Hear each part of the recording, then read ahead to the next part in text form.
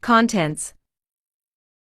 Cover about the author, also by Dale Carnegie. Title page dedication preface to revised edition, how this book was written, and why. 9 suggestions on how to get the most out of this book. Part 1, Fundamental Techniques in Handling People. 1. If you want to gather honey, don't kick over the beehive. 2. The big secret of dealing with people. 3. He who can do this has the whole world with him.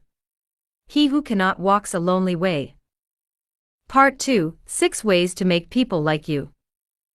1. Do this and you'll be welcome anywhere. 2. A simple way to make a good first impression. 3. If you don't do this, you are headed for trouble. 4. An easy way to become a good conversationalist. 5. How to interest people. 6. How to make people like you instantly. Part 3, how to win people to your way of thinking. 1. You can't win an argument. 2. A sure way of making enemies, and how to avoid it. 3. If you're wrong, admit it. 4. A drop of honey. 5. The secret of Socrates. 6. The safety valve in handling complaints. 7. How to get cooperation. 8. A formula that will work wonders for you. 9. What everybody wants. 10. An appeal that everybody likes. 11. The movies do it, TV does it. Why don't you do it? 12. When nothing else works, try this. Part 4, be a leader, how to change people without giving offense or arousing resentment. 1. If you must find fault, this is the way to begin. 2. How to criticize, and not be hated for it. 3. Talk about your own mistakes first, for no one likes to take orders. 5. Let the other person save face. 6. How to spur people on to success. 7. Give a dog a good name. 8. Make the fault seem easy to correct. 9. Making people glad to do what you want. About the author. Dale Carnegie, known as the archpriest of the art of making friends, pioneered the development of personal business skills, self-confidence and motivational techniques. His books, most notably How to Win Friends and Influence People, have sold tens of millions worldwide, and even in today's changing climate, they remain as popular as ever. By the same author. How to Develop Self-Confidence and Influence People by Public Speaking. How to Enjoy Your Life and Your Job. How to Stop Worrying and Start Living. The Quick and Easy Way to Effective Speaking. This book is dedicated to a man. Who doesn't need to read it? My cherished friend Homer Croy. 8 things this book will help you achieve: get out of a mental rut, think new thoughts, acquire new visions, discover new ambitions. Black Diamond: make friends quickly and easily.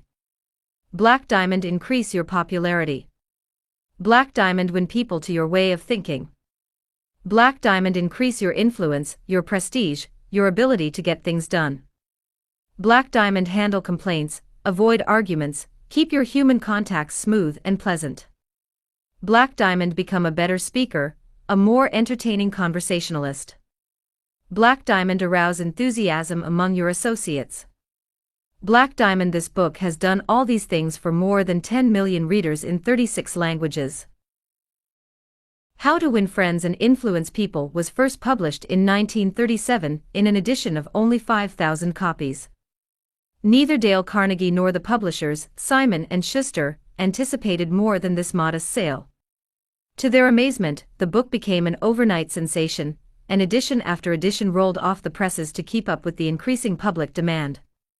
How to Win Friends and Influence People took its place in publishing history as one of the all-time international bestsellers. It touched a nerve and filled a human need that was more than a faddish phenomenon of post-depression days, as evidenced by its continued and uninterrupted sales into the 80s, almost half a century later. Dale Carnegie used to say that it was easier to make $1 million than to put a phrase into the English language. How to Win Friends and Influence People became such a phrase, quoted, paraphrased, parroted, used in innumerable contexts, from political cartoon to novels.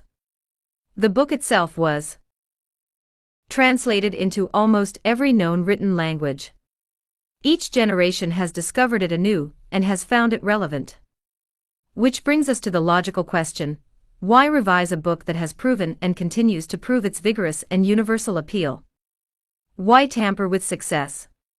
To answer that, we must realize that Dale Carnegie himself was a tireless reviser of his own work during his lifetime. How to Win Friends and Influence People was written to be used as a textbook for his courses in effective speaking and human relations, and is still used in those courses today. Until his death in 1955, he constantly improved and revised the course itself to make it applicable to the evolving needs of an ever-growing public. No one was more sensitive to the changing currents of present-day life than Dale Carnegie. He constantly improved and refined his methods of teaching. He updated his book on effective speaking several times. Had he lived longer, he himself would have revised How to Win Friends and Influence People to better reflect the changes that have taken place in the world since the 30s. Many of the names of prominent people in the book, well known at the time of first publication, are no longer recognized by many of today's readers. Certain examples and phrases seem as quaint and dated in our social climate as those in a Victorian novel. The important message and overall impact of the book is weakened to that extent. Our purpose, therefore, in this revision is to clarify and strengthen the book for a modern reader without tampering with the content. We have not changed How to Win Friends and Influence People except to make a few excisions and add a few more contemporary examples.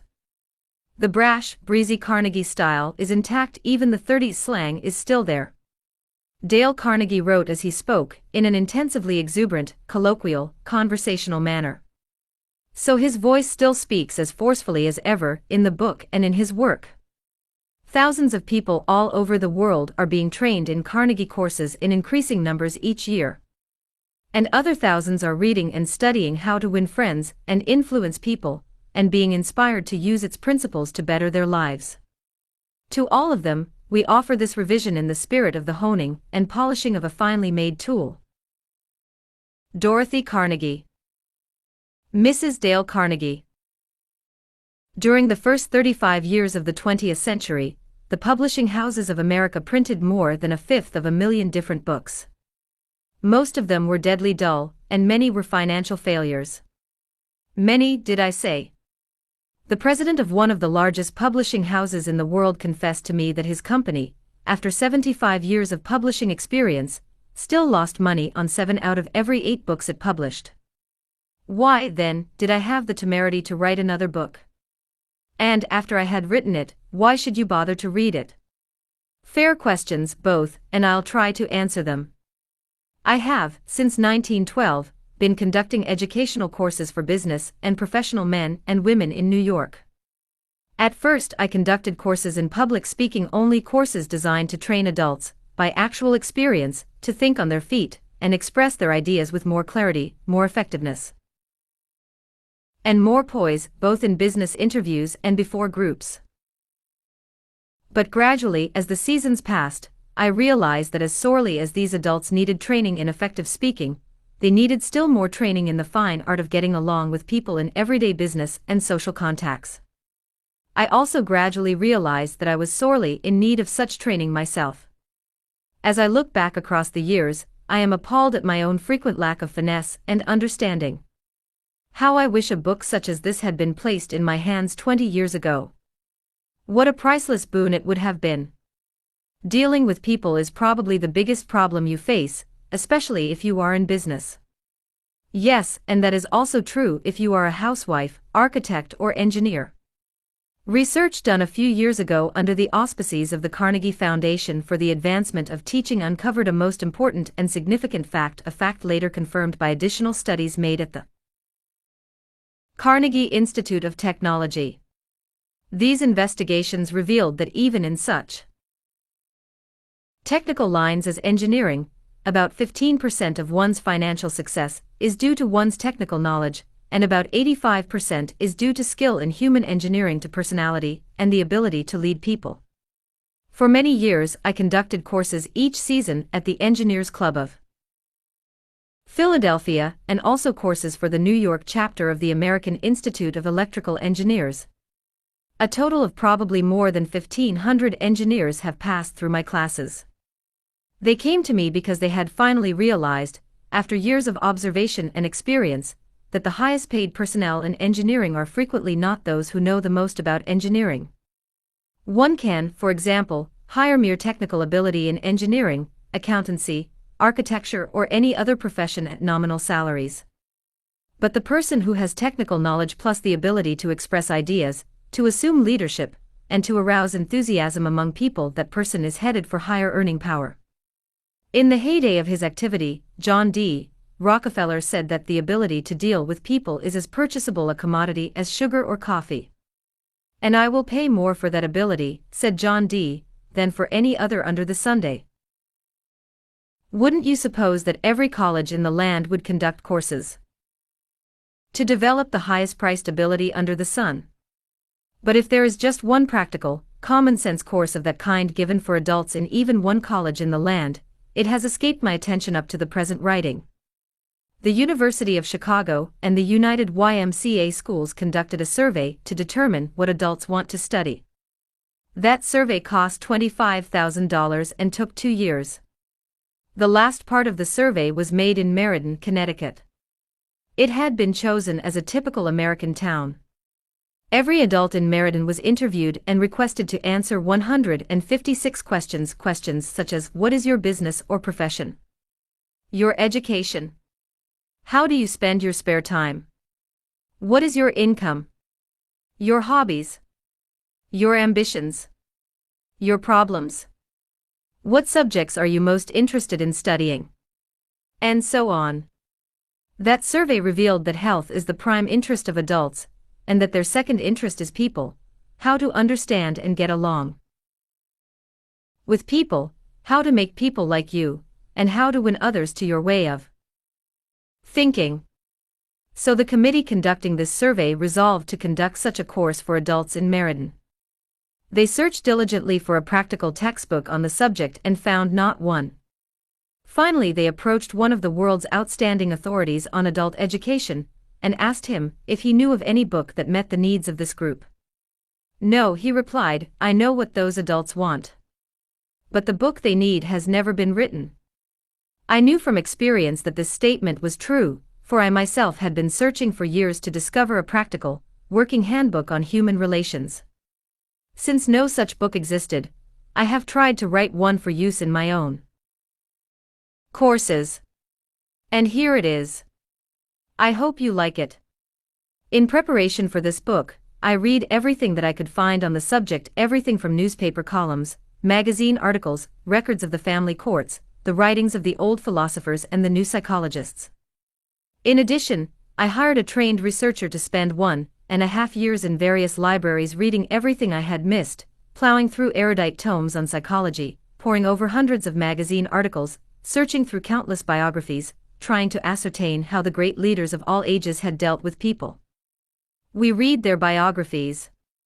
We read the life stories of all great leaders from Julius Caesar to Thomas Edison.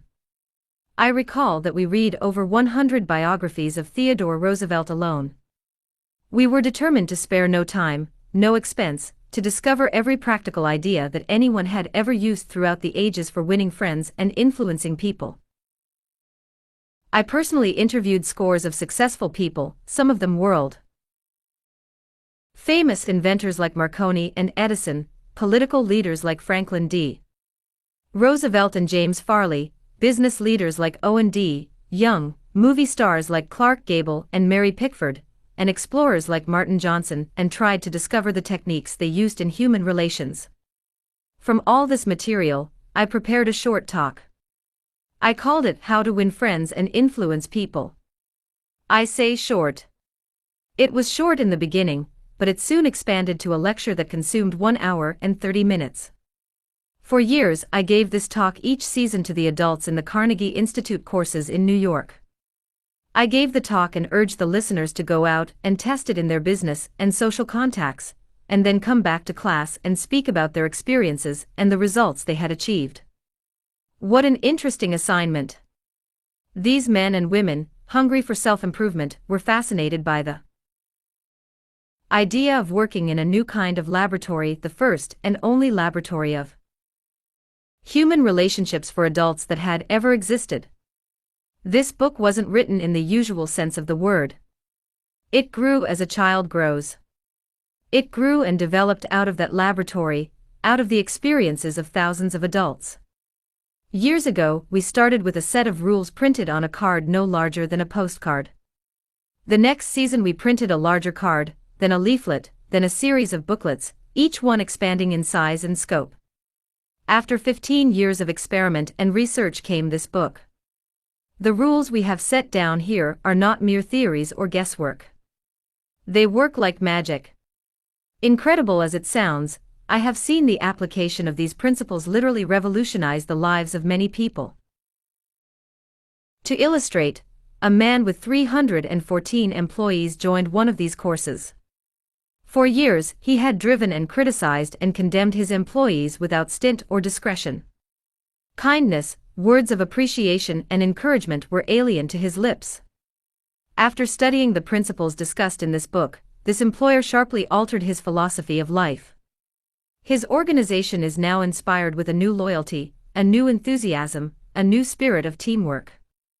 314 enemies have been turned into 314 friends. As he proudly said in a speech before the class, "When I used to walk through my establishment, no one greeted me. My employees actually looked the other way when they saw me approaching. But now they are all my friends and even the janitor calls me by my first name." This employer gained more profit, more leisure, and what is infinitely more important, he found far more happiness in his business and in his home. Countless numbers of salespeople have sharply increased their sales by the use of these principles. Many have opened up new accounts that they had formerly solicited in vain. Executives have been given increased authority, increased pay. One executive reported a large increase in salary because he applied these truths. Another, an executive in the Philadelphia Gas Works Company, was slated for demotion when he was 65 because of his belligerence, because of his inability to lead people skillfully. This training not only saved him from the demotion, but brought him a promotion with increased pay. On innumerable occasions, spouses attending the banquet given at the end of the course have told me that their homes have been much happier since their husbands or wives started this training. People are frequently astonished at the new results they achieve. It all seems like magic. In some cases, in their enthusiasm, they have telephoned me at my home on Sundays because they couldn't wait 48 hours to report on their achievements at the regular session of the course. One man was so stirred by a talk on these principles that he sat far into the night discussing them with other members of the class. At 3 o'clock in the morning, the others went home. But he was so shaken by a realization of his own mistakes, so inspired by the vista of a new and richer world opening before him, that he was unable to sleep. He didn't sleep that night, or the next day, or the next night. Who was he? A naive, untrained individual ready to gush over any new theory that came along? No. Far from it. He was a sophisticated, blasé dealer in art, very much the man about town, who spoke 3 languages fluently and was a graduate of 2 European universities. While writing this chapter, I received a letter from a German of the old school, an aristocrat whose forebears had served for generations as professional army officers under the Hohenzollerns. His letter, written from a transatlantic steamer, telling about the application of these principles, rose almost to a religious fervor. Another man, an old New Yorker, a Harvard graduate, a wealthy man, the owner of a large carpet factory, declared he had learned more in 14 weeks through this system of training about the fine art of influencing people than he had learned about the same subject during his 4 years in college. Absurd. Laughable. Fantastic. Of course, you are privileged to dismiss this statement with whatever adjective you wish. I am merely reporting, without comment, a declaration made by a conservative and eminently successful Harvard graduate in a public address to approximately 600 people at the Yale Club in New York on the evening of Thursday, February 23, 1933. Compared to what we ought to be, said the famous Professor William James of Harvard, compared to what we ought to be, we are only half awake. We are making use of only a small part of our physical and mental resources. Stating the thing broadly, the human individual thus lives far within his limits. He possesses powers of various sorts which he habitually fails to use. Those powers which you habitually fail to use. The sole purpose of this book is to help you discover, develop and profit by those dormant and unused assets. Education, said Dr. John G. Hibben, former president of Princeton University, is the ability to meet life's situations. If by the time you have finished reading the first 3 chapters of this book, if you aren't then a little better equipped to meet life's situations, then I shall consider this book to be a total failure so far as you are concerned. For the great aim of education, said Herbert Spencer, is not knowledge but action. And this is an action book. Dale Carnegie, 1936. 9 suggestions on how to get the most out of this book. 1. If you wish to get the most out of this book, there is one indispensable requirement, one essential infinitely more important than any rule or technique. Unless you have this one fundamental requisite, 1,000 rules on how to study will avail little. And if you do have this cardinal endowment, then you can achieve wonders without reading any suggestions for getting the most out of a book. What is this magic requirement? Just this, a deep, driving desire to learn, a vigorous determination to increase your ability to deal with people. How can you develop such an urge? By constantly reminding yourself how important these principles are to you. Picture to yourself how their mastery will aid you in leading a richer, fuller, happier, and more fulfilling life. Say to yourself over and over, my popularity, my happiness, and sense of worth depend to no small extent upon my skill in dealing with people. 2. Read each chapter rapidly at first to get a bird's-eye view of it. You will probably be tempted then to rush on to the next one. But don't unless you are reading merely for entertainment. But if you are reading because you want to increase your skill in human relations, then go back and reread each chapter thoroughly. In the long run, this will mean saving time and getting results. 3. Stop frequently in your reading to think over what you are reading. Ask yourself just how and when you can apply each suggestion. 4. Read with a crayon, pencil, pen, magic marker or highlighter in your hand. When you come across a suggestion that you feel you can use, draw a line beside it. If it is a 4-star suggestion, then underscore every sentence or highlight it, or mark it with **** star dot. Marking and underscoring a book makes it more interesting, and far easier to review rapidly. 5. I knew a woman who had been office manager for a large insurance concern for 15 years. Every month, she read all the insurance contracts her company had issued that month. Yes, she read many of the same contracts over month after month, year after year. Why? Because experience had taught her that that was the only way she could keep their provisions clearly in mind. I once spent almost 2 years writing a book on public speaking, and yet I found I had to keep going back over it from time to time in order to remember what I had written in my own book. The rapidity with which we forget is astonishing. So, if you want to get a real, lasting benefit out of this book, don't imagine that skimming through it once will suffice. After reading it thoroughly, you ought to spend a few hours reviewing it every month. Keep it on your desk in front of you every day. Glance through it often. Keep constantly impressing yourself with the rich possibilities for improvement that still lie in the offing. Remember that the use of these principles can be made habitual only by a constant and vigorous campaign of review and application. There is no other way. 6. Bernard Shaw once remarked, "If you teach a man anything, he will never learn." Shaw was right. Learning is an active process. We learn by doing. So, if you desire to master the principles you are studying in this book, do something about them. Apply these rules at every opportunity. If you don't, you will forget them quickly. Only knowledge that is used sticks in your mind. You will probably find it difficult to apply these suggestions all the time. I know because I wrote the book, and yet frequently I found it difficult to apply everything I advocated.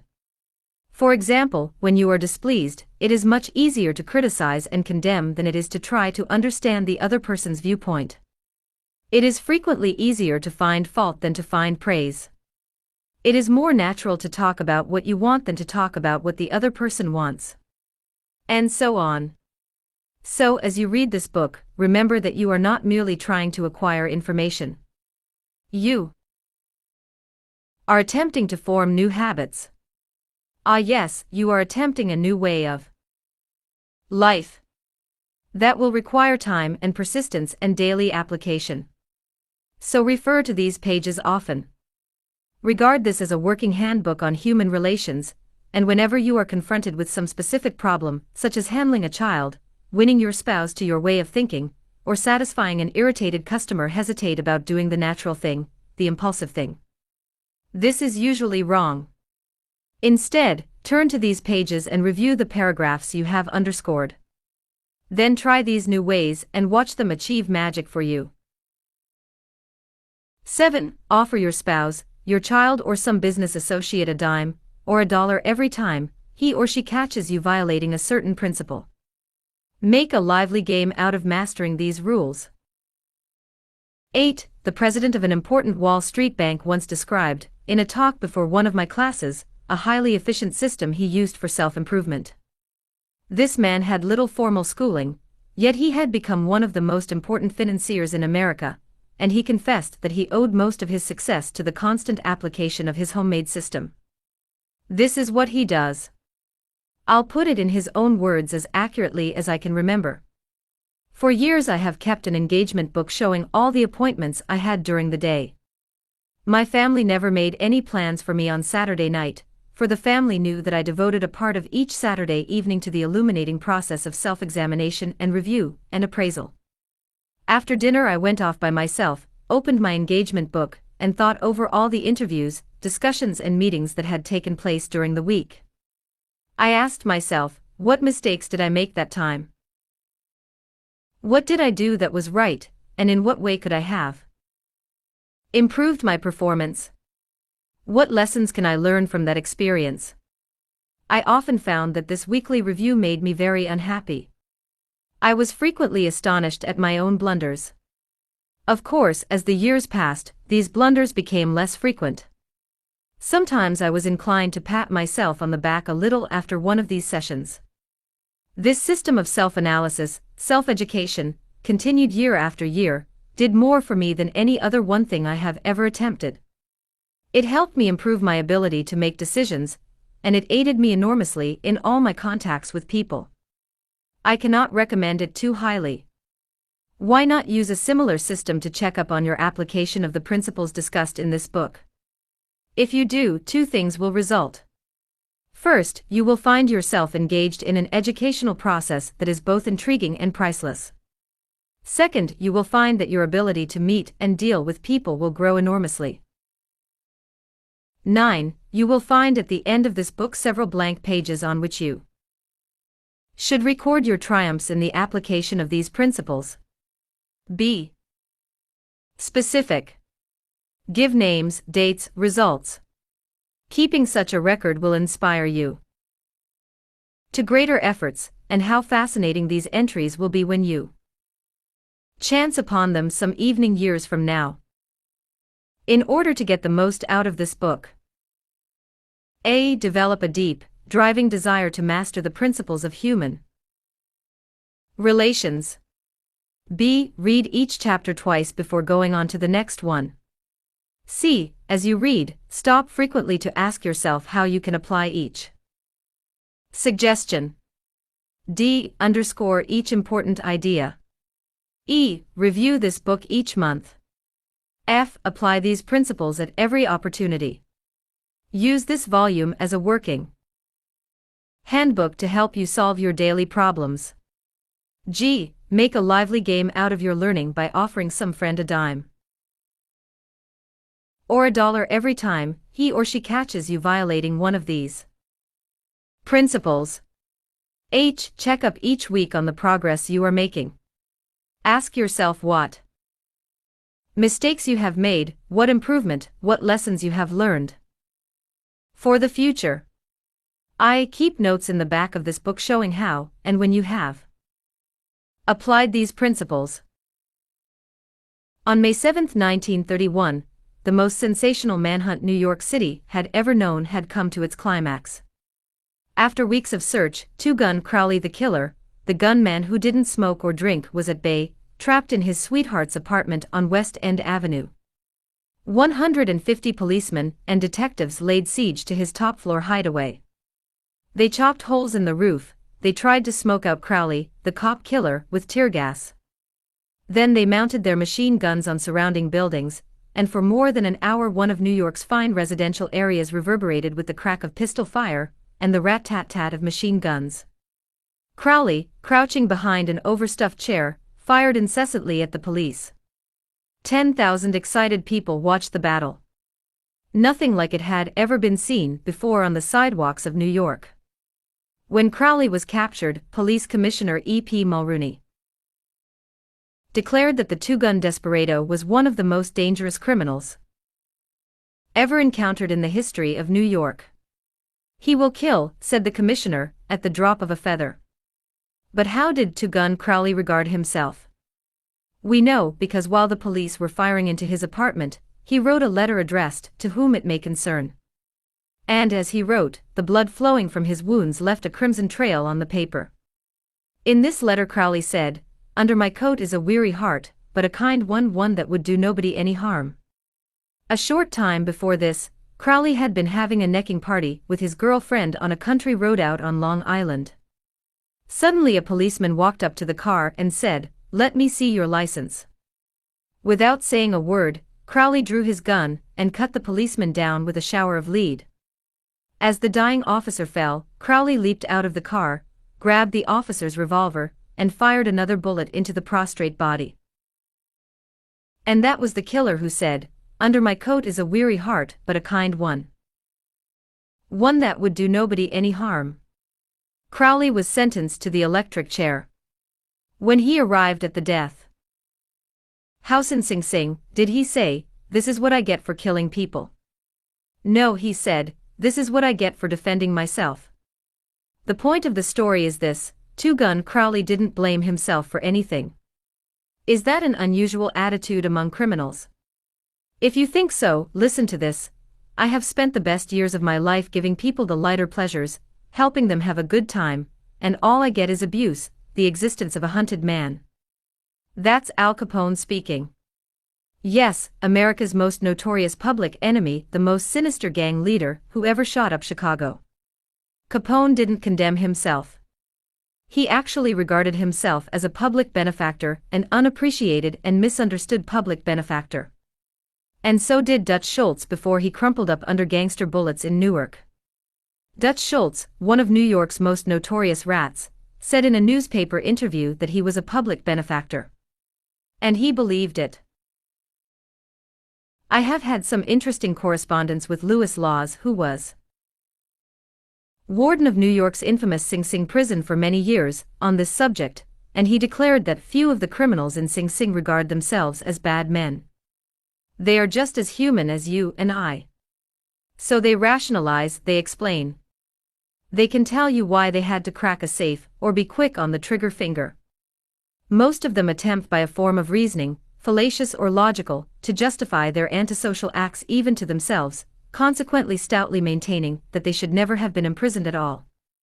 If Al Capone, two-gun Crowley, Dutch Schultz, and the desperate men and women behind prison walls don't blame themselves for anything, what about the people with whom you and I come in contact? John Wanamaker, founder of the American stores that bear his name, once confessed, "I learned 30 years ago that it is foolish to scold. I have enough trouble overcoming my own limitations without fretting over the fact that God has not seen fit to distribute evenly the gift of intelligence." Wanamaker learned this lesson early, but I personally had to blunder through this old world for a third of a century before it even began to dawn upon me that 99 times out of 100, people don't criticize themselves for anything no matter how wrong it may be. Criticism is futile because it puts a person on the defensive and usually makes him strive to justify himself.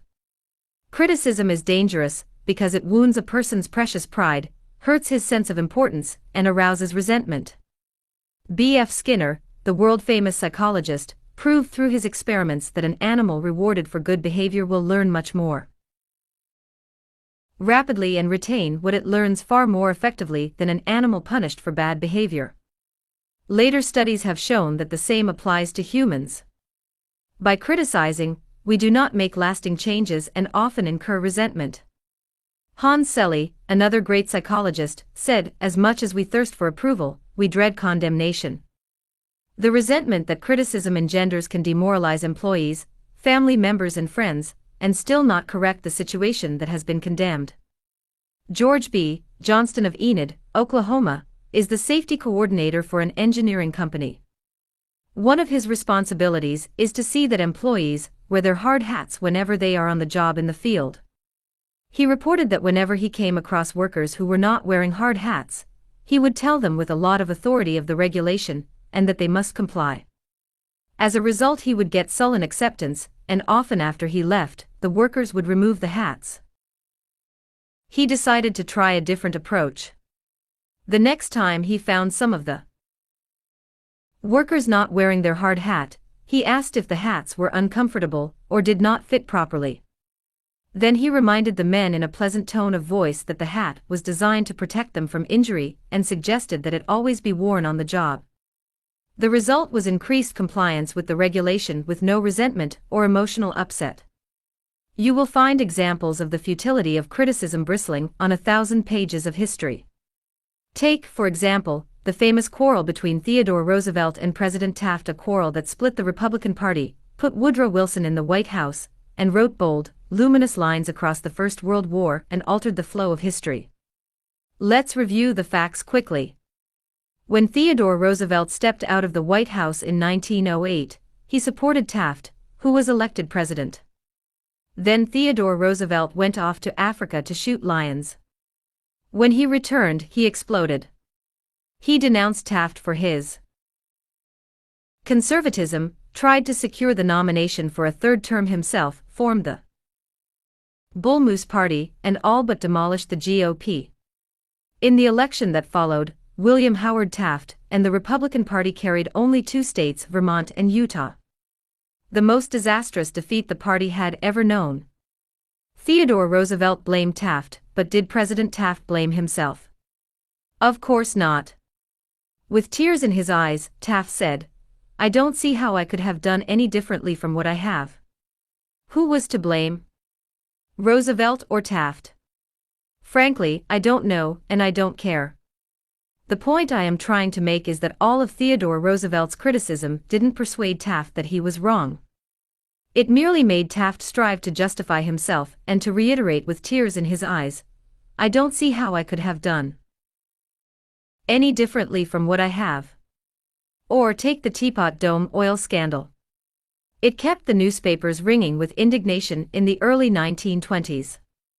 It rocked the nation. Within the memory of living men, nothing like it had ever happened before in American public life. Here are the bare facts of the scandal. Albert B. Fall, Secretary of the Interior in Harding's cabinet, was entrusted with the leasing of government oil reserves at Elk Hill and Teapot Dome, oil reserves that had been set aside for the future use of the Navy. Did Secretary Fall permit competitive bidding? No, sir. He handed the fat, juicy contract outright to his friend Edward L. Doheny. And what did Doheny do? He gave Secretary Fall what he was pleased to call a loan of $100,000. Then, in a high-handed manner, Secretary Fall ordered United States Marines into the district to drive off competitors whose adjacent wells were sapping oil out of the Elk Hill reserves. These competitors, driven off their ground at the ends of guns and bayonets, rushed into court and blew the lid off the Teapot Dome scandal. A stench arose so vile that it ruined the Harding administration, nauseated an entire nation, threatened to wreck the Republican Party, and put Albert B. Fall behind prison bars. Fall was condemned, viciously condemned as few men in public life have ever been. Did he repent? Never. Years later, Herbert Hoover intimated in a public speech that President Harding's death had been due to mental anxiety and worry because a friend had betrayed him. When Mrs. Fall heard that, she sprang from her chair, she wept, she shook her fists at fate and screamed, "What? Harding betrayed by Fall? No. My husband never betrayed anyone. This whole house full of gold would not tempt my husband to do wrong.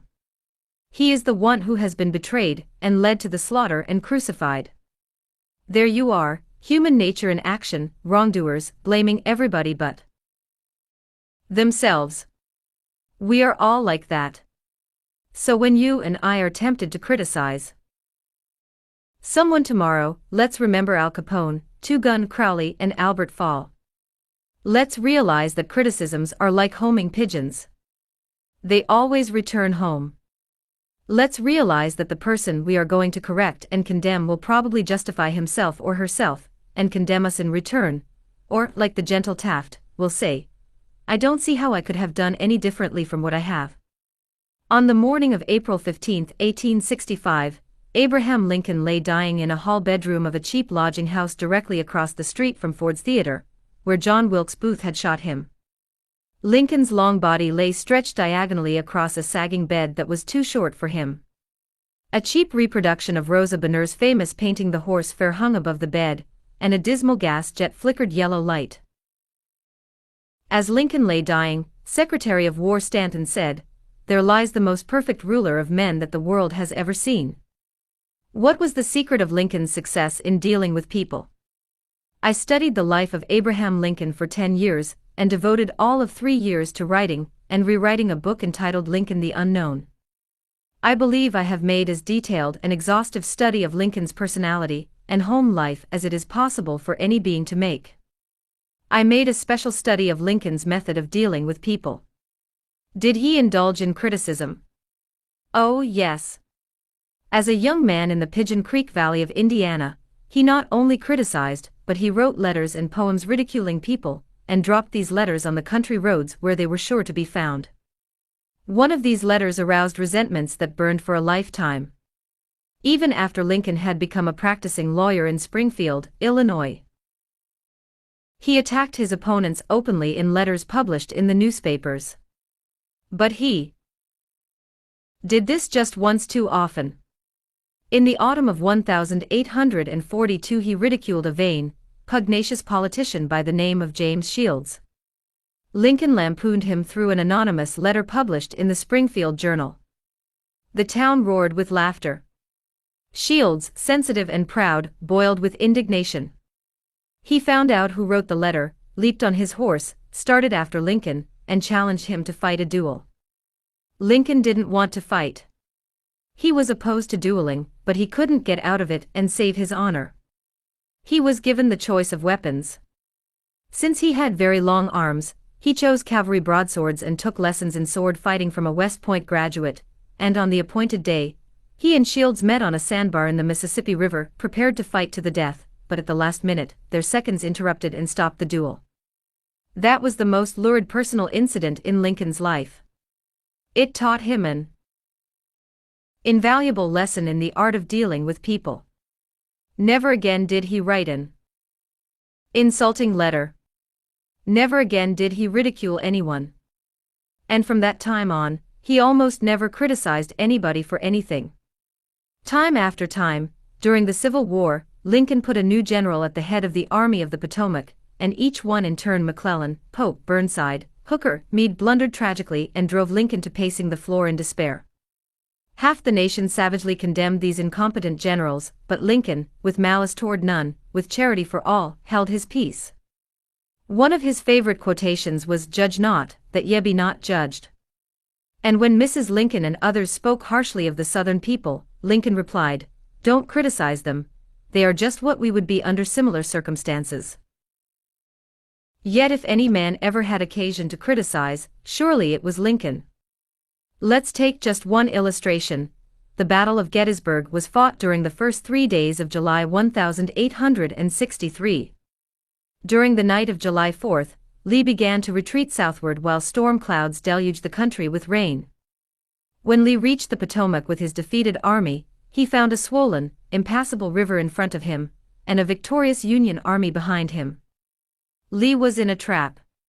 He couldn't escape. Lincoln saw that. Here was a golden, heaven-sent opportunity, the opportunity to capture Lee's army and end the war immediately. So, with a surge of hope, Lincoln ordered Meade not to call a council of war but to attack Lee immediately. Lincoln telegraphed his orders and then sent a special messenger to Meade demanding immediate action. And what did General Meade do? He did the very opposite of what he was told to do. He called a council of war in direct violation of Lincoln's orders.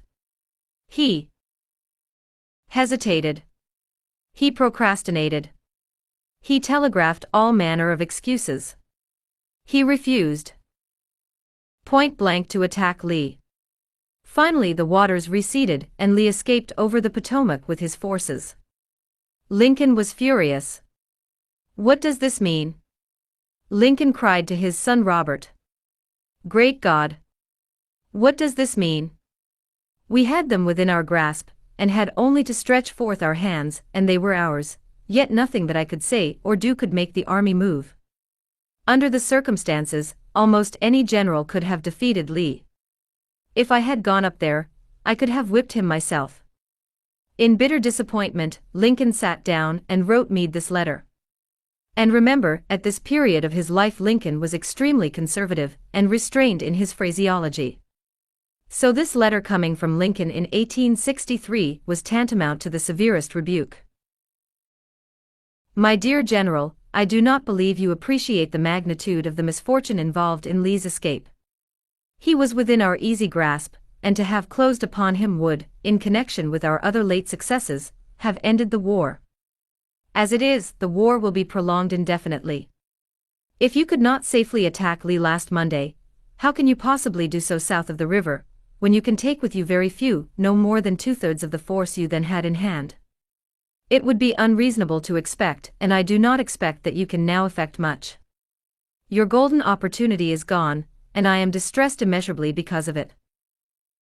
What do you suppose Meade did when he read the letter? Meade never saw that letter.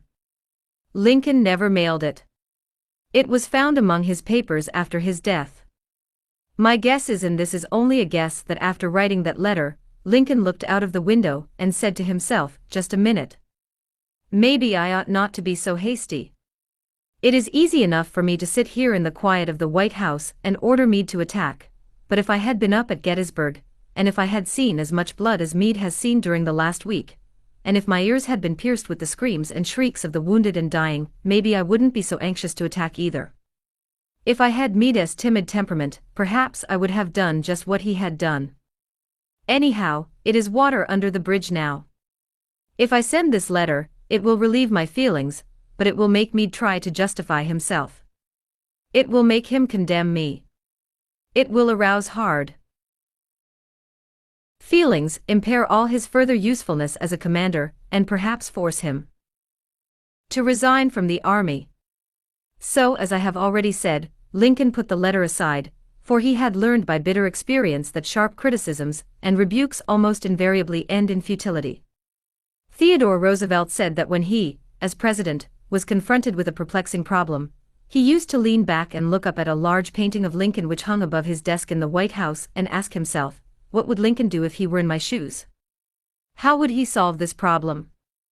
Mark Twain lost his temper occasionally and wrote letters that turned the paper brown. For example, he once wrote to a man who had aroused his ire, "The thing for you is a burial permit. You have only to speak, and I will see that you get it." On another occasion he wrote to an editor about a proofreader's attempts to improve my spelling and punctuation. He ordered, "Set the matter according to my copy hereafter, and see that the proofreader retains his suggestions in the mush of his decayed brain." The writing of these stinging letters made Mark Twain feel better. They allowed him to blow off steam, and the letters didn't do any real harm, because Mark's wife secretly lifted them out of the mail. They were never sent. Do you know someone you would like to change and regulate and improve? Good. That is fine. I am all in favor of it.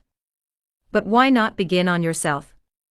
From a purely selfish standpoint, that is a lot more profitable than trying to improve others, yes, and a lot less dangerous. "Don't complain about the snow on your neighbor's roof," said Confucius, "when your own doorstep is unclean." When I was still young and trying to impress people, I wrote a foolish letter to Richard Harding Davis, an author who once loomed large on the literary horizon of America. I was preparing a magazine article about authors, and I asked Davis to tell me about his method of work. A few weeks earlier, I had received a letter from someone with this notation at the bottom, "Dictated but not read." I was quite impressed. I felt that the writer must be very big and busy and important. I wasn't the slightest bit busy, but I was eager to make an impression on Richard Harding Davis, so I ended my short note with the words, dictated but not read. He never troubled to answer the letter. He simply returned it to me with this scribbled across the bottom: your bad manners are exceeded only by your bad manners. True, I had blundered and perhaps I deserved this rebuke. But being human, I resented it. I resented it so sharply that when I read of the death of Richard Harding Davis 10 years later, the one thought that still persisted in my mind, I am ashamed to admit, was the hurt he had given me. If you and I want to stir up a resentment tomorrow that may rankle across the decades and endure until death, just let us indulge in a little stinging criticism, no matter how certain we are that it is justified. When dealing with people, let us remember we are not dealing with creatures of logic. We are dealing with creatures of emotion, creatures bristling with prejudices and motivated by pride and vanity.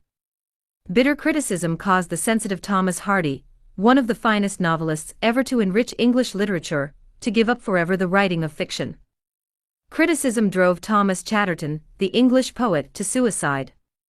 Benjamin Franklin, tactless in his youth, became so diplomatic, so adroit at handling people, that he was made American ambassador to France. The secret of his success.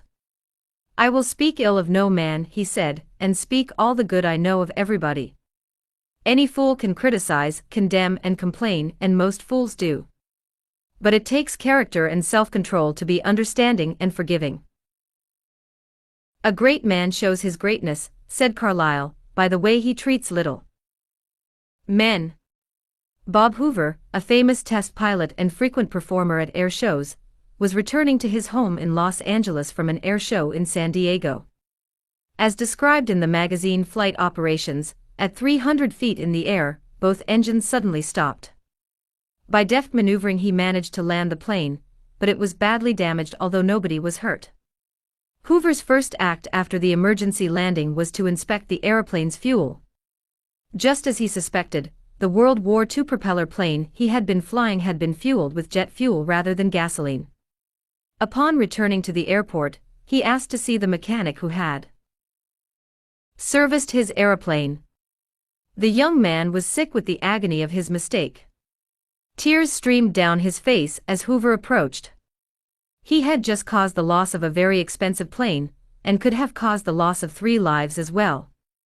You can imagine Hoover's anger. One could anticipate the tongue-lashing that this proud and precise pilot would unleash for that carelessness.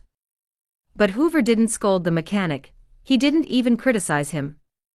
Instead, he put his big arm around the man's shoulder and said, "To show you I'm sure that you'll never do this again, I want you to service my F-51 tomorrow." Often parents are tempted to criticize their children. You would expect me to say don't. But I will not. I am merely going to say, before you criticize them, read one of the classics of American journalism, Father Forgets.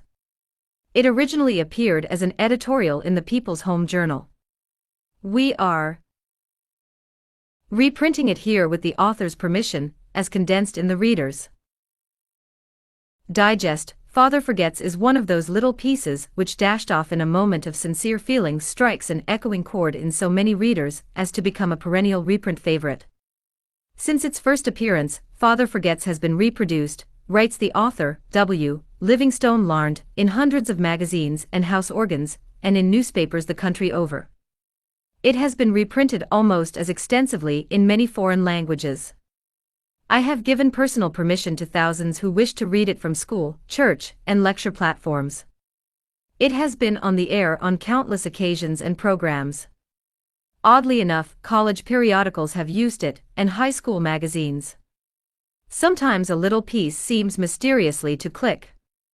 This one certainly did. Father Forgets, W. Livingston Larned. Listen, son, I am saying this as you lie asleep, one little paw crumpled under your cheek, and the blonde curls stickily wet on your damp forehead. I have stolen into your room alone. Just a few minutes ago, as I sat reading my paper in the library, a stifling wave of remorse swept over me. Guiltily I came to your bedside. There are the things I was thinking, son. I had been cross to you. I scolded you as you were dressing for school because you gave your face merely a dab with a towel. I took you to task for not cleaning your shoes. I called out angrily when you threw some of your things on the floor. At breakfast I found fault too.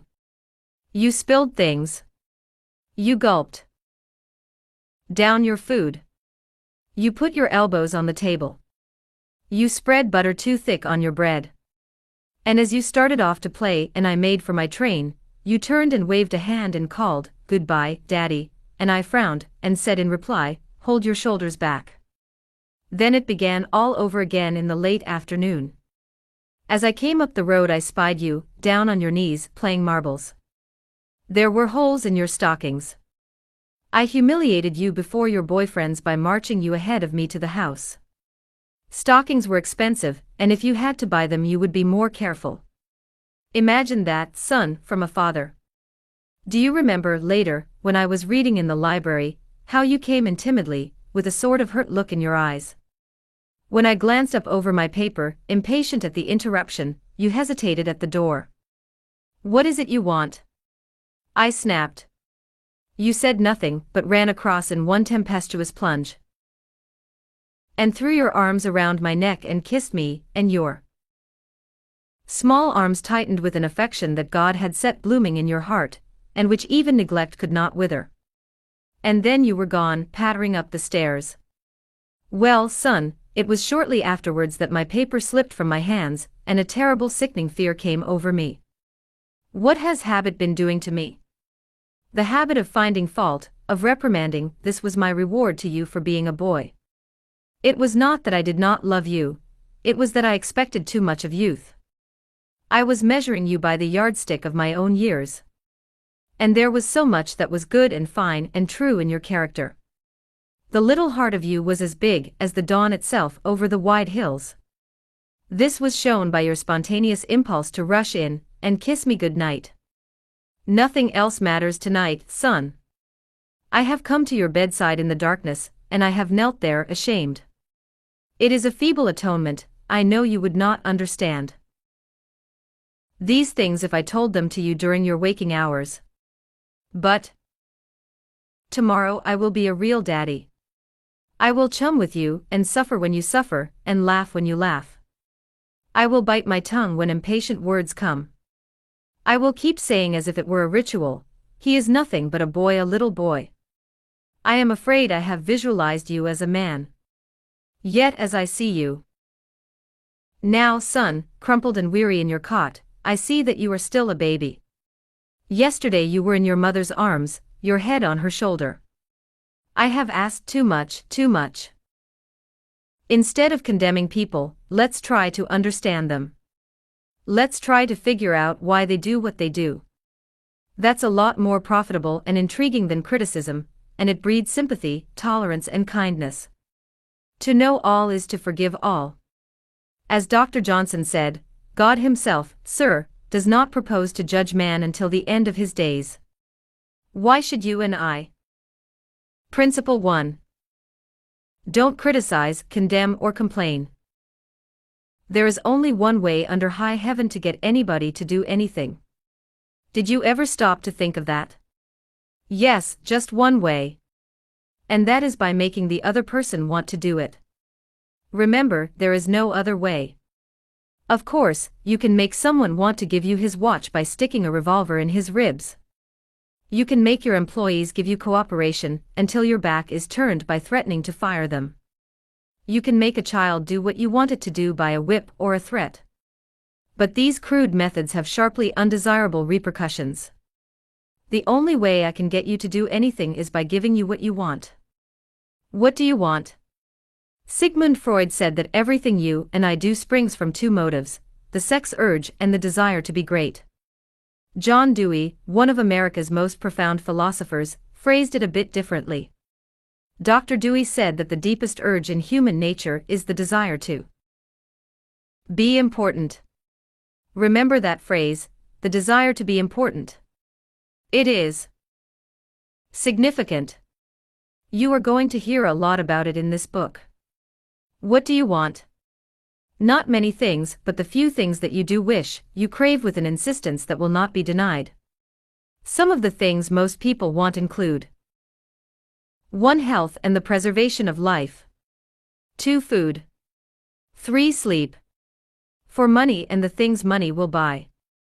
5. Life in the hereafter. 6. Sexual gratification. 7. The well-being of our children.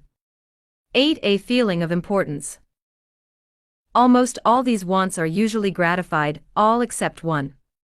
But there is one longing almost as deep, almost as imperious, as the desire for food or sleep, which is seldom gratified. It is what Freud calls the desire to be great. It is what Dewey calls the desire to be important. Lincoln once began a letter saying, "Everybody likes a compliment." William James said, "The deepest principle in human nature is the craving to be appreciated." He didn't speak, mind you, of the wish or the desire or the longing to be appreciated. He said the craving to be appreciated. Here is a gnawing and unfaltering human hunger, and the rare individual who honestly satisfies this heart hunger will hold people in the palm of his or her hand, and even the undertaker will be sorry when he dies. The desire for a feeling of importance is one of the chief distinguishing differences between mankind and the animals. To illustrate, when I was a farm boy out in Missouri, my father bred fine Duroc Jersey hogs and pedigreed white-faced cattle. We used to exhibit our hogs and white-faced cattle at the country fairs and livestock shows throughout the Middle West. We won first prizes by the score. My father pinned his blue ribbons on a sheet of white muslin, and when friends or visitors came to the house, he would get out the long sheet of muslin. He would hold one end, and I would hold the other while he exhibited the blue ribbons. The hogs didn't care about the ribbons they had won. But father did. These prizes gave him a feeling of importance. If our ancestors hadn't had this flaming urge for a feeling of importance, civilization would have been impossible.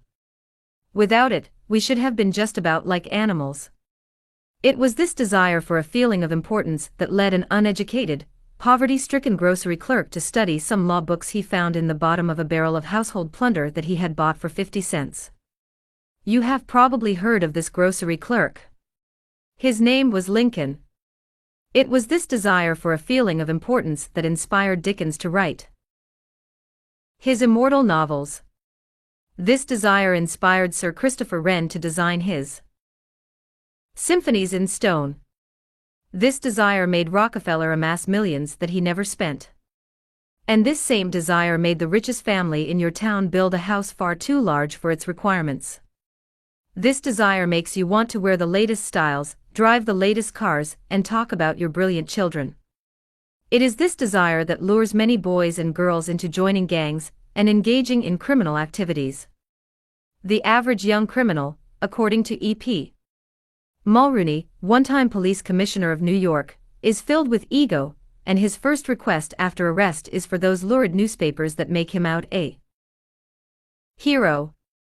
The disagreeable prospect of serving time seems remote so long as he can gloat over his likeness sharing space with pictures of sports figures, movie and TV stars and politicians.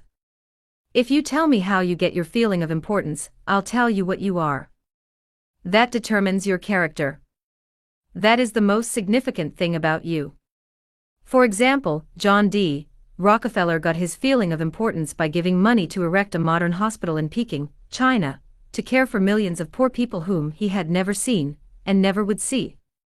Dillinger, on the other hand, got his feeling of importance by being a bandit, a bank robber and killer.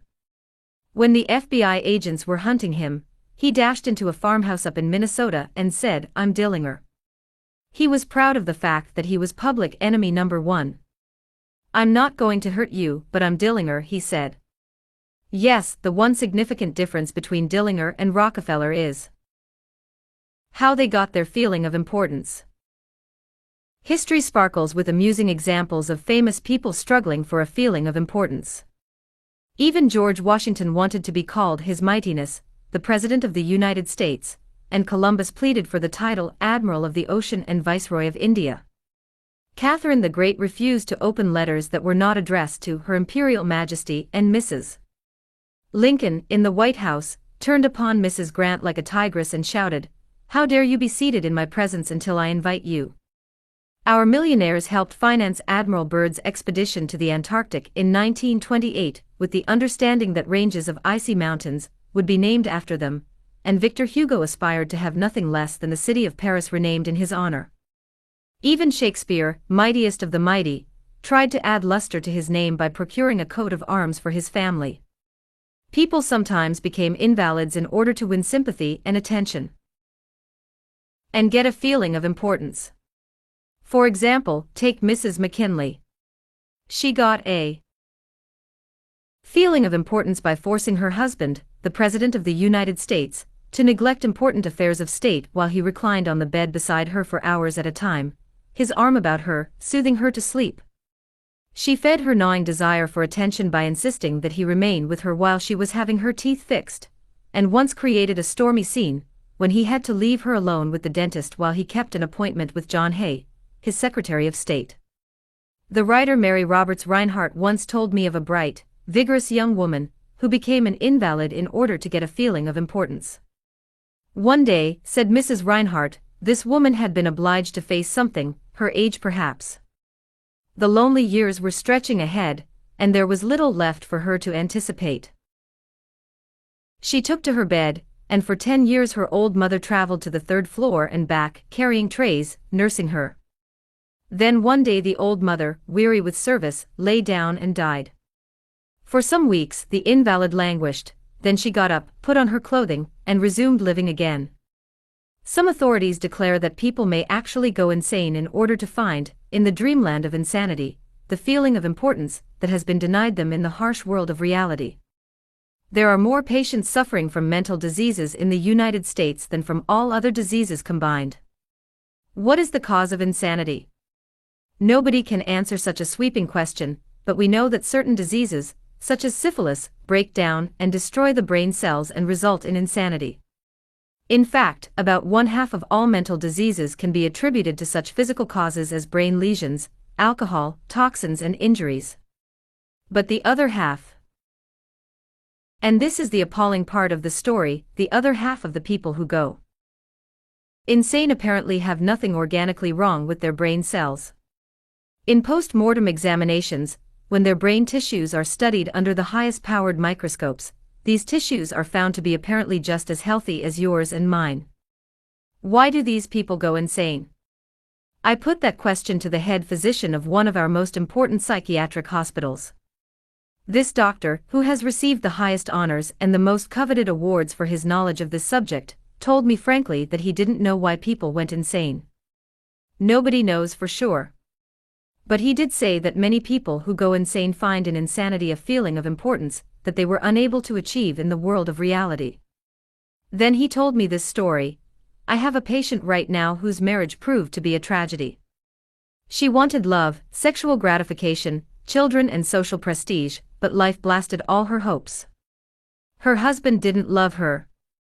He refused even to eat with her and forced her to serve his meals in his room upstairs. She had no children, no social standing. She went insane, and in her imagination, she divorced her husband and resumed her maiden name. She now believes she has married into English aristocracy, and she insists on being called Lady Smith. And as for children, she imagines now that she has had a new child every night. Each time I call on her she says, "Doctor, I had a baby last night." Life once wrecked all her dream ships on the sharp rocks of reality, but in the sunny, fantasy isles of insanity, all her barkentines race into port with canvas billowing, and winds winging through the masts. Tragic. Oh, I don't know. Her physician said to me, if I could stretch out my hand and restore her sanity, I wouldn't do it. She's much happier as she is. If some people are so hungry for a feeling of importance that they actually go insane to get it, imagine what miracle you and I can achieve by giving people honest appreciation this side of insanity.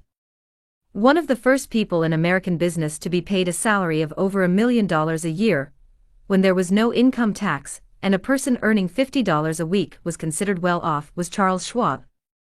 He had been picked by Andrew Carnegie to become the first president of the newly formed United States Steel Company in 1921, when Schwab was only 38 years old. Schwab later left U.S. Steel to take over the then-troubled Bethlehem Steel Company, and he rebuilt it into one of the most profitable companies in America. Why did Andrew Carnegie pay $1 million a year, or more than $3,000 a day, to Charles Schwab? Why? Because Schwab was a genius. No. Because he knew more about the manufacture of steel than other people. Nonsense. Charles Schwab told me himself that he had many men working for him who knew more about the manufacture of steel than he did. Schwab says that he was paid this salary largely because of his ability to deal with people. I asked him how he did it. Here is his secret set down in his own words, words that ought to be cast in eternal bronze, and hung in every home and school, every shop and office in the land, words that children ought to memorize instead of wasting their time memorizing the conjugation of Latin verbs or the amount of the annual rainfall in Brazil, words that will all but transform your life and mine if we will only live them. I consider my ability to arouse enthusiasm among my people, said Schwab, the greatest asset I possess, and the way to develop the best that is in a person is by appreciation and encouragement. There is nothing else that so kills the ambitions of a person as criticisms from superiors. I never criticize anyone. I believe in giving a person incentive to work. So I am anxious to praise but loath to find fault. If I like anything, I am hearty in my approbation and lavish in my praise. That is what Schwab did. But what do average people do? The exact opposite. If they don't like a thing, they bawl out their subordinates. If they do like it, they say nothing. As the old couplet says, once I did bad, and that I heard ever / twice I did good, but that I heard never. In my wide association in life, meeting with many and great people in various parts of the world, Schwab declared, I have yet to find the person, however great or exalted his station, who did not do better work and put forth greater effort under a spirit of approval than he would ever do under a spirit of criticism. That, he said, frankly, was one of the outstanding reasons for the phenomenal success of Andrew Carnegie. Carnegie praised his associates publicly as well as privately. Carnegie wanted to praise his assistants even on his tombstone. He wrote an epitaph for himself which read, Here lies one who knew how to get around him men who were cleverer than himself. Sincere appreciation was one of the secrets of the first John D. Rockefeller's success in handling men. For example, when one of his partners, Edward T. Bedford, lost $1 million for the firm by a bad buy in South America, John D. might have criticized, but he knew Bedford had done his best and the incident was closed. So Rockefeller found something to praise. He congratulated Bedford because he had been able to save 60% of the money he had invested. That's splendid, said Rockefeller. We don't always do as well as that upstairs. I have among my clippings a story that I know never happened, but it illustrates a truth, so I'll repeat it. According to this silly story, a farm woman, at the end of a heavy day's work, set before her menfolks a heaping pile of hay. And when they indignantly demanded whether she had gone crazy, she replied, Why, how did I know you'd notice? I've been cooking for you men for the last 20 years, and in all that time, I ain't heard no word to let me know you wasn't just eating hay. When a study was made a few years ago on runaway wives, what do you think was discovered to be the main reason wives ran away? It was lack of appreciation. And I'd bet that a similar study made of runaway husbands would come out the same way. We often take our spouses so much for granted that we never let them know we appreciate them. A member of one of our classes told of a request made by his wife. She and a group of other women in her church were involved in a self-improvement program. She asked her husband to help her by listing 6 things he believed she could do to help her become a better wife. He reported to the class, I was surprised by such a request. Frankly, it would have been easy for me to list 6 things I would like to change about her. My heavens, she could have listed 1,000 things she would like to change about me, but I didn't. I said to her, let me think about it and give you an answer in the morning. The next morning I got up very early and called the florist and had them send 6 red roses to my wife with a note saying, I can't think of 6 things I would like to change about you. I love you the way you are. When I arrived at home that evening, who do you think greeted me at the door? That's right. My wife. She was almost in tears. Needless to say, I was extremely glad I had not criticized her as she had requested. The following Sunday at church, after she had reported the results of her assignment, several women with whom she had been studying came up to me and said, "That was the most considerate thing I have ever heard." It was then I realized the power of appreciation. Florenz Ziegfeld, the most spectacular producer who ever dazzled Broadway, gained his reputation by his subtle ability to glorify the American girl. Time after time, he took drab little creatures that no one ever looked at twice and transformed them on the stage into glamorous visions of mystery and seduction. Knowing the value of appreciation and confidence, he made women feel beautiful by the sheer power of his gallantry and consideration. He was practical. He raised the salary of chorus girls from $30 a week to as high as $175. And he was also chivalrous on opening night. At the Follies, he sent telegrams to the stars in the cast, and he deluged every chorus girl in the show with American Beauty roses. I once succumbed to the fad of fasting, and went for 6 days and nights without eating. It wasn't difficult. I was less hungry at the end of the 6th day than I was at the end of the 2nd.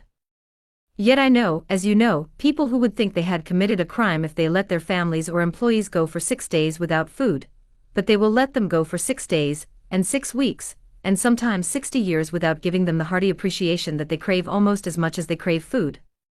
When Alfred Lunt, one of the great actors of his time, played the leading role in Reunion in Vienna, he said, "There is nothing I need so much as nourishment for my self-esteem." We nourish the bodies of our children and friends and employees, but how seldom do we nourish their self-esteem? We provide them with roast beef and potatoes to build energy, but we neglect to give them kind words of appreciation that would sing in their memories for years like the music of the morning stars. Paul Harvey, in one of his radio broadcasts, The Rest of the Story, told how showing sincere appreciation can change a person's life. He reported that years ago a teacher in Detroit asked Stevie Morris to help her find a mouse that was lost in the classroom. You see, she appreciated the fact that nature had given Stevie something no one else in the room had. Nature had given Stevie a remarkable pair of ears to compensate for his blind eyes. But this was really the first time Stevie had been shown appreciation for those talented ears. Now, years later, he says that this act of appreciation was the beginning of a new life.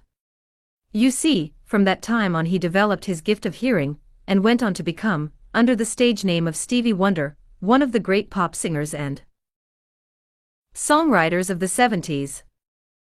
Some readers are saying right now as they read these lines, "Oh, phooey. Flattery. Bear oil. I've tried that stuff. It doesn't work, not with intelligent people.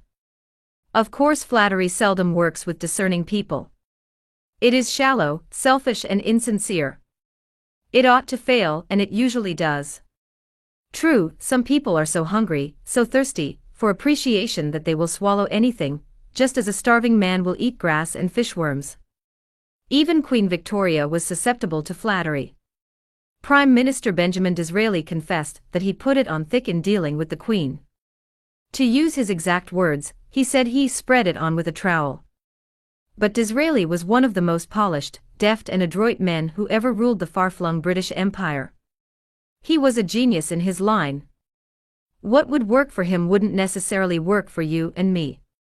In the long run, flattery will do you more harm than good. Flattery is counterfeit, and like counterfeit money, it will eventually get you into trouble if you pass it to someone else. The difference between appreciation and flattery. That is simple. One is sincere and the other insincere. One comes from the heart out, the other from the teeth out. One is unselfish, the other selfish. One is universally admired, the other universally condemned. I recently saw a bust of Mexican hero General Alvaro Obregón in the Chapultepec Palace in Mexico City. Below the bust are carved these wise words from General Obregón's philosophy: don't be afraid of enemies who attack you. Be afraid of the friends who flatter you. No. No. No. I am not suggesting flattery. Far from it. I'm talking about a new way of life. Let me repeat. I am talking about a new way of life. King George V had a set of 6 maxims displayed on the walls of his study at Buckingham Palace.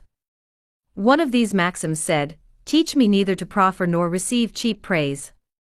That's all flattery is, cheap praise. I once read a definition of flattery that may be worth repeating. Flattery is telling the other person precisely what he thinks about himself. Use what language you will, said Ralph Waldo Emerson, you can never say anything but what you are. If all we had to do was flatter, everybody would catch on, and we should all be experts in human relations. When we are not engaged in thinking about some definite problem, we usually spend about 95% of our time thinking about ourselves. Now, if we stop thinking about ourselves for a while and begin to think of the other person's good points, we won't have to resort to flattery so cheap and false that it can be spotted almost before it is out of the mouth. One of the most neglected virtues of our daily existence is appreciation. Somehow, we neglect to praise our son or daughter when he or she brings home a good report card, and we fail to encourage our children when they first succeed in baking a cake or building a birdhouse. Nothing pleases children more than this kind of parental interest and approval. The next time you enjoy filet mignon at the club, send word to the chef that it was excellently prepared, and when a tired salesperson shows you unusual courtesy, please mention it. Every minister, lecturer and public speaker knows the discouragement of pouring himself or herself out to an audience and not receiving a single ripple of appreciative comment. What applies to professionals applies doubly to workers in offices, shops and factories, and our families and friends. In our interpersonal relations, we should never forget that all our associates are human beings and hunger for appreciation. It is the legal tender that all souls enjoy. Try leaving a friendly trail of little sparks of gratitude on your daily trips. You will be surprised how they will set small flames of friendship that will be rose beacons on your next visit. Pamela Dunham of New Fairfield, Connecticut, had among her responsibilities on her job the supervision of a janitor who was doing a very poor job. The other employees would jeer at him and litter the hallways to show him what a bad job he was doing. It was so bad, productive time was being lost in the shop. Without success, Pam tried various ways to motivate this person. She noticed that occasionally he did a particularly good piece of work. She made a point to praise him for it in front of the other people. Each day the job he did all around got better, and pretty soon he started doing all his work efficiently. Now he does an excellent job and other people give him appreciation and recognition. Honest appreciation got results where criticism and ridicule failed. Hurting people not only does not change them, it is never called for. There is an old saying that I have cut out and pasted on my mirror where I cannot help but see it every day. I shall pass this way but once, any good, therefore, that I can do or any kindness that I can show to any human being, let me do it now. Let me not defer nor neglect it, for I shall not pass this way again. Emerson said, "Every man I meet is my superior in some way. In that, I learn of him." If that was true of Emerson, isn't it likely to be 1,000 times more true of you and me? Let's cease thinking of our accomplishments, our wants. Let's try to figure out the other person's good points. Then forget flattery. Give honest, sincere appreciation. Be hearty in your approbation and lavish in your praise, and people will cherish your words and treasure them, and repeat them over a lifetime, repeat them years after you have forgotten them. Principle 2. Give honest and sincere appreciation. 1. Paul Orant, Paul Harvey's The Rest of the Story, New York, Doubleday, 1977. Edited and compiled by Lynn Harvey. Copyright by Pollen, Inc. I often went fishing up in Maine during the summer. Personally, I am very fond of strawberries and cream, but I have found that for some strange reason, fish prefer worms. So when I went fishing, I didn't think about what I wanted. I didn't bait the hook with strawberries and cream. Rather, I dangled a worm or a grasshopper in front of the fish and said, "Wouldn't you like to have that?" Why not use the same common sense when fishing for people? That is what Lloyd George, Great Britain's Prime Minister during World War I, did. When someone asked him how he managed to stay in power after the other wartime leaders Wilson, Orlando, and Clemenceau had been forgotten, he replied that if his staying on top might be attributed to any one thing, it would be to his having learned that it was necessary to bait the hook to suit the fish. Why talk about what we want? That is childish. Absurd. Of course, you are interested in what you want. You are eternally interested in it. But no one else is. The rest of us are just like you, we are interested in what we want. So the only way on earth to influence other people is to talk about what they want and show them how to get it. Remember that tomorrow when you are trying to get somebody to do something.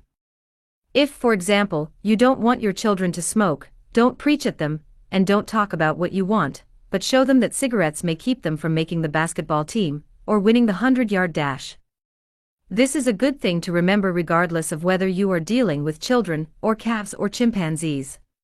For example, one day Ralph Waldo Emerson and his son tried to get a calf into the barn.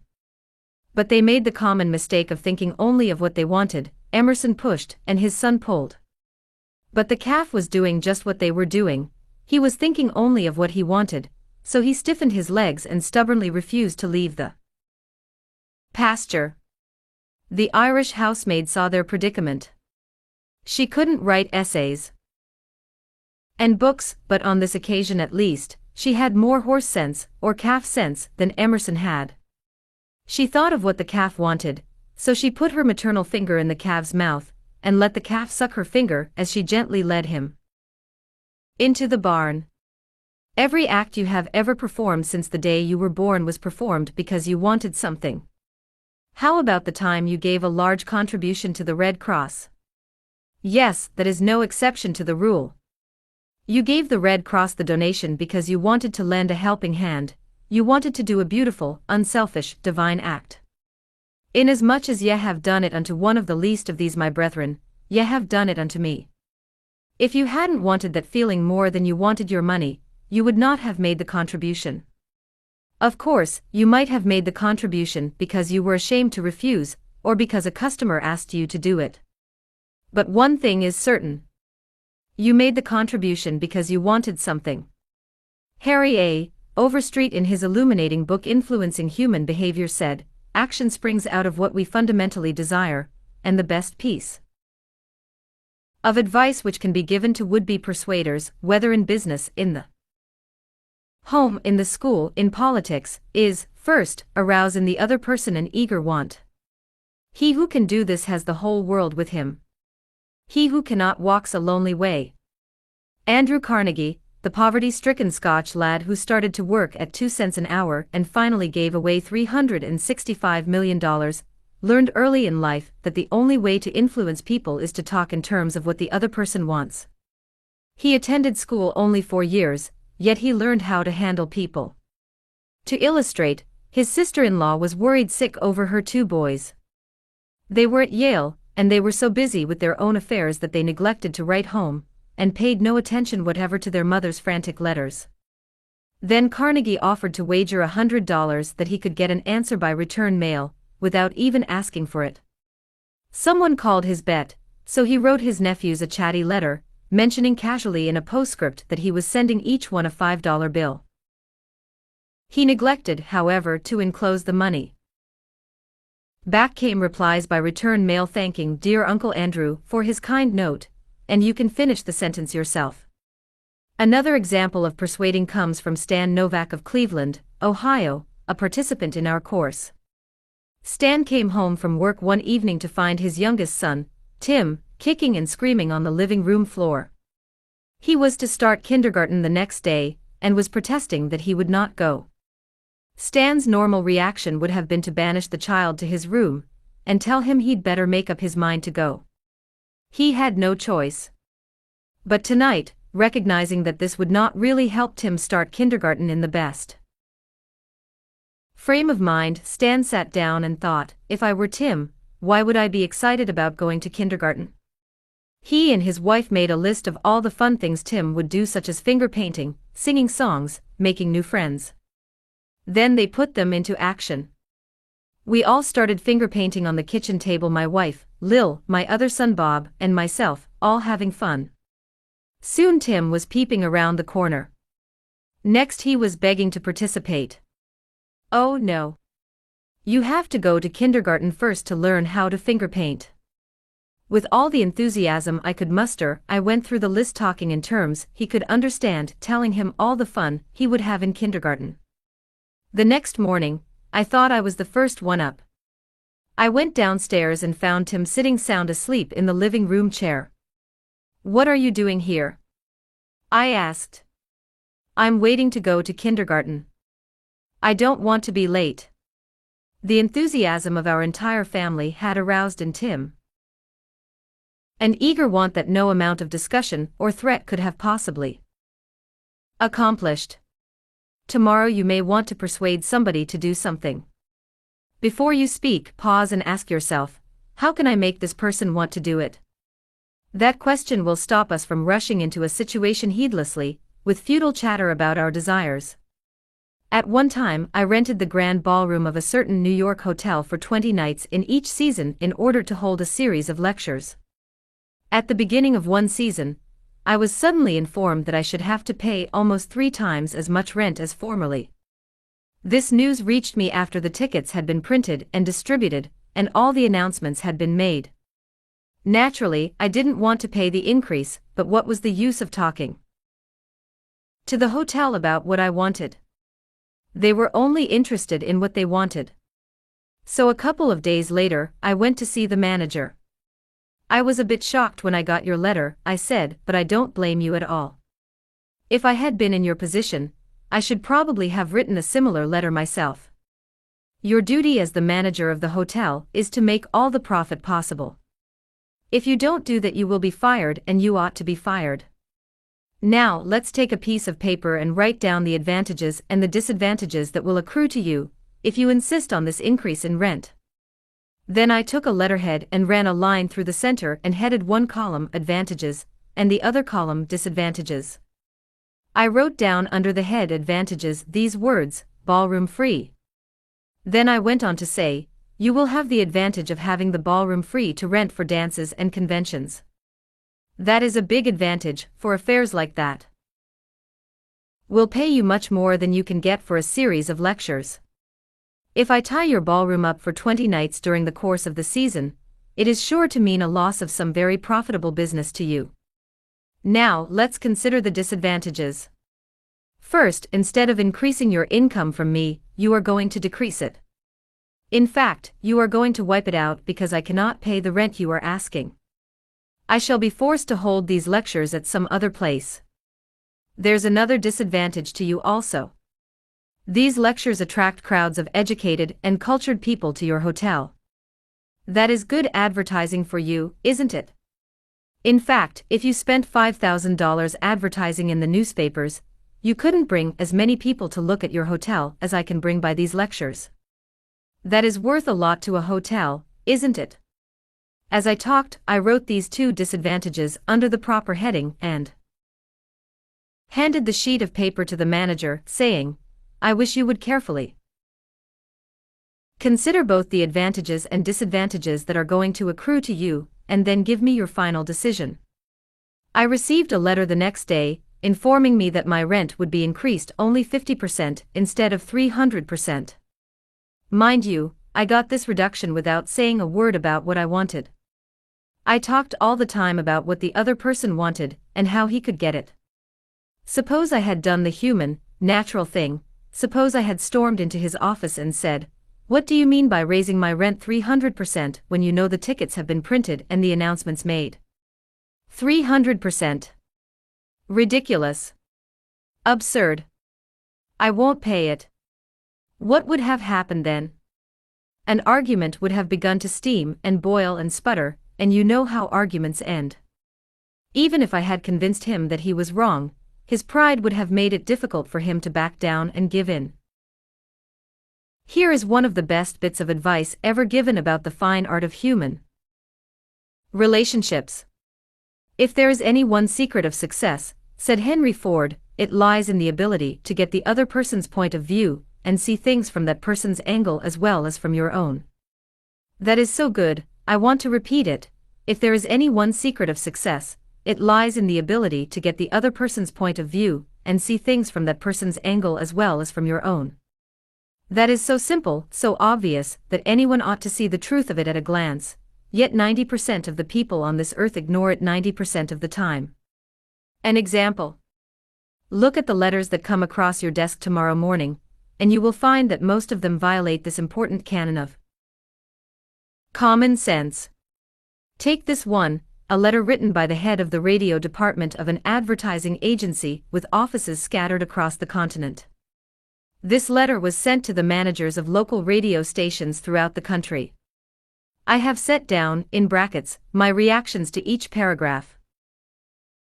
Mr. John Blank, Blankville, Indiana. Dear Mr. Blank, the company desires to retain its position in advertising agency leadership in the radio field. Who cares about your company desires? I am worried about my own problems. The bank is foreclosing the mortgage on my house, the bugs are destroying the hollyhocks, the stock market tumbled yesterday. I missed the 8:15 this morning.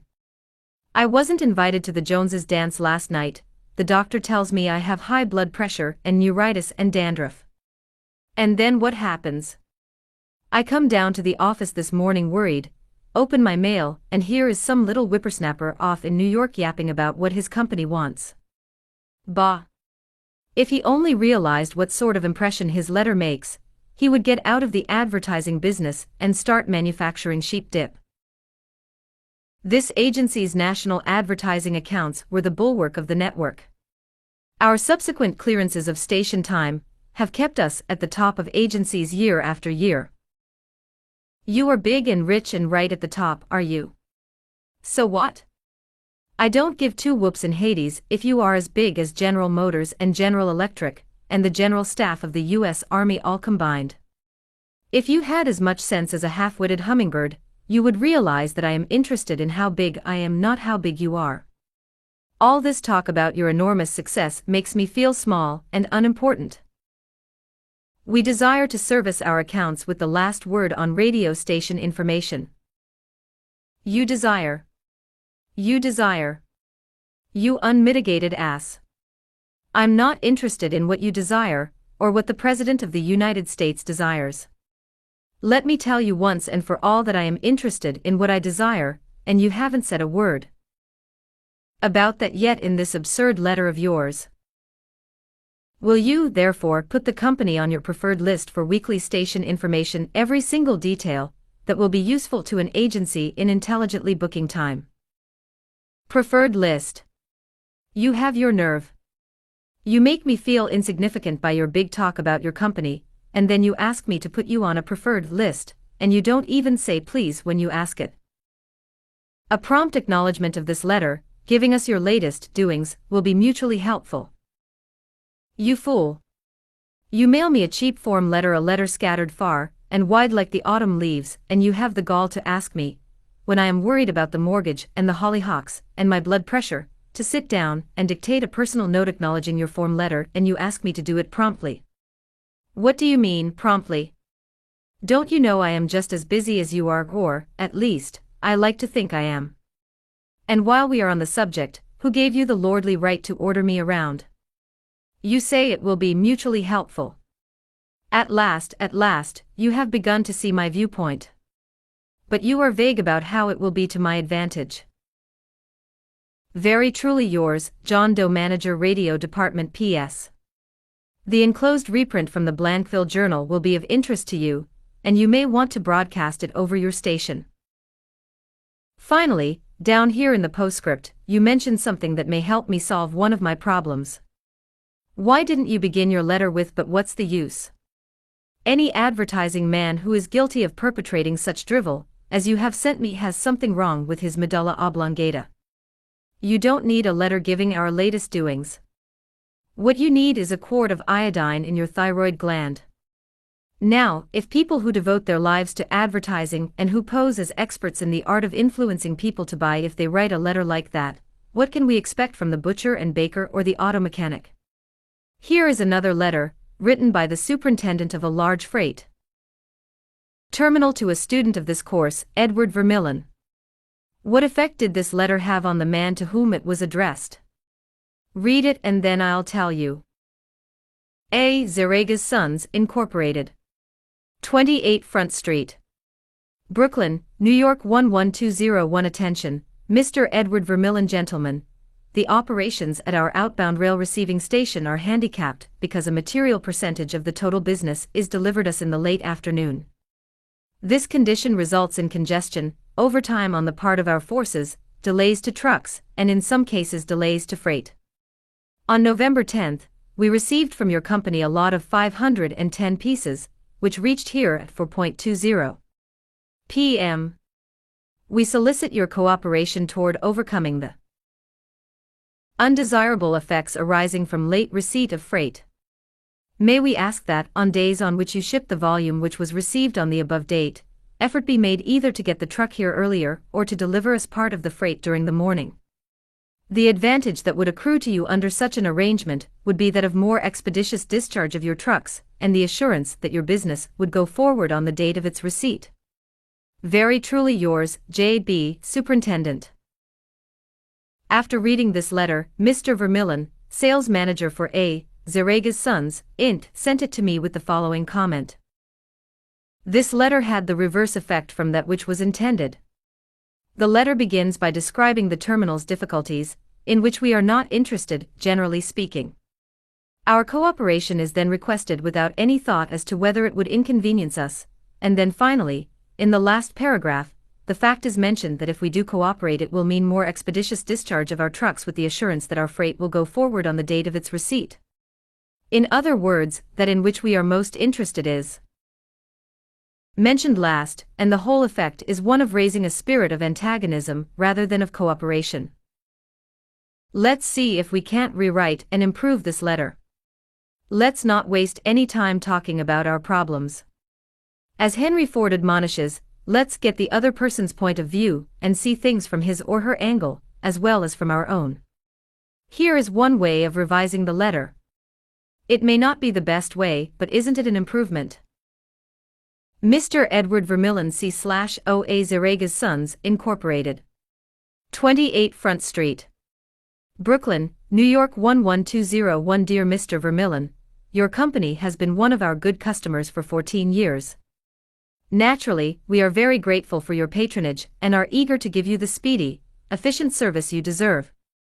However, we regret to say that it isn't possible for us to do that when your trucks bring us a large shipment late in the afternoon, as they did on November 10th. Why? Because many other customers make late afternoon deliveries also. Naturally, that causes congestion. That means your trucks are held up unavoidably at the pier, and sometimes even your freight is delayed. That's bad, but it can be avoided. If you make your deliveries at the pier in the morning when possible, your trucks will be able to keep moving, your freight will get immediate attention, and our workers will get home early at night to enjoy a dinner of the delicious macaroni and noodles that you manufacture. Regardless of when your shipments arrive, we shall always cheerfully do all in our power to serve you promptly. You are busy. Please don't trouble to answer this note.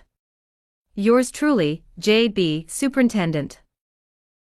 Barbara Anderson, who worked in a bank in New York, desired to move to Phoenix, Arizona, because of the health of her son. Using the principles she had learned in our course, she wrote the following letter to 12 banks in Phoenix. Dear Sir, my 10 years of bank experience should be of interest to a rapidly growing bank like yours. In various capacities in bank operations with the Bankers Trust Company in New York, leading to my present assignment as branch manager, I have acquired skills in all phases of banking including depositor relations, credits, loans and administration. I will be relocating to Phoenix in May, and I am sure I can contribute to your growth and profit.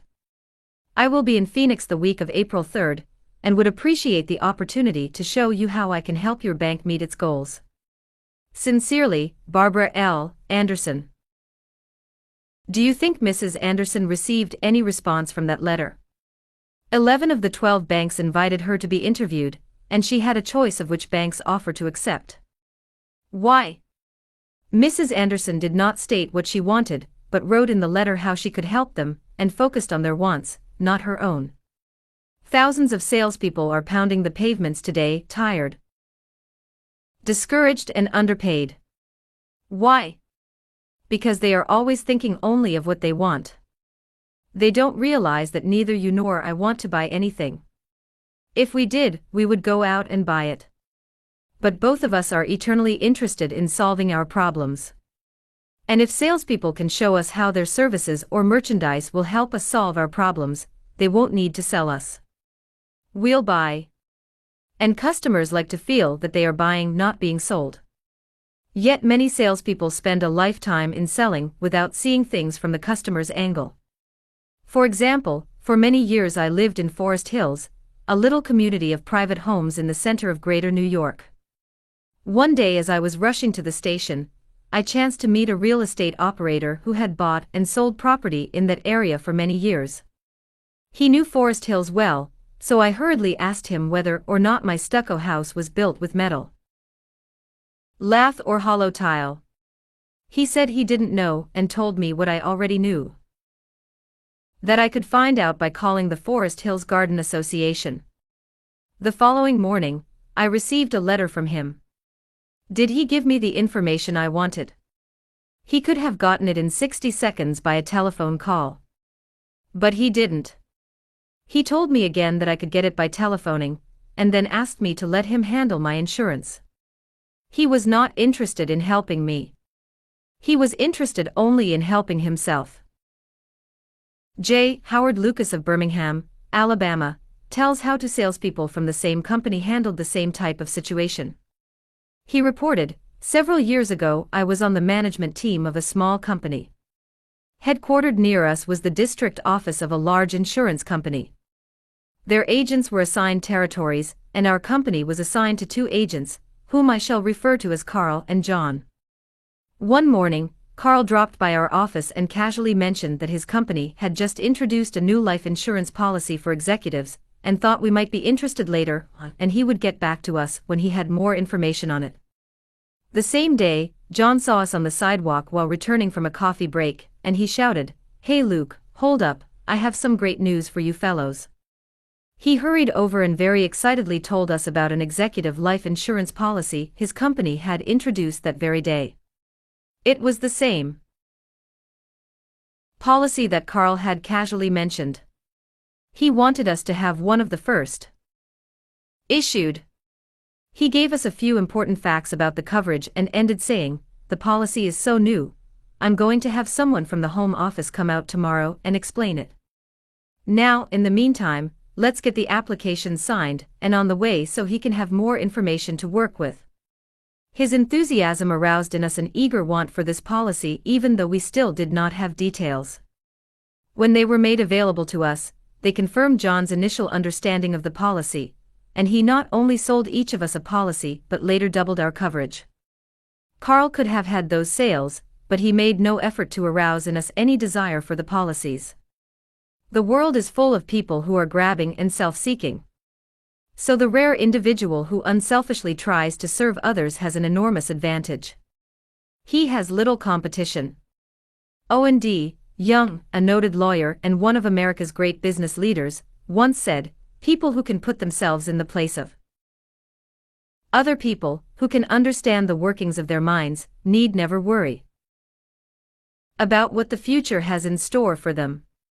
If out of reading this book you get just one thing, an increased tendency to think always in terms of other people's point of view, and see things from their angle, if you get that one thing out of this book, it may easily prove to be one of the building blocks of your career. Looking at the other person's point of view, and arousing in him an eager want for something is not to be construed as manipulating that person so that he will do something that is only for your benefit and his detriment. Each party should gain from the negotiation. In the letters to Mr. Vermillion, both the sender and the receiver of the correspondence gained by implementing what was suggested. Both the bank and Mrs. Anderson won by her letter in that the bank obtained a valuable employee and Mrs. Anderson a suitable job. And in the example of John's sale of insurance to Mr. Lucas, both gained through this transaction. Another example in which everybody gains through this principle of arousing an eager want comes from Michael E. Whidden of Warwick, Rhode Island, who is a territory salesman for the Shell Oil Company.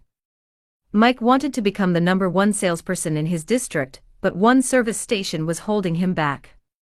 It was run by an older man who could not be motivated to clean up his station. It was in such poor shape that sales were declining significantly. This manager would not listen to any of Mike's pleas to upgrade the station. After many exhortations and heart-to-heart talks, all of which had no impact, Mike decided to invite the manager to visit the newest Shell station in his territory. The manager was so impressed by the facilities at the new station that when Mike visited him the next time, his station was cleaned up and had recorded a sales increase. This enabled Mike to reach the #1 spot in his district. All his talking and discussion hadn't helped, but by arousing an eager want in the manager, by showing him the modern station, he had accomplished his goal, and both the manager and Mike benefited. Most people go through college and learn to read Virgil and master the mysteries of calculus without ever discovering how their own minds function. For instance, I once gave a course in effective speaking for the young college graduates who were entering the employ of the Carrier Corporation, the large air conditioner manufacturer. One of the participants wanted to persuade the others to play basketball in their free time, and this is about what he said: "I want you to come out and play basketball. I like to play basketball, but the last few times I've been to the gymnasium there haven't been enough people to get up a game. 2 or 3 of us got by throwing the ball around the other night, and I got a black eye. I wish all of you would come down tomorrow night. I want to play basketball." Did he talk about anything you want? You don't want to go to a gymnasium that no one else goes to, do you? You don't care about what he wants. You don't want to get a black eye. Could he have shown you how to get the things you want by using the gymnasium? Surely. More pep. Keener edge to the appetite. Clearer brain. Fun. Games. Basketball. To repeat Professor Overstreet's wise advice, first, arouse in the other person an eager want. He who can do this has the whole world with him. He who cannot walks a lonely way. One of the students in the author's training course was worried about his little boy. The child was underweight and refused to eat properly. His parents used the usual method. They scolded and nagged. Mother wants you to eat this and that. Father wants you to grow up to be a big man. Did the boy pay any attention to these pleas? Just about as much as you pay to one fleck of sand on a sandy beach. No one with a trace of horse sense would expect a child 3 years old to react to the viewpoint of a father 30 years old.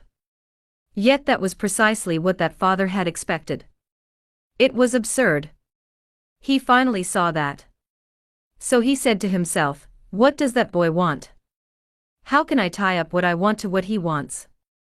It was easy for the father when he started thinking about it.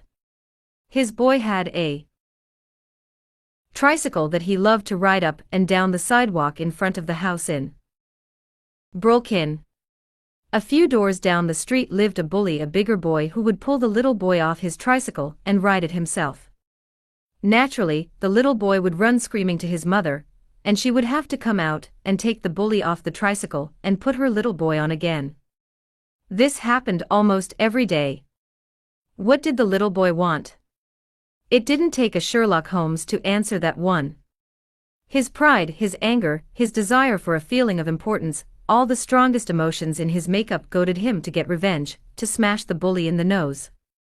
And when his father explained that the boy would be able to wallop the daylights out of the bigger kid someday, if he would only eat the things his mother wanted him to eat, when his father promised him that there was no longer any problem of dietetics, that boy would have eaten spinach, sauerkraut, salt mackerel, anything in order to be big enough to whip the bully who had humiliated him so often. After solving that problem, the parents tackled another. The little boy had the unholy habit of wetting his bed. He slept with his grandmother. In the morning, his grandmother would wake up and feel the sheet and say, "Look, Johnny, what you did again last night." He would say, "No, I didn't do it." "You did it." Scolding, spanking, shaming him, reiterating that the parents didn't want him to do it. None of these things kept the bed dry.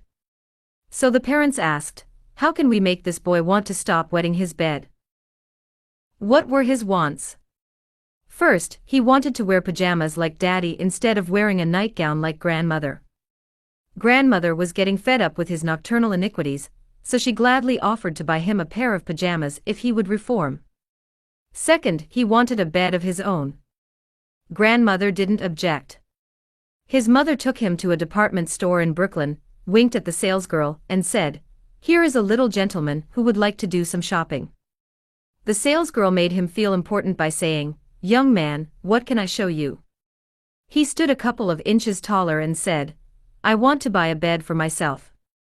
When he was shown the one his mother wanted him to buy, she winked at the salesgirl, and the boy was persuaded to buy it. The bed was delivered the next day, and that night, when father came home, the little boy ran to the door shouting, "Daddy! Daddy! Come upstairs and see my bed that I bought." The father, looking at the bed, obeyed Charles Schwab's injunction. He was hearty in his approbation and lavish in his praise. "You are not going to wet this bed, are you?" the father said. "Oh no, no. I am not going to wet this bed." The boy kept his promise, for his pride was involved. That was his bed. He and he alone had bought it. And he was wearing pajamas now like a little man. He wanted to act like a man. And he did. Another father, K.T. Dutchman, a telephone engineer, a student of this course, couldn't get his 3-year-old daughter to eat breakfast food. The usual scolding, pleading, coaxing methods had all ended in futility. So the parents asked themselves, how can we make her want to do it? The little girl loved to imitate her mother, to feel big and grown up, so one morning they put her on a chair and let her make the breakfast food. At just the psychological moment, father drifted into the kitchen while she was stirring the cereal and she said, "Oh, look, Daddy, I am making the cereal this morning." She ate 2 helpings of the cereal without any coaxing, because she was interested in it. She had achieved a feeling of importance. She had found in making the cereal an avenue of self-expression. William Winter once remarked that self-expression is the dominant necessity of human nature. Why can't we adapt this same psychology to business dealings? When we have a brilliant idea, instead of making others think it is ours, why not let them cook and stir the idea themselves? They will then regard it as their own, they will like it and maybe eat a couple of helpings of it. Remember, first, arouse in the other person an eager want. He who can do this has the whole world with him. He who cannot walks a lonely way. Principle 3. Arouse in the other person an eager want. In a nutshell, fundamental techniques in handling people. Principle 1. Don't criticize, condemn, or complain. Principle 2. Give honest and sincere appreciation. Principle 3. Arouse in the other person an eager want. Why read this book to find out how to win friends? Why not study the technique of the greatest winner of friends the world has ever known? Who is he? You may meet him tomorrow coming down the street. When you get within 10 feet of him, he will begin to wag his tail. If you stop and pat him, he will almost jump out of his skin to show you how much he likes you. And you know that behind this show of affection on his part, there are no ulterior motives. He doesn't want to sell you any real estate, and he doesn't want to marry you. Did you ever stop to think that a dog is the only animal that doesn't have to work for a living? A hen has to lay eggs, a cow has to give milk, and a canary has to sing. But a dog makes his living by giving you nothing but love. When I was 5 years old, my father bought a little yellow-haired pup for 50 cents. He was the light and joy of my childhood. Every afternoon about 4:30, He would sit in the front yard with his beautiful eyes staring steadfastly at the path, and as soon as he heard my voice or saw me swinging my dinner pail through the buckbrush, he was off like a shot, racing breathlessly up the hill to greet me with leaps of joy and barks of sheer ecstasy. Tippy was my constant companion for 5 years. Then one tragic night, I shall never forget it, he was killed within 10 feet of my head, killed by lightning. Tippy's death was the tragedy of my boyhood. You never read a book on psychology, Tippy. You didn't need to. You knew by some divine instinct that you can make more friends in 2 months by becoming genuinely interested in other people than you can in 2 years by trying to get other people interested in you. Let me repeat that. You can make more friends in 2 months by becoming interested in other people than you can in 2 years by trying to get other people interested in you. Yet I know and you know people who blunder through life trying to wigwag other people into becoming interested in them. Of course, it doesn't work. People are not interested in you. They are not interested in me. They are interested in themselves morning, noon, and after dinner. The New York Telephone Company made a detailed study of telephone conversations to find out which word is the most frequently used. You have guessed it, it is the personal pronoun I. It was used 3,900 times in 500 telephone conversations. I. When you see a group photograph that you are in, whose picture do you look for first?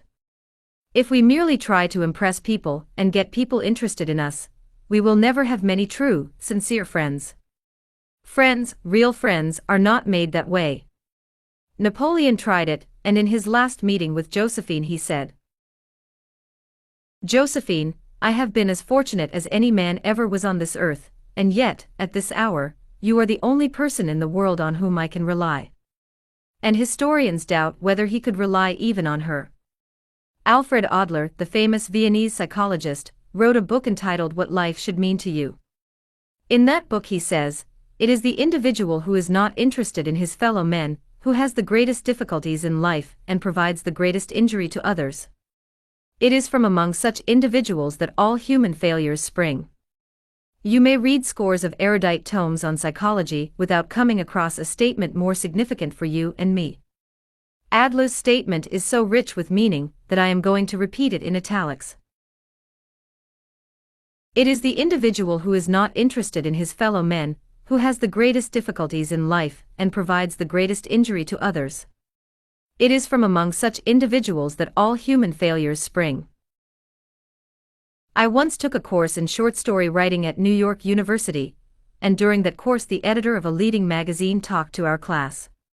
He said he could pick up any one of the dozens of stories that drifted across his desk every day, and after reading a few paragraphs, he could feel whether or not the author liked people. If the author doesn't like people, he said, people won't like his or her stories. This hard-boiled editor stopped twice in the course of his talk on fiction writing, and apologized for preaching a sermon. "I am telling you," he said, "the same things your preacher would tell you, but remember, you have to be interested in people if you want to be a successful writer of stories. If that is true of writing fiction, you can be sure it is true of dealing with people face to face." I spent an evening in the dressing room of Howard Thurston the last time he appeared on Broadway. Thurston was the acknowledged dean of magicians. For 40 years he had traveled all over the world, time and again, creating illusions, mystifying audiences, and making people gasp with astonishment. More than 60 million people had paid admission to his show, and he had made almost $2 million in profit.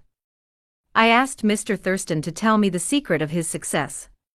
His schooling certainly had nothing to do with it, for he ran away from home as a small boy, became a hobo, rode in boxcars, slept in haystacks, begged his food from door to door, and learned to read by looking out of boxcars at signs along the railway. Did he have a superior knowledge of magic? No, he told me hundreds of books had been written about legerdemain and scores of people knew as much about it as he did. But he had 2 things that the others didn't have. First, he had the ability to put his personality across the footlights. He was a master showman. He knew human nature. Everything he did, every gesture, every intonation of his Voice, every lifting of an eyebrow had been carefully rehearsed in advance, and his actions were timed to split seconds. But in addition to that, Thurston had a genuine interest in people. He told me that many magicians would look at the audience and say to themselves, "Well, there is a bunch of suckers out there, a bunch of hicks, I'll fool them all right." But Thurston's method was totally different. He told me that every time he went on stage he said to himself, "I am grateful because these people come to see me.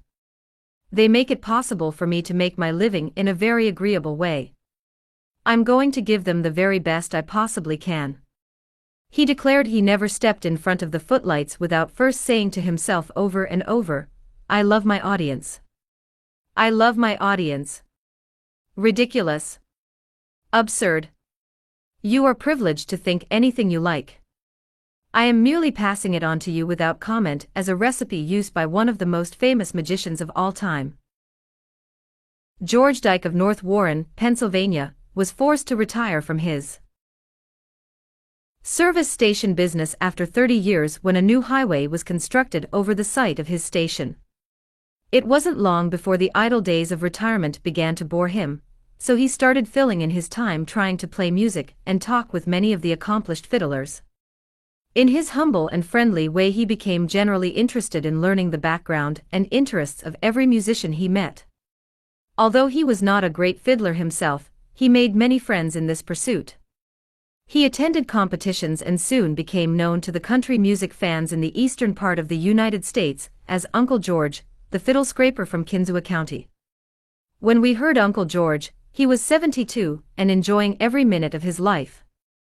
By having a sustained interest in other people, he created a new life for himself at a time when most people consider their productive years over.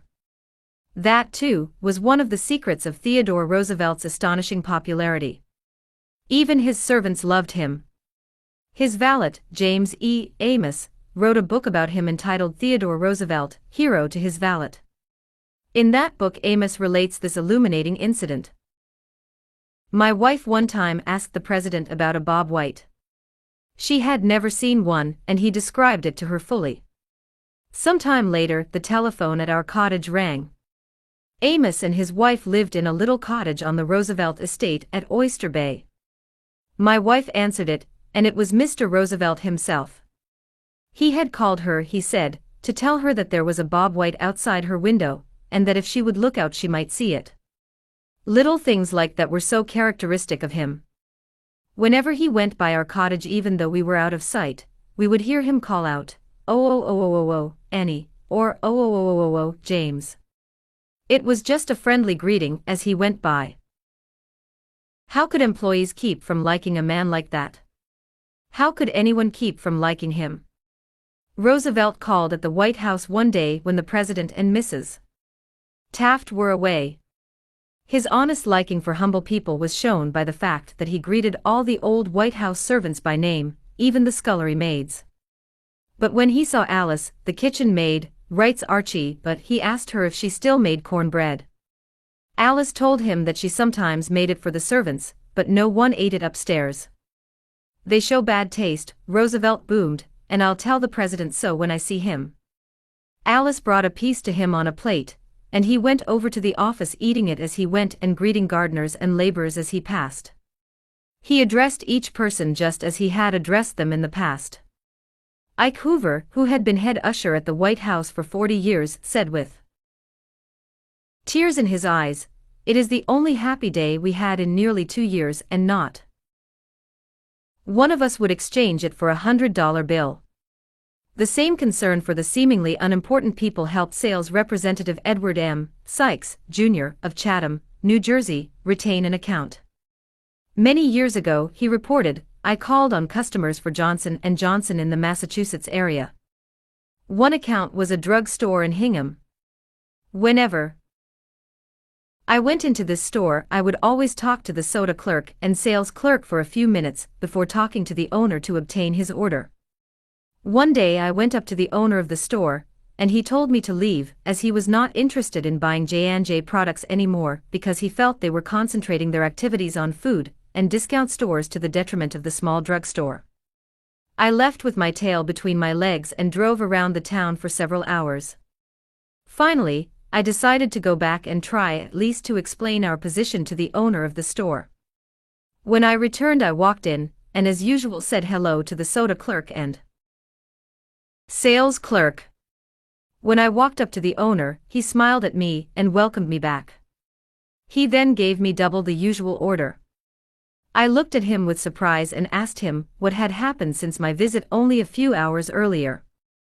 He pointed to the young man at the soda fountain and said that after I had left, the boy had come over and said that I was one of the few salespeople that called on the store that even bothered to say hello to him and to the others in the store. He told the owner that if any salesperson deserved his business, it was I. The owner agreed and remained a loyal customer. I never forgot that to be genuinely interested in other people is a most important quality for a salesperson to possess, for any person, for that matter. I have discovered from personal experience that one can win the attention and time and cooperation of even the most sought-after people by becoming genuinely interested in them. Let me illustrate. Years ago, I conducted a course in fiction writing at the Brooklyn Institute of Arts and Sciences, and we wanted such distinguished and busy authors as Kathleen Norris, Fannie Hurst, Ida Tarbell, Albert Payson Terhune, and Rupert Hughes to come to Brooklyn and give us the benefit of their experiences. So we wrote them, saying we admired their work and were deeply interested in getting their advice and learning the secrets of their success. Each of these letters was signed by about 150 students. We said we realized that these authors were too busy to prepare a lecture. So we enclosed a list of questions for them to answer about themselves and their methods of work. They liked that. Who wouldn't like it? So they left their homes and traveled to Brooklyn to give us a helping hand. By using the same method, I persuaded Leslie M. Shaw, Secretary of the Treasury in Theodore Roosevelt's cabinet, George W. Wickersham, Attorney General in Taft's cabinet, William Jennings Bryan, Franklin D. Roosevelt, and many other prominent men to come to talk to the students of my courses in public speaking. All of us, be we workers in a factory, clerks in an office, or even a king upon his throne, all of us like people who admire us. Take the German Kaiser, for example. At the close of World War I, he was probably the most savagely and universally despised man on this earth. Even his own nation turned against him when he fled over into Holland to save his neck. The hatred against him was so intense that millions of people would have loved to tear him limb from limb or burn him at the stake. In the midst of all this forest fire of fury, one little boy wrote the Kaiser a simple, sincere letter glowing with kindliness and admiration. This little boy said that no matter what the others thought, he would always love Wilhelm as his emperor. The Kaiser was deeply touched by this letter and invited the little boy to come to see him. The boy came, so did his mother, and the Kaiser married her. That little boy didn't need to read a book on how to win friends and influence people. He knew how instinctively. If we want to make friends, let's put ourselves out to do things for other people, things that require time, energy, unselfishness, and thoughtfulness. When the Duke of Windsor was Prince of Wales, he was scheduled to tour South America, and before he started out on that tour he spent months studying Spanish so that he could make public talks in the language of the country, and the South Americans loved him for it. For years I made it a point to find out the birthdays of my friends. How? Although I haven't the foggiest bit of faith in astrology, I began by asking the other party whether he believed the date of one's birth has anything to do with character and disposition. I then asked him or her to tell me the month and day of birth. If he or she said November 24th, for example, I kept repeating to myself, November 24th, November 24th. The minute my friend's back was turned, I wrote down the name and birthday and later would transfer it to a birthday book. At the beginning of each year, I had these birthday dates scheduled in my calendar pad, so that they came to my attention automatically. When the natal day arrived, there was my letter or telegram. What a hit it made! I was frequently the only person on earth who remembered. If we want to make friends, let's greet people with animation and enthusiasm. When somebody calls you on the telephone, use the same psychology. Say hello in tones that bespeak how pleased you are to have the person call. Many companies train their telephone operators to greet all callers in a tone of voice that radiates interest and enthusiasm. The caller feels the company is concerned about them. Let's remember that when we answer the telephone tomorrow. Showing a genuine interest in others not only wins friends for you, but may develop in its customers a loyalty to your company. In an issue of the publication of the National Bank of North America of New York, the following letter from Madeline Rosedale, a depositor, was published. 1. I would like you to know how much I appreciate your staff. Everyone is so courteous, polite, and helpful. What a pleasure it is, after waiting on a long line, to have the teller greet you pleasantly. Last year my mother was hospitalist for 5 months. Frequently I went to Marie Petricello, a teller. She was concerned about my mother and inquired about her progress. Is there any doubt that Mrs. Rosedale will continue to use this bank? Charles R. Walters of one of the large banks in New York City was assigned to prepare a confidential report on a certain corporation. He knew of only one person who possessed the facts he needed so urgently. As Mr. Walters was ushered into the president's office, a young woman stuck her head through a door and told the president that she didn't have any stamps for him that day. I am collecting stamps for my 12-year-old son, the president explained to Mr. Walters. Mr. Walters stated his mission and began asking questions. The president was vague, general, nebulous. He didn't want to talk, and apparently nothing could persuade him to talk. The interview was brief and barren. Frankly, I didn't know what to do, Mr. Walters said as he related the story to the class. Then I remembered what his secretary had said to him, stamps, 12-year-old son. And I also recalled that the foreign department of our bank collected stamps taken from letters pouring in from every continent washed by the 7 seas.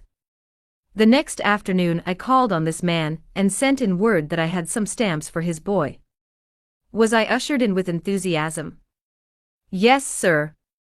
He couldn't have shaken my hand with more enthusiasm if he had been running for Congress.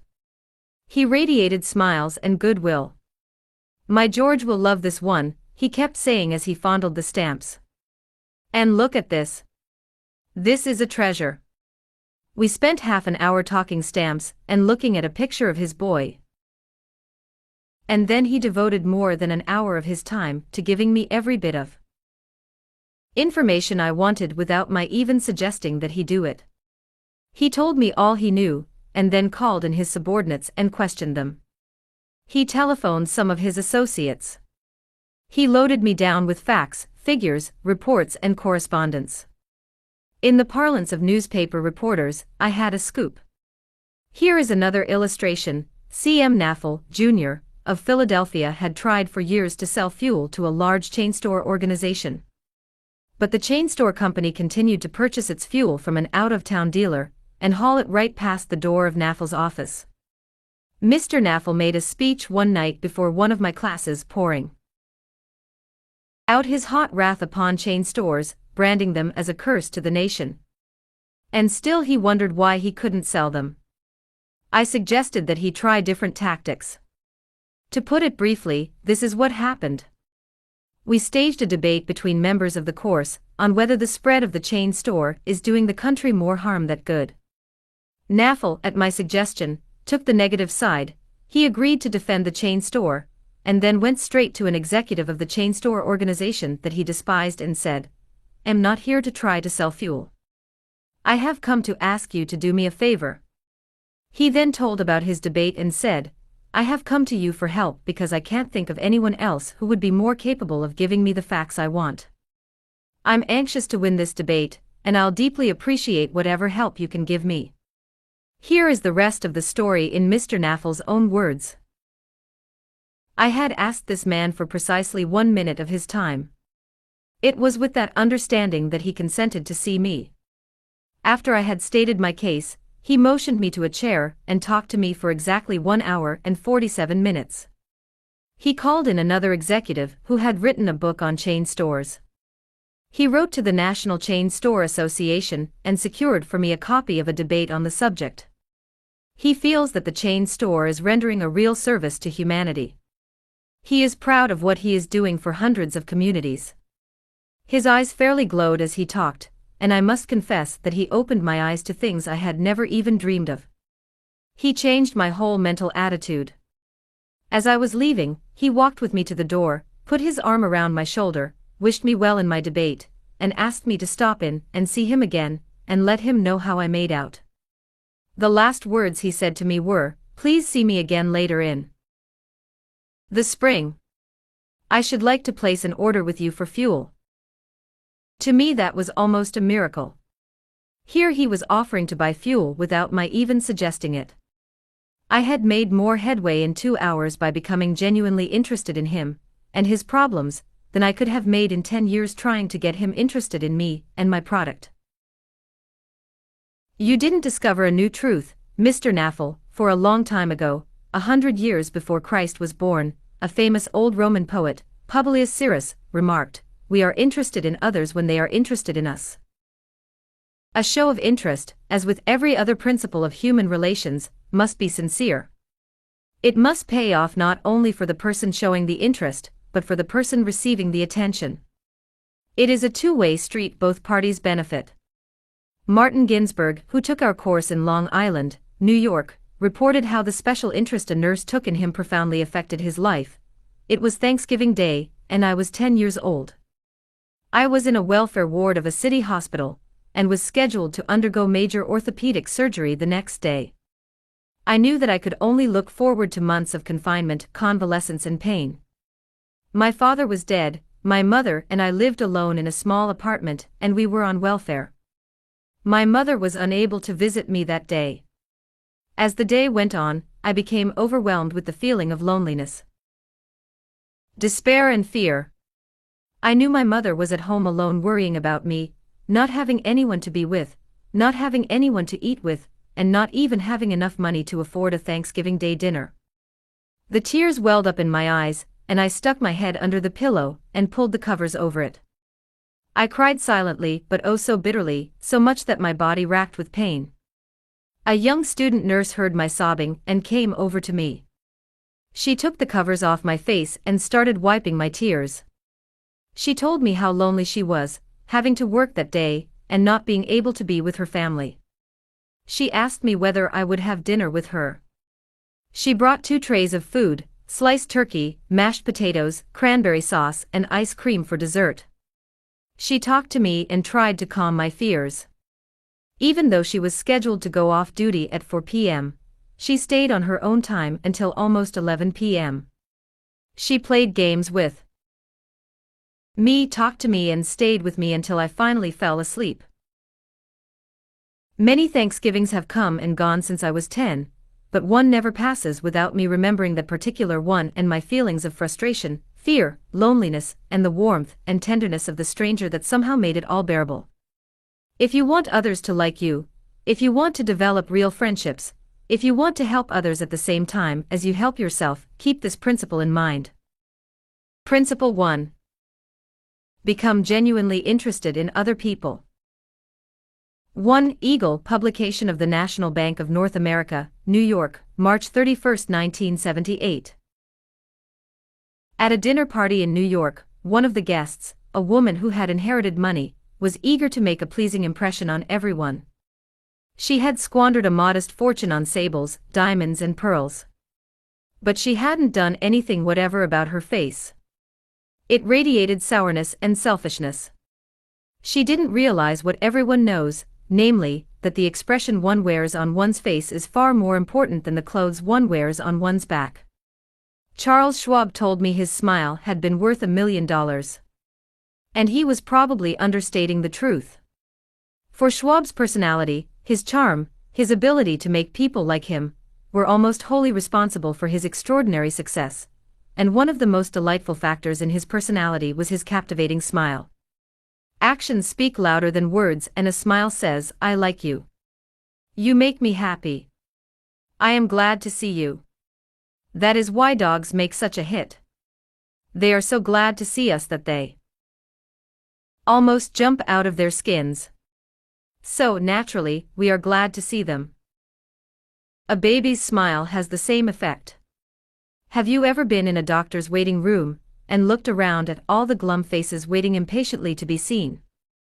Dr. Stephen K. Sproul, a veterinarian in Raytown, Missouri, told of a typical spring day when his waiting room was full of clients waiting to have their pets inoculated. No one was talking to anyone else, and all were probably thinking of a dozen other things they would rather be doing than wasting time sitting in that office. He told one of our classes, there were 6 or 7 clients waiting when a young woman came in with a 9-month-old baby and a kitten. As luck would have it, she sat down next to a gentleman who was more than a little distraught about the long wait for service. The next thing he knew, the baby just looked up at him with that great big smile that is so characteristic of babies. What did that gentleman do? Just what you and I would do, of course. He smiled back at the baby. Soon he struck up a conversation with the woman about her baby and his grandchildren, and soon the entire reception room joined in, and the boredom and tension were converted into a pleasant and enjoyable experience. An insincere grin? No. That doesn't fool anybody. We know it is mechanical and we resent it. I am talking about a real smile, a heartwarming smile, a smile that comes from within, the kind of smile that will bring a good price in the marketplace. Professor James V. McConnell, a psychologist at the University of Michigan, expressed his feelings about a smile. People who smile, he said, tend to manage, teach and sell more effectively, and to raise happier children. There's far more information in a smile than a frown. That's why encouragement is a much more effective teaching device than punishment. The employment manager of a large New York department store told me she would rather hire a sales clerk who hadn't finished grade school, if he or she has a pleasant smile, than to hire a doctor of philosophy with a somber face. The effect of a smile is powerful even when it is unseen. Telephone companies throughout the United States have a program called Phone Power, which is offered to employees who use the telephone for selling their services or products. In this program, they suggest that you smile when talking on the phone. Your smile comes through in your voice. Robert Cryer, manager of a computer department for a Cincinnati, Ohio, company, told how he had successfully found the right applicant for a hard-to-fill position. I was desperately trying to recruit a PhD in computer science for my department. I finally located a young man with ideal qualification, who was about to be graduated from Purdue University. After several phone conversations, I learned that he had several offers from other companies, many of them larger and better known than mine. I was delighted when he accepted my offer. After he started on the job, I asked him why he had chosen us over the others. He paused for a moment and then he said, I think it was because managers in the other companies spoke on the phone in a cold, businesslike manner, which made me feel like just another business transaction. Your voice sounded as if you were glad to hear from me, that you really wanted me to be part of your organization. You can be assured, I am still answering my phone with a smile. The chairman of the board of directors of one of the largest rubber companies in the United States told me that, according to his observations, people rarely succeed at anything unless they have fun doing it. This industrial leader doesn't put much faith in the old adage that hard work alone is the magic key that will unlock the door to our desires. I have known people, he said, who succeeded because they had a rip-roaring good time conducting their business. Later, I saw those people change as the fun became work. The business had grown dull. They lost all joy in it and they failed. You must have a good time meeting people if you expect them to have a good time meeting you. I have asked thousands of business people to smile at someone every hour of the day for a week, and then come to class and talk about the results. How did it work? Let's see. Here is a letter from William B. Steinhardt, a New York stockbroker. His case isn't isolated. In fact, it is typical of hundreds of cases. I have been married for over 18 years, wrote Mr. Steinhardt, and in all that time I seldom smiled at my wife or spoke 24 words to her from the time I got up until I was ready to leave for business. I was one of the worst grouches who ever walked down Broadway. When you asked me to make a talk about my experience with smiles, I thought I would try it for a week. So the next morning, while combing my hair, I looked at my glum mug in the mirror and said to myself, Bill, you are going to wipe the scowl off that sourpuss of yours today. You are going to smile. And you are going to begin right now. As I sat down to breakfast, I greeted my wife with a good morning, my dear, and smiled as I said it. You warned me that she might be surprised. Well, you underestimated her reaction. She was bewildered. She was shocked. I told her that in the future she could expect this as a regular occurrence, and I kept it up every morning. This changed attitude of mine brought more happiness into our home in the 2 months since I started than there was during the last year. As I leave for my office, I greet the elevator operator in the apartment house with a good morning and a smile. I greet the doorman with a smile. I smile at the cashier in the subway booth when I ask for change. As I stand on the floor of the stock exchange, I smile at people who until recently never saw me smile. I soon found that everybody was smiling back at me. I treat those who come to me with complaints or grievances in a cheerful manner. I smile as I listen to them, and I find that adjustments are accomplished much easier. I find that smiles are bringing me dollars, many dollars every day. I share my office with another broker. One of his clerks is a likable young chap, and I was so elated about the results I was getting that I told him recently about my new philosophy of human relations. He then confessed that when I first came to share my office with his firm he thought me a terrible grouch, and only recently changed his mind. He said I was really human when I smiled. I have also eliminated criticism from my system. I give appreciation and praise now instead of condemnation. I have stopped talking about what I want. I am now trying to see the other person's viewpoint. And these things have literally revolutionized my life. I am a totally different man, a happier man, a richer man, richer in friendships and happiness, the only things that matter much after all. You don't feel like smiling? Then what? 2 things. First, force yourself to smile. If you are alone, force yourself to whistle or hum a tune or sing. Act as if you were already happy, and that will tend to make you happy.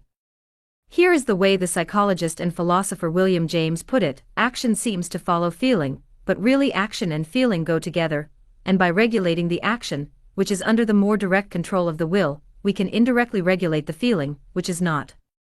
Thus the sovereign voluntary path to cheerfulness, if our cheerfulness be lost, is to sit up cheerfully and to act and speak as if cheerfulness were already there. Everybody in the world is seeking happiness, and there is one sure way to find it. That is by controlling your thoughts. Happiness doesn't depend on outward conditions. It depends on inner conditions. It isn't what you have or who you are or where you are or what you are doing that makes you happy or unhappy. It is what you think about it. For example, 2 people may be in the same place, doing the same thing, both may have about an equal amount of money and prestige, and yet one may be miserable and the other happy. Why? Because of a different mental attitude. I have seen just as many happy faces among the poor peasants toiling with their primitive tools in the devastating heat of the tropics as I have seen in air-conditioned offices in New York, Chicago, or Los Angeles. There is nothing either good or bad, said Shakespeare, but thinking makes it so. Abe Lincoln once remarked that most folks are about as happy as they make up their minds to be. He was right. I saw a vivid illustration of that truth as I was walking up the stairs of the Long Island Railroad station in New York. Directly in front of me 30 or 40 crippled boys on canes and crutches were struggling up the stairs. One boy had to be carried up. I was astonished at their laughter and gaiety. I spoke about it to one of the men in charge of the boys. "Oh yes," he said, "when a boy realizes that he is going to be a cripple for life, he is shocked at first, but after he gets over the shock, he usually resigns himself to his fate, and then becomes as happy as normal boys." I felt like taking my hat off to those boys. They taught me a lesson I hope I shall never forget. Working all by oneself in a closed-off room in an office not only is lonely, but it denies one the opportunity of making friends with other employees in the company. Señora Maria Gonzalez of Guadalajara, Mexico, had such a job. She envied the shared comradeship of other people in the company as she heard their chatter and laughter. As she passed them in the hall during the first weeks of her employment, she shyly looked the other way. After a few weeks, she said to herself, "Maria, you can't expect those women to come to you. You have to go out and meet them."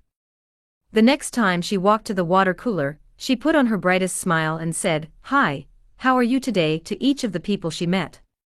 The effect was immediate. Smiles and hellos were returned, the hallway seemed brighter, the job friendlier. Acquaintanceships developed and some ripened into friendships. Her job and her life became more pleasant and interesting.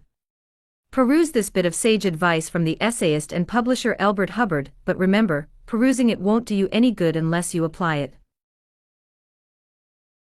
Whenever you go out of doors, draw the chin in, carry the crown of the head high, and fill the lungs to the utmost, drink in the sunshine, greet your friends with a smile, and put soul into every handclasp. Do not fear being misunderstood, and do not waste a minute thinking about your enemies.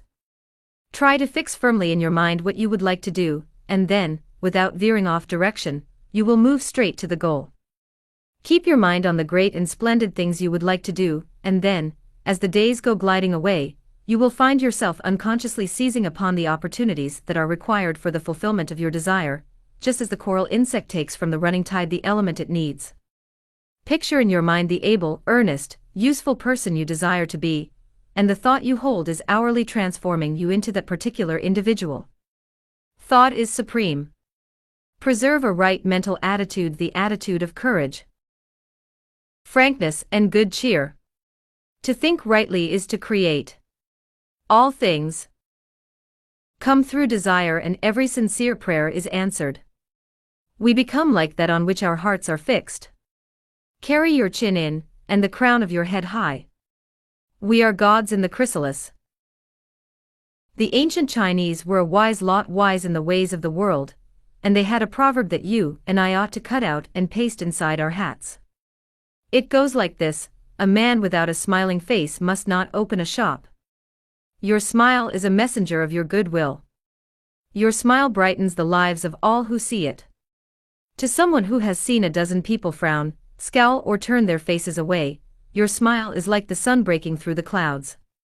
Especially when that someone is under pressure from his bosses, his customers, his teachers, or parents or children, a smile can help him realize that all is not hopeless, that there is joy in the world.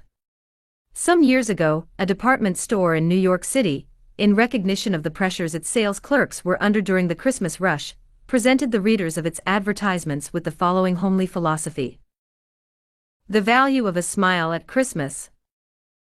It costs nothing but creates much. It enriches those who receive, without impoverishing those who give. It happens in a flash, and the memory of it sometimes lasts forever. None are so rich they can get along without it, and none so poor but are richer for its benefits. It creates happiness in the home, fosters goodwill in a business, and is the countersign of friends. It is rest to the weary, daylight to the discouraged, sunshine to the sad, and nature's best antidote for trouble. Yet it cannot be bought, begged, borrowed, or stolen, for it is something that is no earthly good to anybody till it is given away. And if in the last-minute rush of Christmas buying some of our salespeople should be too tired to give you a smile, may we ask you to leave one of yours? For nobody needs a smile so much as those who have none left to give. Principle 2. Smile. Back in 1898, a tragic thing happened in Rockland County, New York. A child had died, and on this particular day the neighbors were preparing to go to the funeral. Jim Farley went out to the barn to hitch up his horse. The ground was covered with snow, the air was cold and snappy, the horse hadn't been exercised for days, and as he was led out to the watering trough, he wheeled playfully, kicked both his heels high in the air, and killed Jim Farley. So the little village of Stony Point had 2 funerals that week instead of 1. Jim Farley left behind him a widow and 3 boys, and a few $100s in insurance. His oldest boy, Jim, was 10, and he went to work in a brickyard, wheeling sand and pouring it into the molds and turning the brick on edge to be dried by the sun. This boy Jim never had a chance to get much education. But with his natural geniality, he had a flair for making people like him, so he went into politics, and as the years went by, he developed an uncanny ability for remembering people's names. He never saw the inside of a high school, but before he was 46 years of age, 4 colleges had honored him with degrees, and he had become chairman of the Democratic National Committee and Postmaster General of the United States. I once interviewed Jim Farley and asked him the secret of his success. He said, "Hard work," and I said, "Don't be funny." He then asked me what I thought was the reason for his success. I replied, "I understand you can call 10,000 people by their first names." "No. You are wrong," he said. "I can call 50,000 people by their first names. Make no mistake about it." That ability helped Mr. Farley put Franklin D. Roosevelt in the White House when he managed Roosevelt's campaign in 1932. During the years that Jim Farley traveled as a salesman for a gypsum concern, and during the years that he held office as town clerk in Stony Point, he built up a system for remembering names. In the beginning, it was a very simple one. Whenever he met a new acquaintance, he found out his or her complete name, and some facts about his or her family, business and political opinions. He fixed all these facts well in mind as part of the picture, and the next time he met that person, even if it was a year later, he was able to shake hands, inquire after the family, and ask about the hollyhocks in the backyard. No wonder he developed a following. For months before Roosevelt's campaign for president began, Jim Farley wrote hundreds of letters a day to people all over the western and northwestern states. Then he hopped onto a train and in 19 days covered 20 states and 12,000 miles, traveling by buggy, train, automobile and boat. He would drop into town to meet his people at lunch or breakfast, tea or dinner, and give them a heart-to-heart talk. Then he'd dash off again on another leg of his journey. As soon as he arrived back east, he wrote to one person in each town he had visited, asking for a list of all the guests to whom he had talked. The final list contained thousands and thousands of names, yet each person on that list was paid the subtle flattery of getting a personal letter from James Farley. These letters began "Dear Bill" or "Dear Jane," and they were always signed Jim. Jim Farley discovered early in life that the average person is more interested in his or her own name than in all the other names on earth put together. Remember that name and call it easily, and you have paid a subtle and very effective compliment. But forget it or misspell it and you have placed yourself at a sharp disadvantage. For example, I once organized a public speaking course in Paris and sent form letters to all the American residents in the city. French typists with apparently little knowledge of English filled in the names, and naturally they made blunders. One man, the manager of a large American bank in Paris, wrote me a scathing rebuke because his name had been misspelled. Sometimes it is difficult to remember a name, particularly if it is hard to pronounce. Rather than even try to learn it, many people ignore it or call the person by an easy nickname. Sid Levy called on a customer for some time whose name was Nicodemus Papadopoulos. Most people just called him Nick. Levy told us, "I made a special effort to say his name over several times to myself before I made my call. When I greeted him by his full name, 'Good afternoon, Mr. Nicodemus Papadopoulos,' he was shocked. For what seemed like several minutes, there was no reply from him at all. Finally, he said with tears rolling down his cheeks, 'Mr. Levy, in all the 15 years I have been in this country, nobody has ever made the effort to call me by my right name.' What was the reason for Andrew Carnegie's success? He was called the Steel King, yet he himself knew little about the manufacture of steel. He had hundreds of people working for him who knew far more about steel than he did. But he knew how to handle people, and that is what made him rich.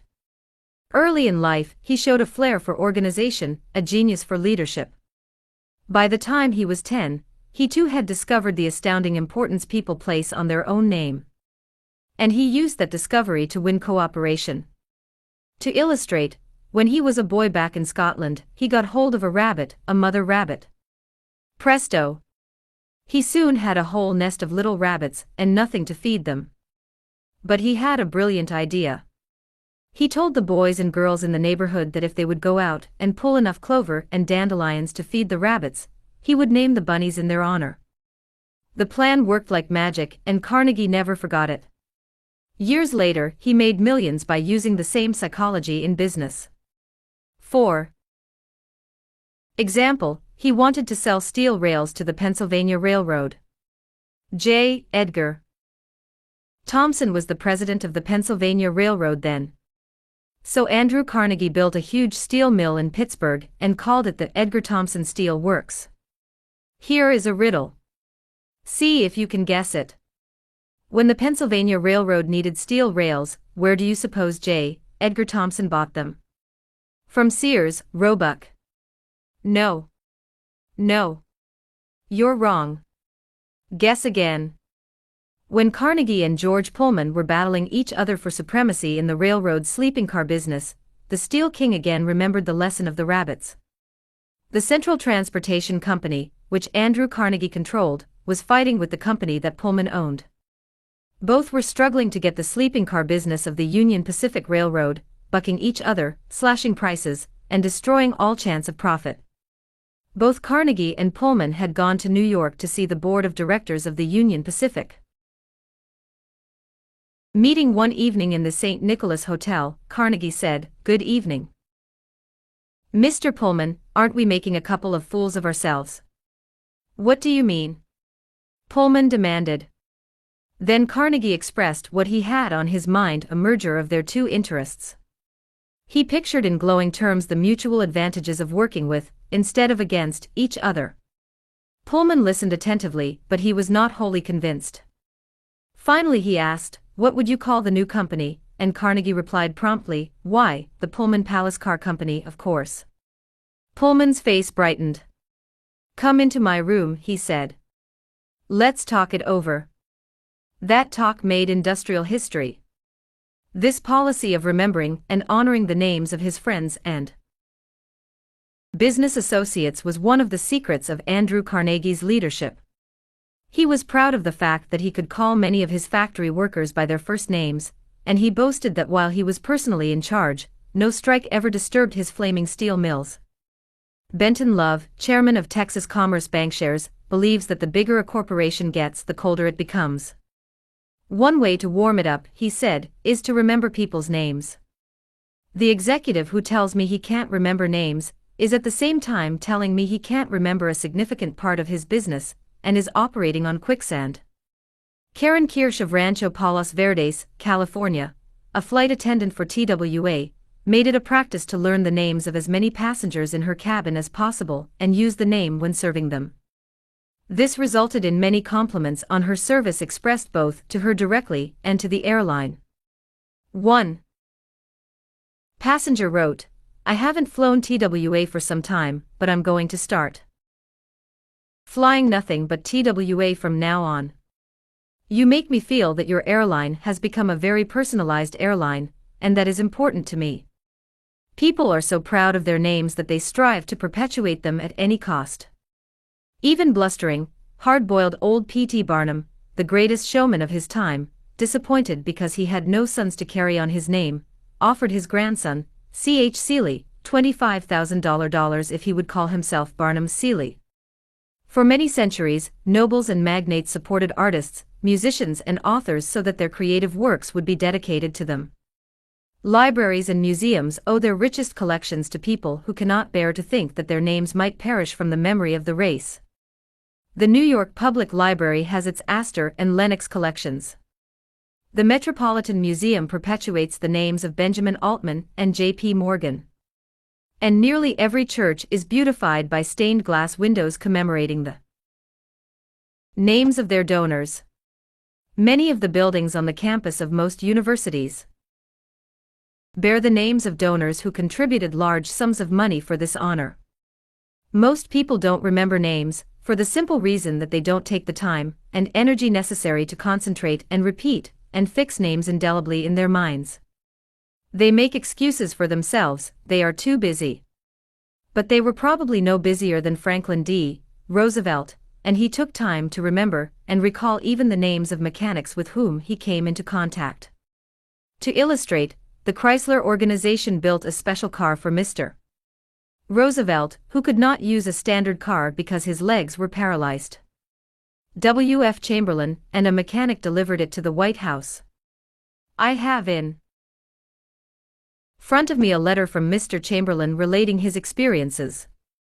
I taught President Roosevelt how to handle a car with a lot of unusual gadgets, but he taught me a lot about the fine art of handling people. When I called at the White House, Mr. Chamberlain writes, the president was extremely pleasant and cheerful. He called me by name, made me feel very comfortable, and particularly impressed me with the fact that he was vitally interested in things I had to show him and tell him. The car was so designed that it could be operated entirely by hand. A crowd gathered around to look at the car, and he remarked, I think it is marvelous. All you have to do is to touch a button, and it moves away, and you can drive it without effort. I think it is grand. I don't know what makes it go. I'd love to have the time to tear it down and see how it works. When Roosevelt's friends and associates admired the machine, he said in their presence, Mr. Chamberlain, I certainly appreciate all the time and effort you have spent in developing this car. It is a mighty fine job. He admired the radiator, the special rear vision mirror and clock, the special spotlight, the kind of upholstery, the sitting position of the driver's seat, the special suitcases in the trunk with his monogram on each suitcase. In other words, he took notice of every detail to which he knew I had given considerable thought. He made a point of bringing these various pieces of equipment to the attention of Mrs. Roosevelt, Miss Perkins, the Secretary of Labor, and his secretary. He even brought the old White House porter into the picture by saying, George, you want to take particularly good care of the suitcases. When the driving lesson was finished, the president turned to me and said, well, Mr. Chamberlain, I have been keeping the Federal Reserve Board waiting 30 minutes. I guess I had better get back to work. I took a mechanic with me to the White House. He was introduced to Roosevelt when he arrived. He didn't talk to the president, and Roosevelt heard his name only once. He was a shy chap, and he kept in the background. But before leaving us, the president looked for the mechanic, shook his hand, called him by name, and thanked him for coming to Washington. And there was nothing perfunctory about his thanks. He meant what he said. I could feel that. A few days after returning to New York, I got an autographed photograph of President Roosevelt, and a little note of thanks again expressing his appreciation for my assistance. How he found time to do it is a mystery to me. Franklin D. Roosevelt knew that one of the simplest, most obvious and most important ways of gaining goodwill was by remembering names and making people feel important, yet how many of us do it? Half the time we are introduced to a stranger, we chat a few minutes and can't even remember his or her name by the time we say goodbye. One of the first lessons a politician learns is this: to recall a voter's name is statesmanship. To forget it is oblivion. And the ability to remember names is almost as important in business and social contacts as it is in politics. Napoleon III, Emperor of France and nephew of the great Napoleon, boasted that in spite of all his royal duties, he could remember the name of every person he met. His technique? Simple. If he didn't hear the name distinctly, he said, "So sorry. I didn't get the name clearly." Then, if it was an unusual name, he would say, "How is it spelled?" During the conversation, he took the trouble to repeat the name several times, and tried to associate it in his mind with the person's features, expression and general appearance. If the person was someone of importance, Napoleon went to even further pains. As soon as His Royal Highness was alone, he wrote the name down on a piece of paper, looked at it, concentrated on it, fixed it securely in his mind, and then tore up the paper. In this way, he gained an eye impression of the name as well as an ear impression. All this takes time, but good manners, said Emerson, are made up of petty sacrifices. The importance of remembering and using names is not just the prerogative of kings and corporate executives. It works for all of us. Ken Nottingham, an employee of General Motors in Indiana, usually had lunch at the company cafeteria. He noticed that the woman who worked behind the counter always had a scowl on her face. She had been making sandwiches for about 2 hours, and I was just another sandwich to her. I told her what I wanted. She weighed out the ham on a little scale, then she gave me 1 leaf of lettuce, a few potato chips, and handed them to me. The next day I went through the same line. Same woman, same scowl. I smiled and said, "Hello, Eunice," and then told her what I wanted. Well, she forgot the scale, piled on the ham, gave me 3 leaves of lettuce and heaped on the potato chips until they fell off the plate. We should be aware of the magic contained in a name and realize that the single item is wholly and completely owned by the person with whom we are dealing, and nobody else. The name sets the individual apart, it makes him or her unique among all others. The information we are imparting or the request we are making takes on a special importance when we approach the situation with the name of the individual. From the waitress to the senior executive, the name will work magic. As we deal with others. Principle 3. Remember that a person's name is to that person the sweetest and most important sound in any language. Some time ago, I attended a bridge party. I don't play bridge, and there was a woman there who didn't play bridge either. She had discovered that I had once been Lowell Thomas's manager before he went on the radio, and that I had traveled in Europe a great deal, while helping him prepare the illustrated travel talks he was then delivering. So she said, "Oh, Mr. Carnegie, I do want you to tell me about all the wonderful places you have visited and the sights you have seen." As we sat down on the sofa, she remarked that she and her husband had recently returned from a trip to Africa. Africa? I exclaimed. How interesting. I've always wanted to see Africa, but I never got there except for a 24-hour stay once in Algiers. Tell me, did you visit the big game country? Yes. How fortunate. I envy you. Do tell me about Africa. That kept her talking for 45 minutes. She never again asked me where I had been or what I had seen. She didn't want to hear me talk about my travels. All she wanted was an interested listener, so she could expand her ego and tell about where she had been. Was she unusual? No. Many people are like that. For example, I met a distinguished botanist at a dinner party given by a New York book publisher. I had never talked with a botanist before, and I found him fascinating. I literally sat on the edge of my chair and listened while he spoke of exotic plants and experiments in developing new forms of plant life and indoor gardens, and even told me astonishing facts about the humble potato. I had a small indoor garden of my own, and he was good enough to tell me how to solve some of my problems. As I said, we were at a dinner party.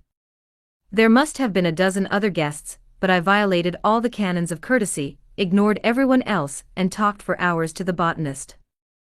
Midnight came. I said good night to everyone and departed. The botanist then turned to our host and paid me several flattering compliments. I was most stimulating. I was this and I was that, and he ended by saying I was a most interesting conversationalist. An interesting conversationalist. Why, I had said hardly anything at all. I couldn't have said anything if I had wanted to without changing the subject, for I didn't know any more about botany than I knew about the anatomy of a penguin. But I had done this, I had listened intently. I had listened because I was genuinely interested. And he felt it. Naturally, that pleased him. That kind of listening is one of the highest compliments we can pay anyone. Few human beings, wrote Jack Woodford in Strangers in Love, few human beings are proof against the implied flattery of rapt attention. I went even further than giving him rapt attention. I was hearty in my approbation and lavish in my praise. I told him that I had been immensely entertained and instructed, and I had. I told him I wished I had his knowledge, and I did. I told him that I should love to wander the fields with him, and I have. I told him I must see him again, and I did. And so I had him thinking of me as a good conversationalist when, in reality, I had been merely a good listener, and had encouraged him to talk. What is the secret, the mystery of a successful business interview? Well, according to former Harvard President Charles W. Eliot, there is no mystery about successful business intercourse. Exclusive attention to the person who is speaking to you is very important. Nothing else is so flattering as that. Eliot himself was a past master of the art of listening. Henry James, one of America's first great novelists, recalled, Dr. Eliot's listening was not mere silence but a form of activity. Sitting very erect on the end of his spine with hands joined in his lap, making no movement except that he revolved his thumbs around each other faster or slower, he faced his interlocutor, and seemed to be hearing with his eyes as well as his ears. He listened with his mind and attentively considered what you had to say while you said it. At the end of an interview, the person who had talked to him felt that he had had his say. Self-evident, isn't it? You don't have to study for 4 years in Harvard to discover that. Yet I know, and you know, department store owners who will rent expensive space, buy their goods economically, dress their windows appealingly, spend thousands of dollars in advertising, and then hire clerks who haven't the sense to be good listeners, clerks who interrupt customers, contradict them, irritate them, and all but drive them from the store. A department store in Chicago almost lost a regular customer who spent several $1,000s each year in that store because a sales clerk wouldn't listen. Mrs. Henrietta Douglas, who took our course in Chicago, had purchased a coat at a special sale. After she had brought it home, she noticed that there was a tear in the lining. She came back the next day and asked the sales clerk to exchange it. The clerk refused even to listen to her complaint. "You bought this at a special sale," she said. She pointed to a sign on the wall. "Read that," she exclaimed. "All sales are final. Once you bought it, you have to keep it. Sew up the lining yourself." "But this was damaged merchandise," Mrs. Douglas complained. "Makes no difference," the clerk interrupted. "Final's final." Mrs. Douglas was about to walk out indignantly, swearing never to return to that store ever, when she was greeted by the department manager, who knew her from her many years of patronage. Mrs. Douglas told her what had happened. The manager listened attentively to the whole story, examined the coat, and then said, "Special sales are final, so we can dispose of merchandise at the end of the season. But this no-return policy does not apply to damaged goods. We will certainly repair or replace the lining, or if you prefer, give you your money back." What a difference in treatment! If that manager had not come along and listened to the customer, a long-term patron of that store could have been lost forever. Listening is just as important in one's home life as in the world of business. Millie Esposito of Croton-on-Hudson, New York, made it her business to listen carefully when one of her children wanted to speak with her. One evening she was sitting in the kitchen with her son, Robert, and after a brief discussion of something that was on his mind, Robert said, "Mom, I know that you love me very much." Mrs. Esposito was touched and said, "Of course I love you very much. Did you doubt it?" Robert responded, "No, but I really know you love me because whenever I want to talk to you about something you stop whatever you are doing and listen to me." The chronic kicker, even the most violent critic, will frequently soften and be subdued in the presence of a patient, sympathetic listener, a listener who will be silent while the irate fault-finder dilates like a king cobra, and spews the poison out of his system. To illustrate, the New York Telephone Company discovered a few years ago that it had to deal with one of the most vicious customers who ever cursed a customer service representative. And he did curse. He raved. He threatened to tear the phone out by its roots. He refused to pay certain charges that he declared were false. He wrote letters to the newspapers. He filed innumerable complaints with the Public Service Commission, and he started several suits against the telephone company. At last, one of the company's most skillful troubleshooters was sent to interview this stormy petrel. This troubleshooter listened and let the cantankerous customer enjoy himself pouring out his tirade. The telephone representative listened and said yes and sympathized with his grievance. He raved on and I listened for nearly 3 hours, the troubleshooter said as he related his experiences before one of the author's classes. Then I went back and listened some more. I interviewed him 4 times, and before the 4th visit was over I had become a charter member of an organization he was starting. He called it the Telephone Subscribers Protective Association. I am still a member of this organization, and so far as I know, I'm the only member in the world today besides Mr. I listened and sympathized with him on every point that he had made during these interviews. He had never had a telephone representative talk with him that way before, and he became almost friendly. The point on which I went to see him was not even mentioned on the first visit, nor was it mentioned on the 2nd or 3rd, but upon the 4th interview, I closed the case completely. He paid all his bills in full, and for the first time in the history of his difficulties with the telephone company he voluntarily withdrew his complaints from the Public Service Commission.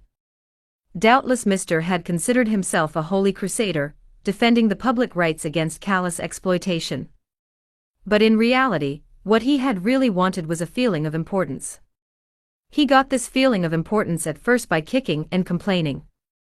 But as soon as he got his feeling of importance from a representative of the company, his imagined grievances vanished into thin air. One morning years ago, an angry customer stormed into the office of Julian F. Detmer, founder of the Detmer Woolen Company, which later became the world's largest distributor of woolens to the tailoring trade.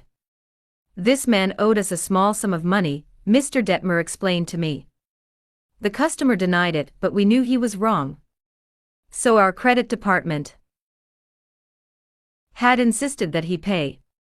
After getting a number of letters from our credit department, he packed his grip, made a trip to Chicago, and hurried into my office to inform me not only that he was not going to pay that bill, but that he was never going to buy another dollar's worth of goods from the Detmer Woolen Company. I listened patiently to all he had to say. I was tempted to interrupt, but I realized that would be bad policy. So I let him talk himself out. When he finally simmered down and got in a receptive mood, I said quietly, "I want to thank you for coming to Chicago to tell me about this. You have done me a great favor, for if our credit department has annoyed you, it may annoy other good customers, and that would be just too bad. Believe me, I am far more eager to hear this than you are to tell it." That was the last thing in the world he expected me to say. I think he was a trifle disappointed, because he had come to Chicago to tell me a thing or two, but here I was thanking him instead of scrapping with him. I assured him we would wipe the charge off the books and forget it, because he was a very careful man with only one account to look after, while our clerks had to look after thousands. Therefore, he was less likely to be wrong than we were. I told him that I understood exactly how he felt and that, if I were in his shoes, I should undoubtedly feel precisely as he did. Since he wasn't going to buy from us any more, I recommended some other woolen houses. In the past, we had usually lunched together when he came to Chicago, so I invited him to have lunch with me this day. He accepted reluctantly, but when we came back to the office he placed a larger order than ever before. He returned home in a softened mood, and wanting to be just as fair with us as we had been with him, looked over his bills, found one had been mislaid, and sent us a check with his apologies. Later, when his wife presented him with a baby boy, he gave his son the middle name of Detmer, and he remained a friend and customer of the house until his death 22 years afterwards. Years ago, a poor Dutch immigrant boy washed the windows of a bakery shop after school to help support his family.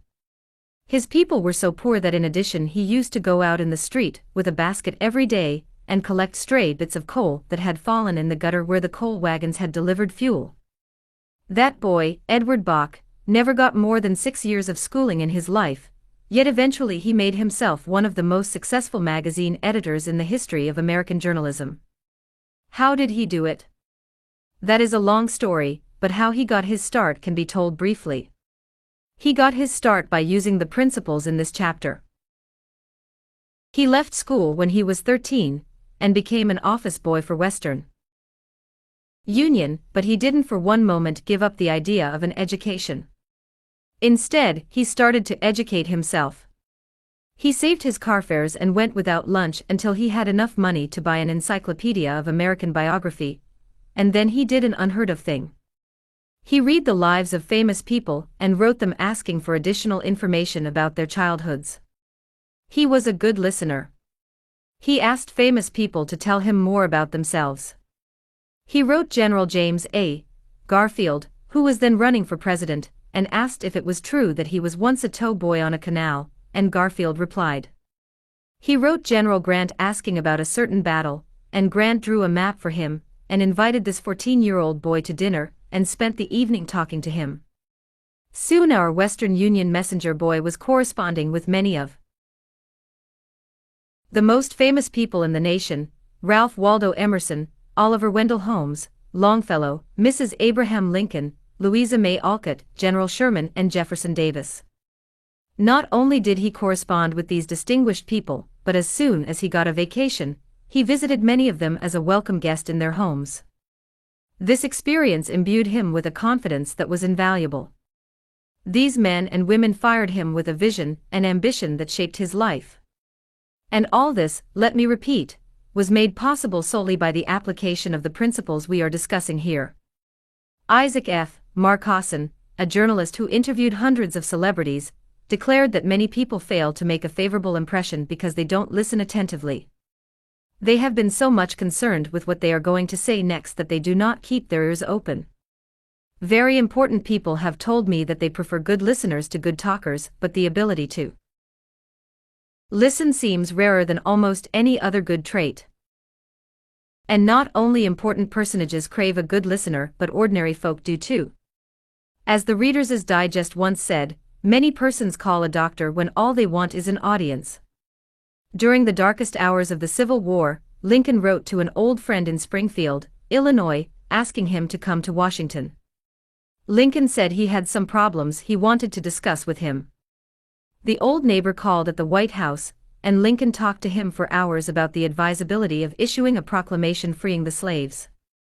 Lincoln went over all the arguments for and against such a move, and then read letters and newspaper articles, some denouncing him for not freeing the slaves and others denouncing him for fear he was going to free them. After talking for hours, Lincoln shook hands with his old neighbor, said good night, and sent him back to Illinois without even asking for his opinion. Lincoln had done all the talking himself. That seemed to clarify his mind.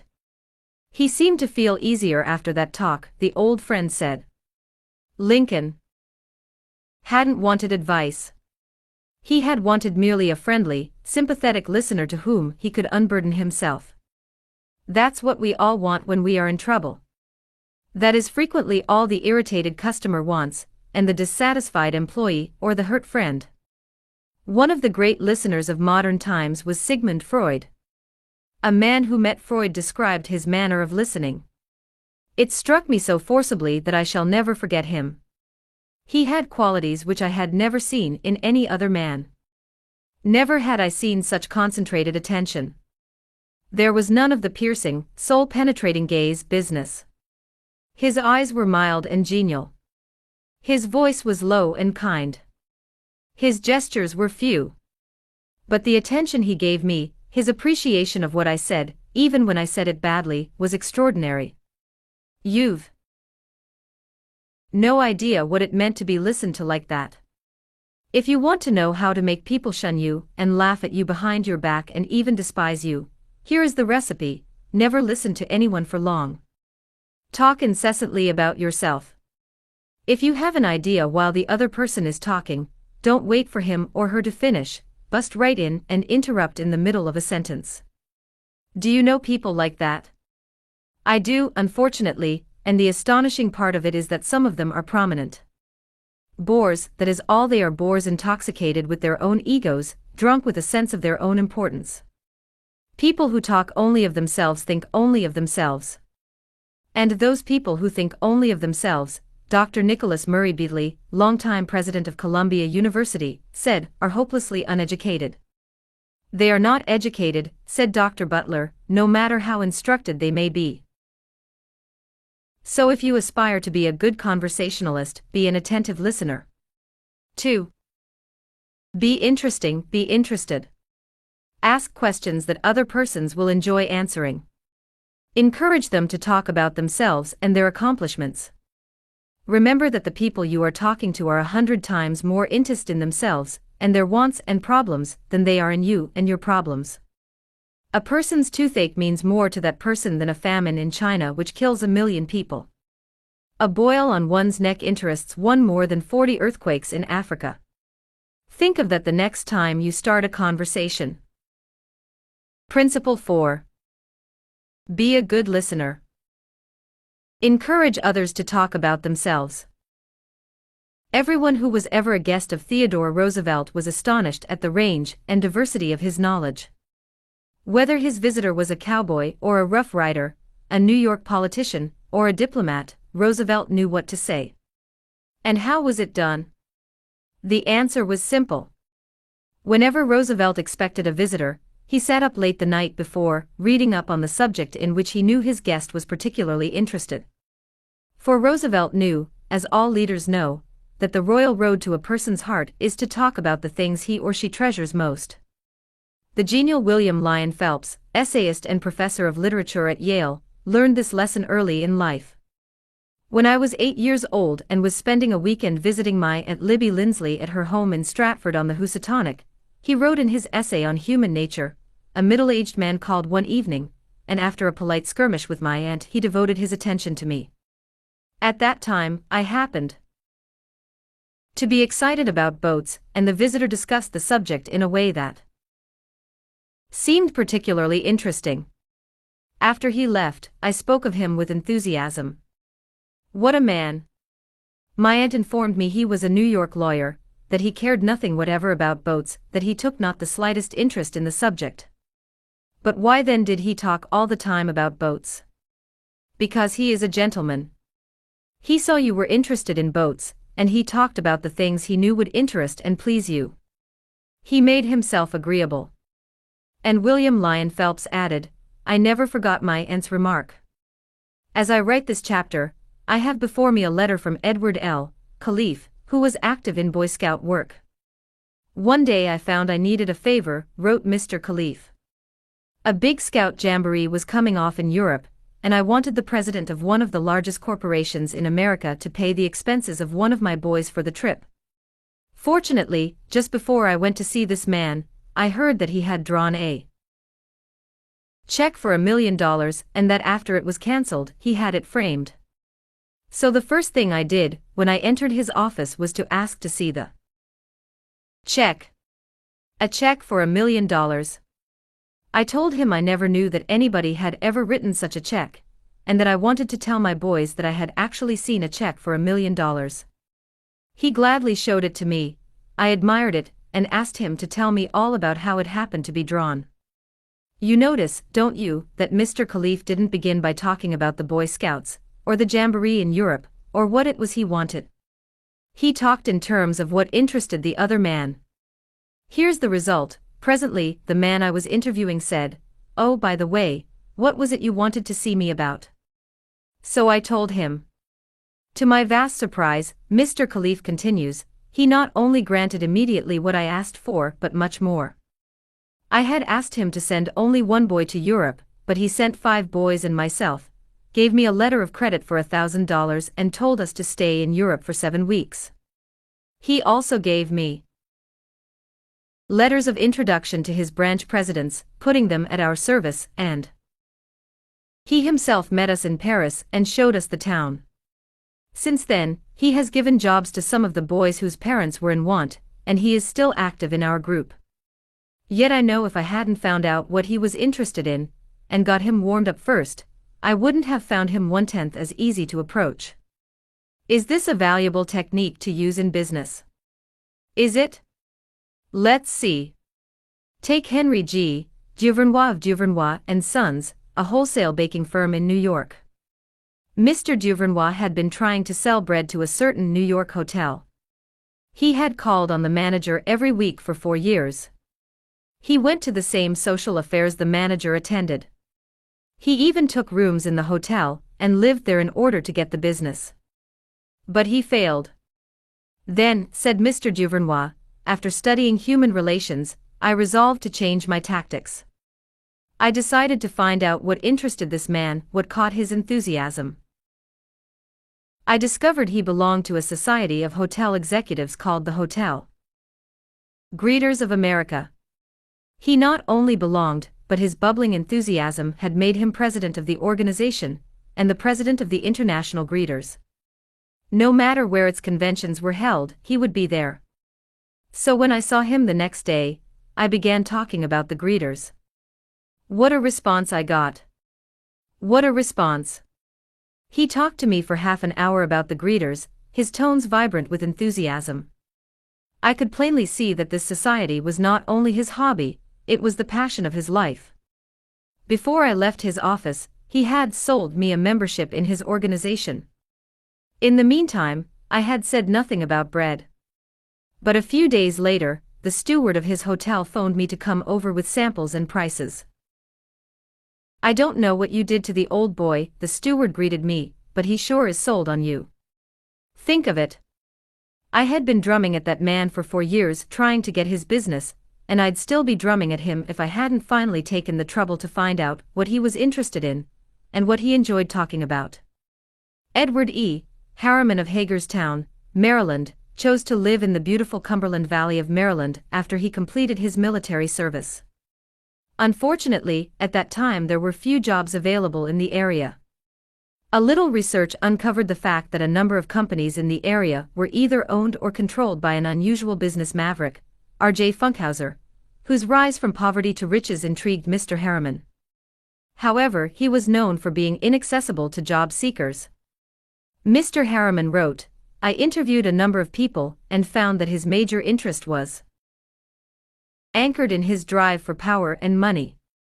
Since he protected himself from people like me by use of a dedicated and stern secretary, I studied her interests and goals, and only then I paid an unannounced visit at her office. She had been Mr. Funkhauser's orbiting satellite for about 15 years. When I told her I had a proposition for him which might translate itself into financial and political success for him, she became enthused. I also conversed with her about her constructive participation in his success. After this conversation, she arranged for me to meet Mr. Funkhauser. I entered his huge and impressive office determined not to ask directly for a job. He was seated behind a large carved desk and thundered at me, "How about it, young man?" I said, "Mr. Funkhauser, I believe I can make money for you." He immediately rose and invited me to sit in one of the large upholstered chairs. I enumerated my ideas and the qualifications I had to realize these ideas, as well as how they would contribute to his personal success and that of his businesses. RJ, as he became known to me, hired me at once, and for over 20 years I have grown in his enterprises, and we both have prospered. Talking in terms of the other person's interests pays off for both parties. Howard Z. Hersig, a leader in the field of employee communications, has always followed this principle. When asked what reward he got from it, Mr. Hersig responded that he not only received a different reward from each person, but that in general the reward had been an enlargement of his life each time he spoke to someone. Principle 5. Talk in terms of the other person's interests. I was waiting in line to register a letter in the post office at 33rd Street and 8th Avenue in New York. I noticed that the clerk appeared to be bored with the job weighing envelopes, handing out stamps, making change, issuing receipts, the same monotonous grind year after year. So I said to myself, I am going to try to make that clerk like me. Obviously, to make him like me, I must say something nice, not about myself but about him. So I asked myself, what is there about him that I can honestly admire? That is sometimes a hard question to answer, especially with strangers, but in this case, it happened to be easy. I instantly saw something I admired no end. So while he was weighing my envelope, I remarked with enthusiasm. I wish I had your head of hair. He looked up, half startled, his face beaming with smiles. Well, it isn't as good as it used to be, he said modestly. I assured him that although it might have lost some of its pristine glory, nevertheless it was still magnificent. He was immensely pleased. We carried on a pleasant little conversation, and the last thing he said to me was, "Many people have admired my hair. I'll bet that person went to lunch that day walking on air. I'll bet he went home that night and told his wife about it. I'll bet he looked in the mirror and said, 'It is a beautiful head of hair.'" I told this story once in public and a man asked me afterwards, "What did you want to get out of him?" What was I trying to get out of him?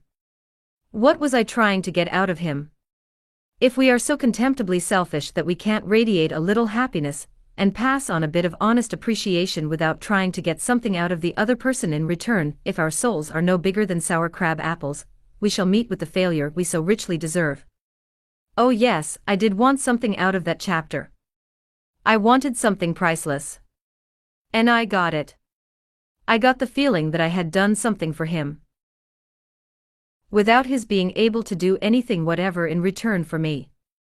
That is a feeling that flows and sings in your memory long after the incident is past. There is one all-important law of human conduct. If we obey that law, we shall almost never get into trouble. In fact, that law, if obeyed, will bring us countless friends and constant happiness. But the very instant we break the law, we shall get into endless trouble. The law is this: always make the other person feel important. John Dewey, as we have already noted, said that the desire to be important is the deepest urge in human nature, and William James said, the deepest principle in human nature is the craving to be appreciated. As I have already pointed out, it is this urge that differentiates us from the animals. It is this urge that has been responsible for civilization itself. Philosophers have been speculating on the rules of human relationships for thousands of years, and out of all that speculation, there has evolved only one important precept. It is not new. It is as old as history.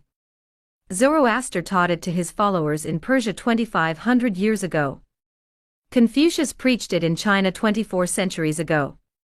Lao Tse, the founder of Taoism, taught it to his disciples in the valley of the Han. Buddha preached it on the bank of the holy Ganges 500 years before Christ. The sacred books of Hinduism taught it among the stony hills of Judea 19 centuries ago.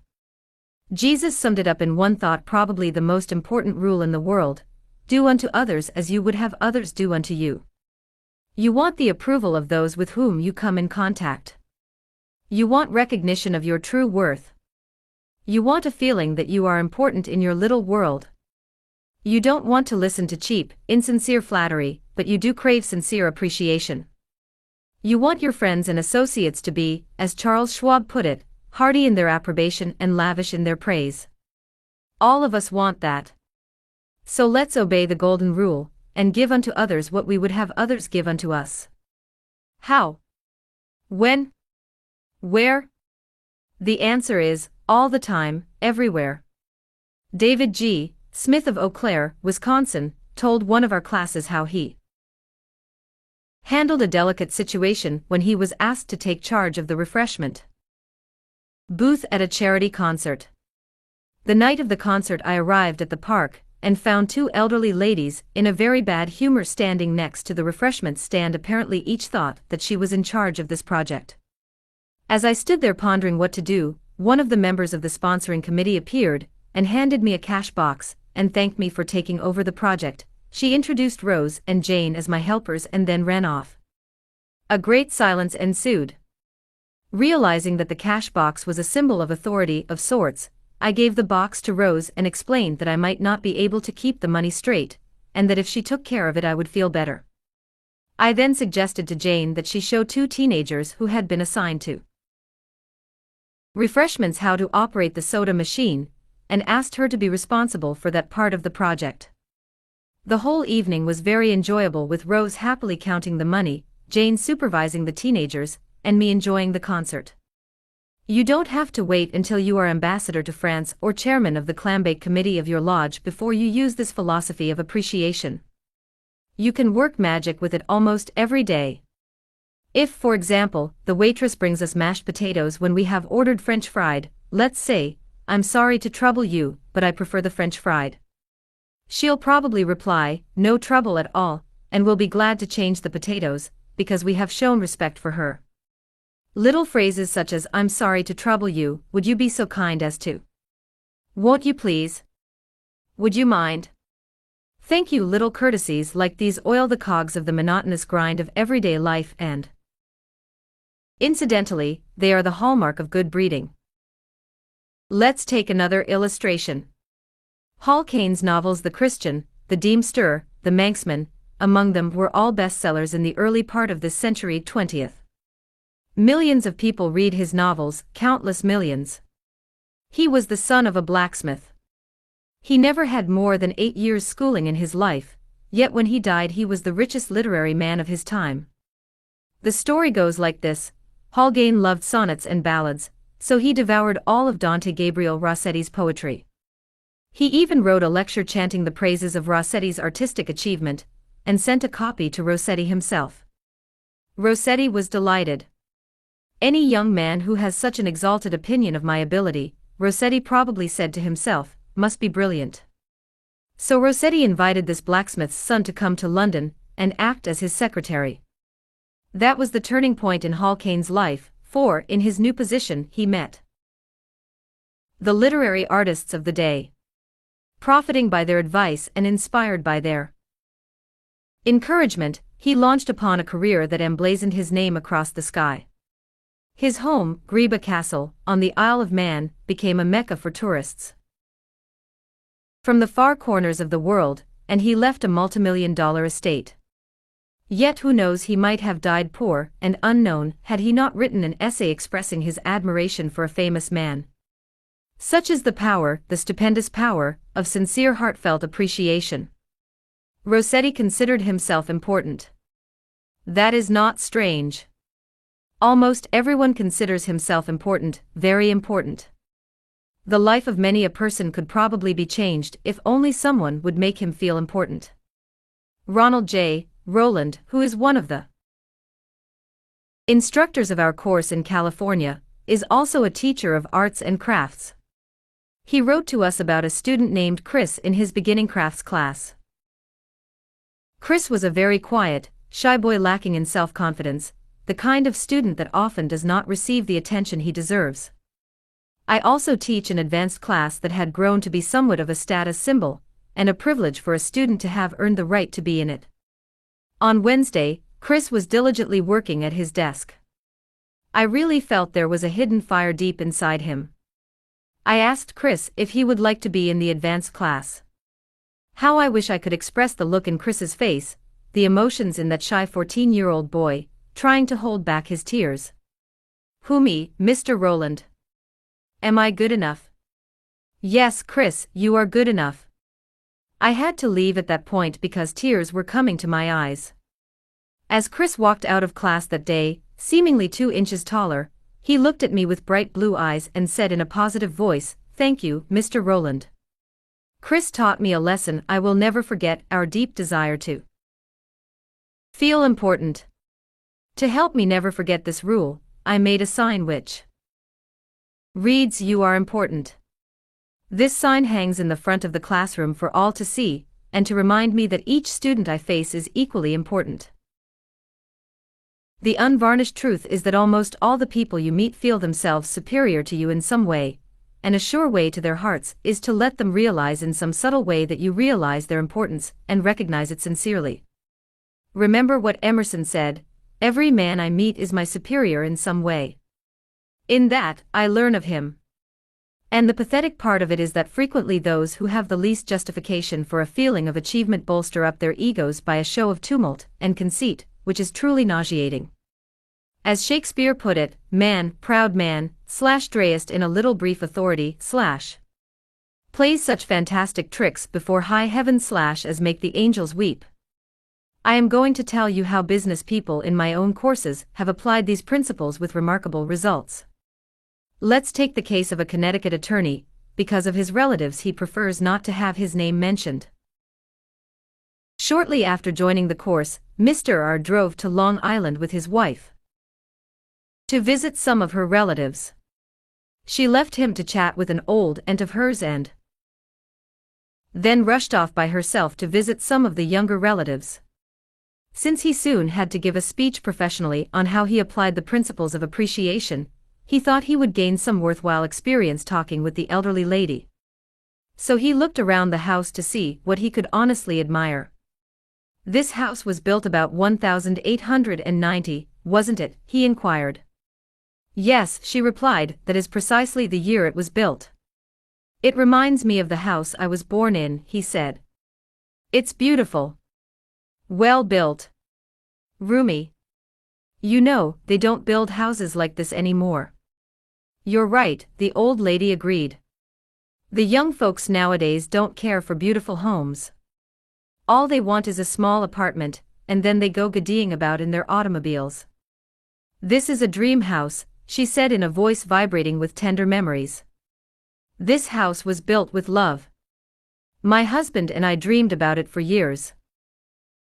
Before we built it, we didn't have an architect. We planned it all ourselves. She showed Mr. R about the house, and he expressed his hearty admiration for the beautiful treasures she had picked up in her travels and cherished over a lifetime: paisley shawls, an old English tea set, Wedgwood china, French beds and chairs, Italian paintings, and silk draperies that had once hung in a French chateau. After showing Mr. R through the house, she took him out to the garage. There, jacked up on blocks, was a Packard car in mint condition. My husband bought that car for me shortly before he passed on, she said softly. I have never ridden in it since his death. You appreciate nice things, and I'm going to give this car to you. Why, Auntie, he said, you overwhelm me. I appreciate your generosity, of course, but I couldn't possibly accept it. I'm not even a relative of yours. I have a new car, and you have many relatives that would like to have that Packard. Relatives, she exclaimed. Yes, I have relatives who are just waiting till I die so they can get that car. But they are not going to get it. If you don't want to give it to them, you can very easily sell it to a second-hand dealer, he told her. Sell it, she cried. Do you think I would sell this car? Do you think I could stand to see strangers riding up and down the street in that car that my husband bought for me? I wouldn't dream of selling it. I'm going to give it to you. You appreciate beautiful things. He tried to get out of accepting the car, but he couldn't without hurting her feelings. This lady, left all alone in a big house with her paisley shawls, her French antiques and her memories, was starving for a little recognition. She had once been young and beautiful and sought after. She had once built a house warm with love, and had collected things from all over Europe to make it beautiful. Now, in the isolated loneliness of old age, she craved a little human warmth, a little genuine appreciation, and no one gave it to her. And when she found it, like a spring in the desert, her gratitude couldn't adequately express itself with anything less than the gift of her cherished Packard. Let's take another case. Donald M. McMahon, who was superintendent of Lewis and Valentine, nurserymen and landscape architects in Rye, New York, related this incident. Shortly after I attended the talk on how to win friends and influence people, I was landscaping the estate of a famous attorney. The owner came out to give me a few instructions about where he wished to plant a mass of rhododendrons and azaleas. I said, Judge, you have a lovely hobby. I've been admiring your beautiful dogs. I understand you win a lot of blue ribbons every year at the show in Madison Square Garden. The effect of this little expression of appreciation was striking. Yes, the judge replied, I do have a lot of fun with my dogs. Would you like to see my kennel? He spent almost an hour showing me his dogs and the prizes they had won. He even brought out their pedigrees and explained about the bloodlines responsible for such beauty and intelligence. Finally, turning to me, he asked, Do you have any small children? Yes, I do, I replied, I have a son. Well, wouldn't he like a puppy? The judge inquired. Oh yes, he'd be tickled pink. All right, I'm going to give him one, the judge announced. He started to tell me how to feed the puppy. Then he paused. You'll forget it if I tell you. I'll write it out. So the judge went in the house, typed out the pedigree and feeding instructions, and gave me a puppy worth several $100 and 1 hour and 15 minutes of his valuable time, largely because I had expressed my honest admiration for his hobby and achievements. George Eastman, of Kodak fame, invented the transparent film that made motion pictures possible, amassed a fortune of $100 million, and made himself one of the most famous businessmen on earth. Yet in spite of all these tremendous accomplishments, he craved little recognitions, even as you and I. To illustrate, when Eastman was building the Eastman School of Music and also Kilbourne Hall in Rochester, James Adamson, then president of the Superior Seating Company of New York, wanted to get the order to supply the theater chairs for these buildings. Phoning the architect, Mr. Adamson made an appointment to see Mr. Eastman in Rochester. When Adamson arrived, the architect said, "I know you want to get this order, but I can tell you right now that you won't stand a ghost of a show if you take more than 5 minutes of George Eastman's time. He is a strict disciplinarian. He is very busy. So tell your story quickly and get out." Adamson was prepared to do just that. When he was ushered into the room, he saw Mr. Eastman bending over a pile of papers at his desk. Presently, Mr. Eastman looked up, removed his glasses, and walked toward the architect and Mr. Adamson, saying, "Good morning, gentlemen, what can I do for you?" The architect introduced them, and then Mr. Adamson said, "While we've been waiting for you, Mr. Eastman, I've been admiring your office. I wouldn't mind working in a room like this myself. I'm in the interior woodworking business, and I never saw a more beautiful office in all my life." George Eastman replied, "You remind me of something I had almost forgotten. It is beautiful, isn't it? I enjoyed it a great deal when it was first built. But I come down here now with a lot of other things on my mind and sometimes don't even see the room for weeks at a time." Adamson walked over and rubbed his hand across a panel. "This is English oak, isn't it? A little different texture from the Italian oak." "Yes," Eastman replied. "Imported English oak. It was selected for me by a friend who specializes in fine woods." Then Eastman showed him about the room, commenting on the proportions, the coloring, the hand carving and other effects he had helped to plan and execute. While drifting about the room, admiring the woodwork, they paused before a window, and George Eastman, in his modest, soft-spoken way, pointed out some of the institutions through which he was trying to help humanity: the University of Rochester, the General Hospital, the Homeopathic Hospital, the Friendly Home, the Children's Hospital. Mr. Adamson congratulated him warmly on the idealistic way he was using his wealth to alleviate the sufferings of humanity. Presently, George Eastman unlocked a glass case and pulled out the first camera he had ever owned, an invention he had bought from an Englishman. Adamson questioned him at length about his early struggles to get started in business, and Mr. Eastman spoke with real feeling about the poverty of his childhood, telling how his widowed mother had kept a boarding house while he clerked in an insurance office. The terror of poverty haunted him day and night, and he resolved to make enough money so that his mother wouldn't have to work. Mr. Adamson drew him out with further questions and listened, absorbed, while he related the story of his experiments with dry photographic plates. He told how he had worked in an office all day, and sometimes experimented all night, taking only brief naps while the chemicals were working, sometimes working and sleeping in his clothes for 72 hours at a stretch. James Adamson had been ushered into Eastman's office at 10:15, and had been warned that he must not take more than 5 minutes, but an hour had passed, then 2 hours passed. And they were still talking. Finally, George Eastman turned to Adamson and said, "The last time I was in Japan I bought some chairs, brought them home, and put them in my son's porch.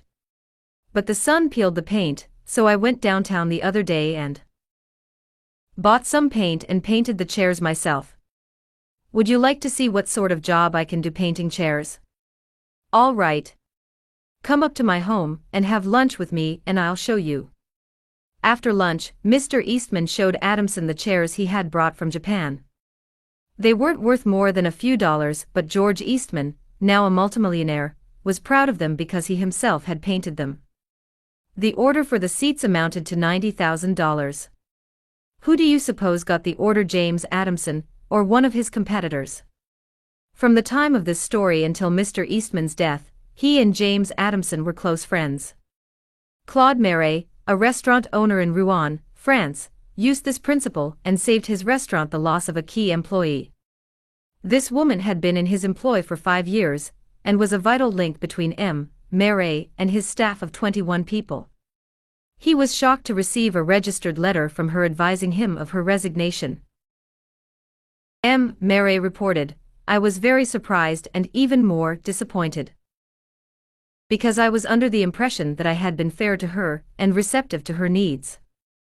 Inasmuch as she was a friend as well as an employee, I probably had taken her too much for granted and maybe was even more demanding of her than of other employees. I could not, of course, accept this resignation without some explanation. I took her aside and said, 'Paulette, you must understand that I cannot accept your resignation. You mean a great deal to me and to this company, and you are as important to the success of this restaurant as I am.' I repeated this in front of the entire staff, and I invited her to my home and reiterated my confidence in her. With my family present, Paulette withdrew her resignation, and today I can rely on her as never before. I frequently reinforce this by expressing my appreciation for what she does and showing her how important she is to me and to the restaurant." "Talk to people about themselves," said Disraeli, one of the shrewdest men who ever ruled the British Empire. "Talk to people about themselves and they will listen for hours." Principle 6. Make the other person feel important and do it sincerely. In a nutshell, 6 ways to make people like you. Principle 1. Become genuinely interested in other people. Principle 2. Smile. Principle 3. Remember that a person's name is to that person the sweetest and most important sound in any language. Principle 4. Be a good listener. Encourage others to talk about themselves.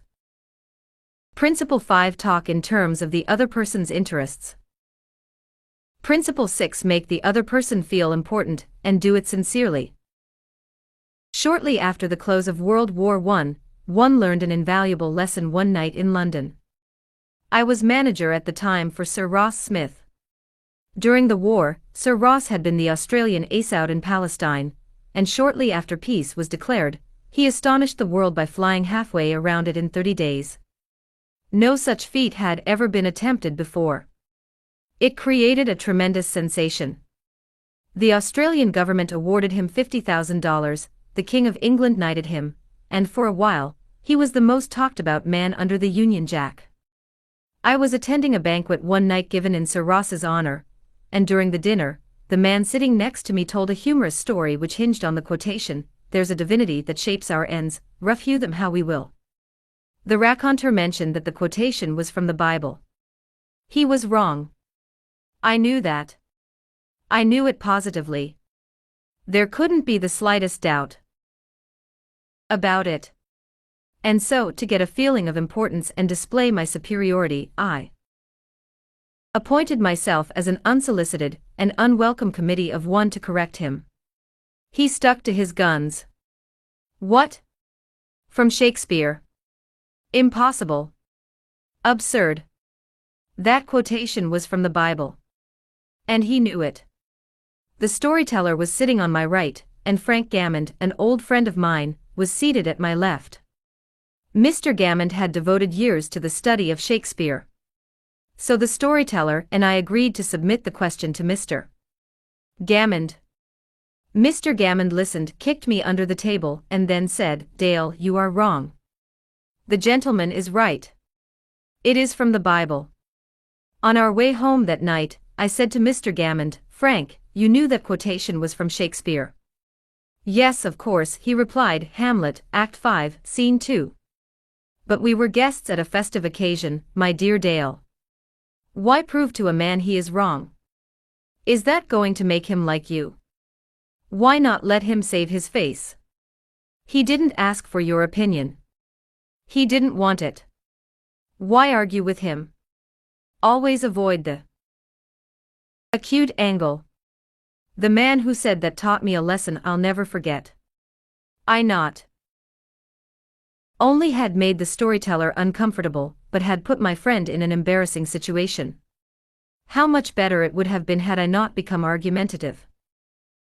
It was a sorely needed lesson because I had been an inveterate arguer. During my youth, I had argued with my brother about everything under the Milky Way. When I went to college, I studied logic and argumentation, and went in for debating contests. Talk about being from Missouri, I was born there. I had to be shown.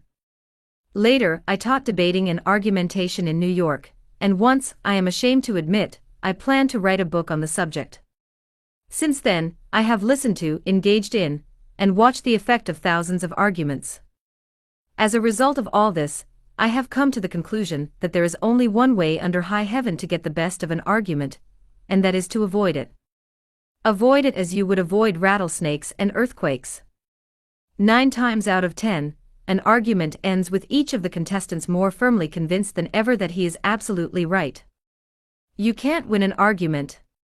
You can't, because if you lose it, and if you win it, you lose it. Why? Well, suppose you triumph over the other man and shoot his argument full of holes and prove that he is non compos mentis. Then what? You will feel fine. But what about him? You have made him feel inferior. You have hurt his pride. He will resent your triumph. And a man convinced against his will is of the same opinion still. Years ago, Patrick J. O'Hare joined one of my classes. He had had little education, and how he loved a scrap. He had once been a chauffeur, and he came to me because he had been trying, without much success, to sell trucks. A little questioning brought out the fact that he was continually scrapping with and antagonizing the very people he was trying to do business with. If a prospect said anything derogatory about the trucks he was selling, Pat so read, and was right at the customer's throat. Pat won a lot of arguments in those days. As he said to me afterward, I often walked out of an office saying, I told that bird something. Sure, I had told him something, but I hadn't sold him anything. My first problem was not to teach Patrick J. O'Hare to talk. My immediate task was to train him to refrain from talking, and to avoid verbal fights. Mr. O'Hare became one of the star salesmen for the White Motor Company in New York. How did he do it? Here is his story in his own words. If I walk into a buyer's office now and he says, "What? A white truck? They're no good. I wouldn't take one if you gave it to me. I'm going to buy the Who's It truck," I say, "The Who's It is a good truck. If you buy the Who's It, you'll never make a mistake. The Who's Its are made by a fine company and sold by good people." He is speechless then. There is no room for an argument. If he says the Who's It is best and I say sure it is, he has to stop. He can't keep on all afternoon saying, it's the best, when I'm agreeing with him. We then get off the subject of Who's It, and I begin to talk about the good points of the white truck. There was a time when a remark like his first one would have made me see scarlet and red and orange. I would start arguing against the Who's It, and the more I argued against it, the more my prospect argued in favor of it, and the more he argued, the more he sold himself on my competitor's product. As I look back now, I wonder how I was ever able to sell anything. I lost years of my life in scrapping and arguing. I keep my mouth shut now. It pays. As wise old Ben Franklin used to say, if you argue and rankle and contradict, you may achieve a victory sometimes, but it will be an empty victory because you will never get your opponent's goodwill. So figure it out for yourself. Which would you rather have, an academic, theatrical victory or a person's goodwill? You can seldom have both. The Boston Transcript once printed this bit of significant doggerel. Here lies the body of William J., who died maintaining his right of way. He was right, dead right, as he sped along, but he's just as dead as if he were wrong. You may be right, dead right, as you speed along in your argument, but as far as changing another's mind is concerned, you will probably be just as futile as if you were wrong. Frederick S. Parsons, an income tax consultant, had been disputing and wrangling for an hour with a government tax inspector. An item of $9,000 was at stake.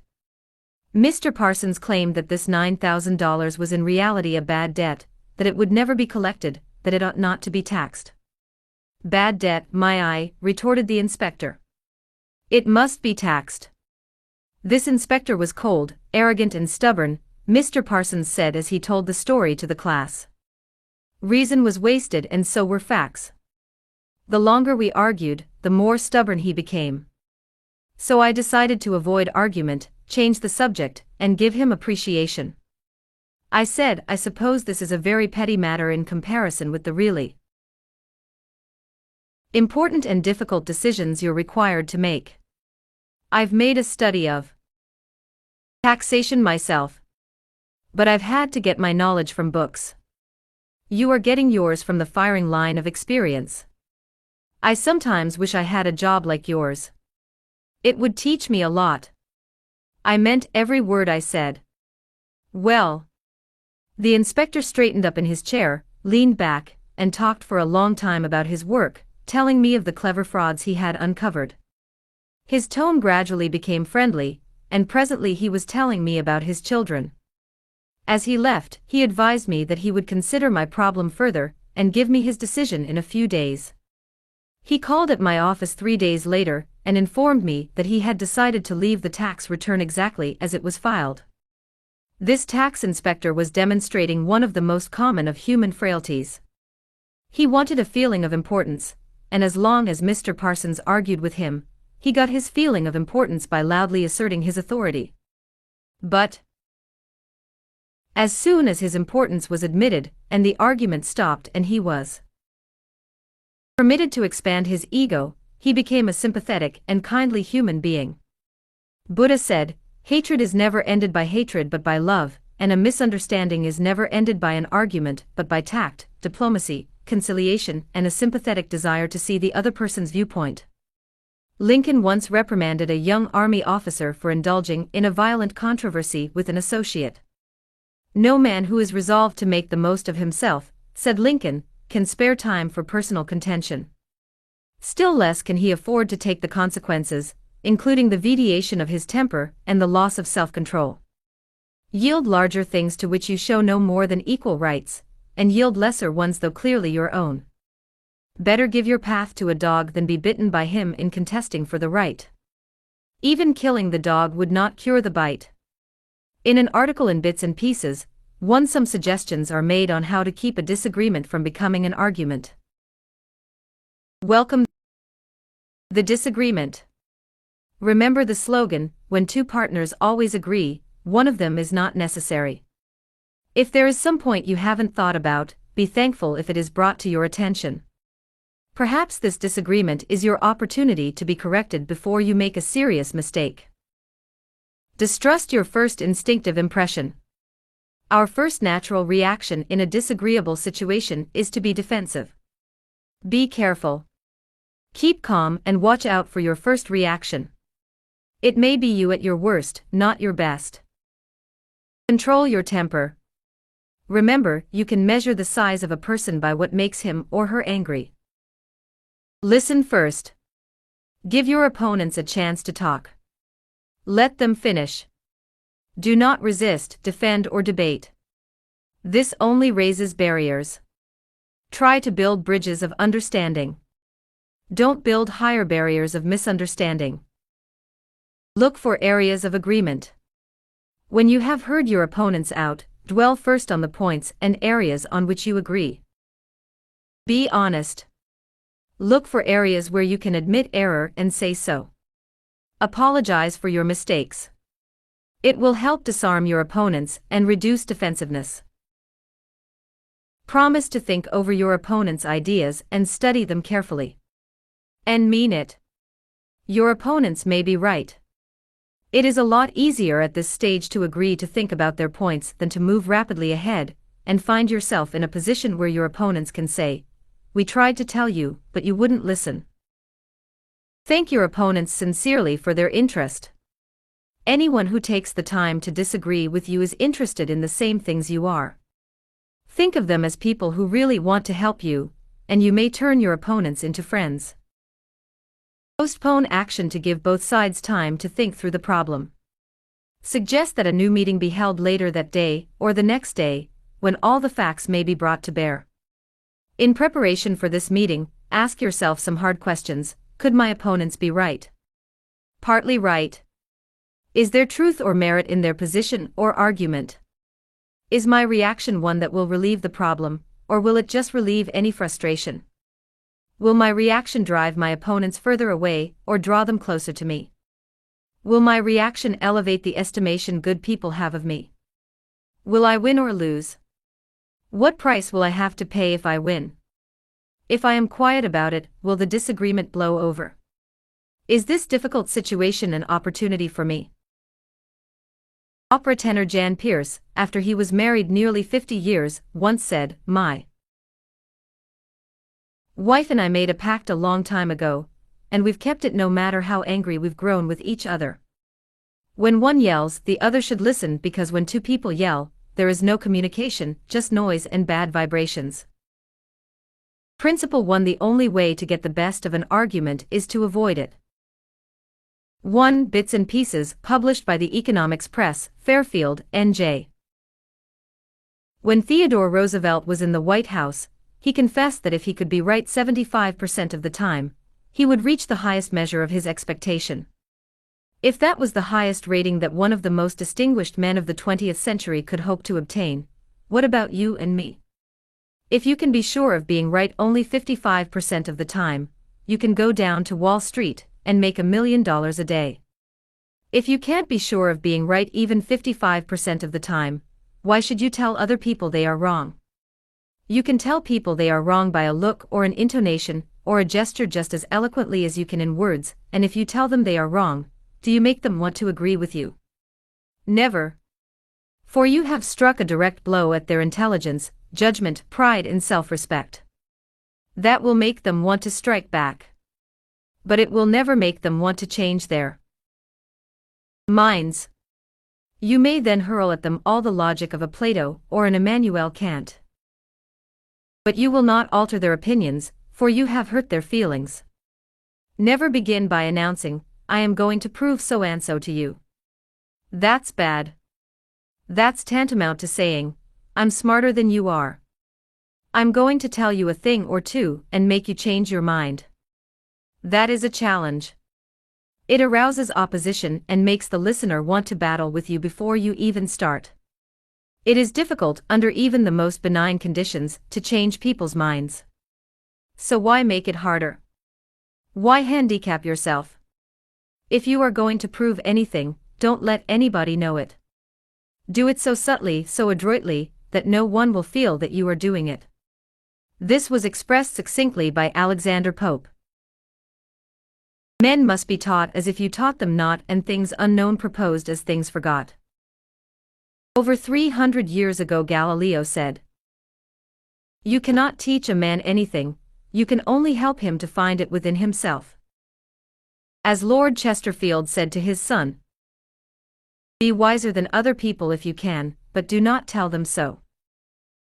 Socrates said repeatedly to his followers in Athens, "One thing only I know, and that is that I know nothing." Well, I can't hope to be any smarter than Socrates, so I have quit telling people they are wrong. And I find that it pays. If a person makes a statement that you think is wrong, yes, even that you know is wrong, isn't it better to begin by saying, "Well, now, look. I thought otherwise, but I may be wrong. I frequently am. And if I am wrong, I want to be put right. Let's examine the facts." There's magic, positive magic, in such phrases as, "I may be wrong, I frequently am." Let's examine the facts. Nobody in the heavens above or on the earth beneath, or in the waters under the earth will ever object to your saying, "I may be wrong." Let's examine the facts. One of our class members who used this approach in dealing with customers was Harold Reinke, a Dodge dealer in Billings, Montana. He reported that because of the pressures of the automobile business, he was often hard-boiled and callous when dealing with customers' complaints. This caused flared tempers, loss of business, and general unpleasantness. He told his class, recognizing that this was getting me nowhere fast, I tried a new tack. I would say something like this: our dealership has made so many mistakes that I am frequently ashamed. We may have erred in your case. Tell me about it. This approach becomes quite disarming, and by the time the customer releases his feelings, he is usually much more reasonable when it comes to settling the matter. In fact, several customers have thanked me for having such an understanding attitude. And 2 of them have even brought in friends to buy new cars. In this highly competitive market, we need more of this type of customer, and I believe that showing respect for all customers' opinions and treating them diplomatically and courteously will help beat the competition. You will never get into trouble by admitting that you may be wrong. That will stop all argument and inspire your opponent to be just as fair and open and broad-minded as you are. It will make him want to admit that he, too, may be wrong. If you know positively that a person is wrong, and you bluntly tell him or her so, what happens? Let me illustrate. Mr. S., a young New York attorney, once argued a rather important case before the United States Supreme Court, Lustgarten v. Fleet Corporation 280 U.S. 320. The case involved a considerable sum of money and an important question of law. During the argument, one of the Supreme Court justices said to him, "The statute of limitations in admiralty law is 6 years, is it not?" Mr. S. stopped, stared at the justice for a moment, and then said bluntly, "Your Honor, there is no statute of limitations in admiralty." A hush fell on the court, said Mr. S. as he related his experience to one of the author's classes, and the temperature in the room seemed to drop to 0. I was right. Justice was wrong. And I had told him so. But did that make him friendly? No, I still believe that I had the law on my side. And I know that I spoke better than I ever spoke before. But I didn't persuade. I made the enormous blunder of telling a very learned and famous man that he was wrong. Few people are logical. Most of us are prejudiced and biased. Most of us are blighted with preconceived notions, with jealousy, suspicion, fear, envy, and pride. And most citizens don't want to change their minds about their religion, or their haircut, or communism, or their favorite movie star. So if you are inclined to tell people they are wrong, please read the following paragraph every morning. Before breakfast. It is from James Harvey Robinson's enlightening book, The Mind in the Making.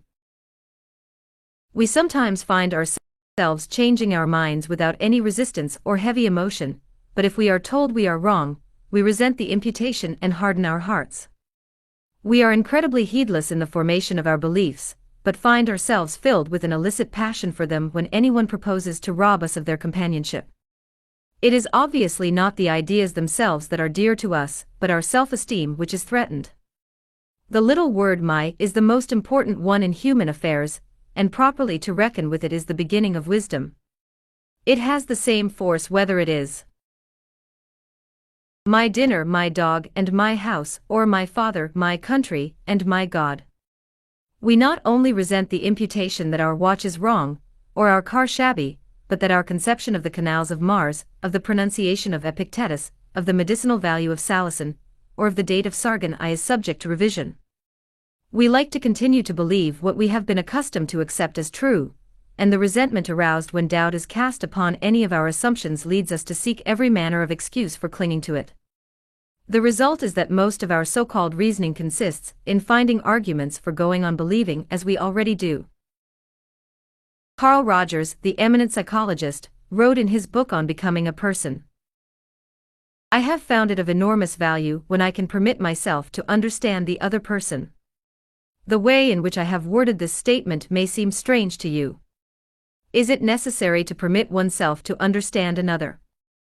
I think it is. Our first reaction to most of the statements, which we hear from other people, is an evaluation or judgment, rather than an understanding of it. When someone expresses some feeling, attitude or belief, our tendency is almost immediately to feel that's right, or that's stupid, that's abnormal, that's unreasonable, that's incorrect, that's not nice. Very rarely do we permit ourselves to understand precisely what the meaning of the statement is to the other person. 1. I once employed an interior decorator to make some draperies for my home. When the bill arrived, I was dismayed. A few days later, a friend dropped in and looked at the draperies. The price was mentioned and she exclaimed with a note of triumph, "What? That's awful. I am afraid he put one over on you." True? Yes, she had told the truth, but few people like to listen to truths that reflect on their judgment. So, being human, I tried to defend myself. I pointed out that the best is eventually the cheapest, that one can't expect to get quality and artistic taste at bargain basement prices, and so on and on. The next day another friend dropped in, admired the draperies, bubbled over with enthusiasm, and expressed a wish that she could afford such exquisite creations for her home. My reaction was totally different. "Well, to tell the truth," I said, "I can't afford them myself. I paid too much. I'm sorry I ordered them." When we are wrong, we may admit it to ourselves. And if we are handled gently and tactfully, we may admit it to others and even take pride in our frankness and broad-mindedness. But not if someone else is trying to ram the unpalatable fact down our esophagus. Horace Greeley, the most famous editor in America during the time of the Civil War, disagreed violently with Lincoln's policies. He believed that he could drive Lincoln into agreeing with him by a campaign of argument, ridicule, and abuse. He waged this bitter campaign month after month, year after year. In fact, he wrote a brutal, bitter, sarcastic and personal attack on President Lincoln the night Booth shot him. But did all this bitterness make Lincoln agree with Greeley? Not at all. Ridicule and abuse never do. If you want some excellent suggestions about dealing with people and managing yourself and improving your personality, read Benjamin Franklin's autobiography, one of the most fascinating life stories ever written, one of the classics of American literature. Ben Franklin tells how he conquered the iniquitous habit of argument and transformed himself into one of the most able, suave and diplomatic men in American history. One day, when Ben Franklin was a blundering youth, an old Quaker friend took him aside and lashed him with a few stinging truths, something like this. "Ben, you are impossible. Your opinions have a slap in them for everyone who differs with you. They have become so offensive that nobody cares for them. Your friends find they enjoy themselves better when you are not around. You know so much that no man can tell you anything. Indeed, no man is going to try, for the effort would lead only to discomfort and hard work. So you are not likely ever to know any more than you do now, which is very little." One of the finest things I know about Ben Franklin is the way he accepted that smarting rebuke. He was big enough and wise enough to realize that it was true, to sense that he was headed for failure and social disaster. So he made a right-about face. He began immediately to change his insolent, opinionated ways. "I made it a rule," said Franklin, "to forbear all direct contradiction to the sentiment of others, and all positive assertion of my own. I even forbade myself the use of every word or expression in the language that imported a fixed opinion, such as certainly, undoubtedly, etc., and I adopted, instead of them, I conceive, I apprehend, or I imagine a thing to be so, or it so appears to me at present." When another asserted something that I thought an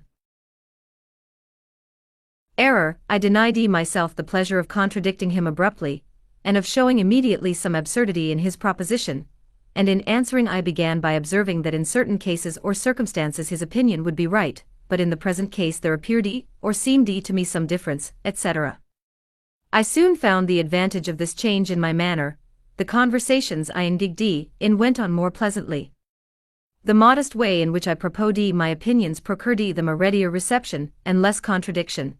I had less mortification when I was found to be in the wrong, and I more easily prevailed with others to give up their mistakes and join with me when I happened to be in the right.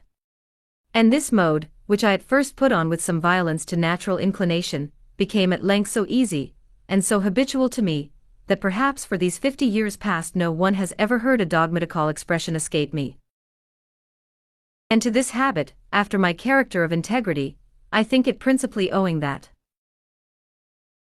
I had earned so much weight with my fellow citizens when I proposed new institutions, or alterations in the old, and so much influence in public councils when I became a member, for I was but a bad speaker, never eloquent, subject to much hesitation in my choice of words, hardly correct in language, and yet I generally carried my points. How do Ben Franklin's methods work in business? Let's take 2 examples. Catherine A. Allred of Kings Mountain, North Carolina, is an industrial engineering supervisor for a yarn processing plant. She told one of our classes how she handled a sensitive problem before and after taking our training. Part of my responsibility, she reported, deals with setting up and maintaining incentive systems and standards for our operators so they can make more money by producing more yarn. The system we were using had worked fine when we had only 2 or 3 different types of yarn, but recently we had expanded our inventory and capabilities to enable us to run more than 12 different varieties.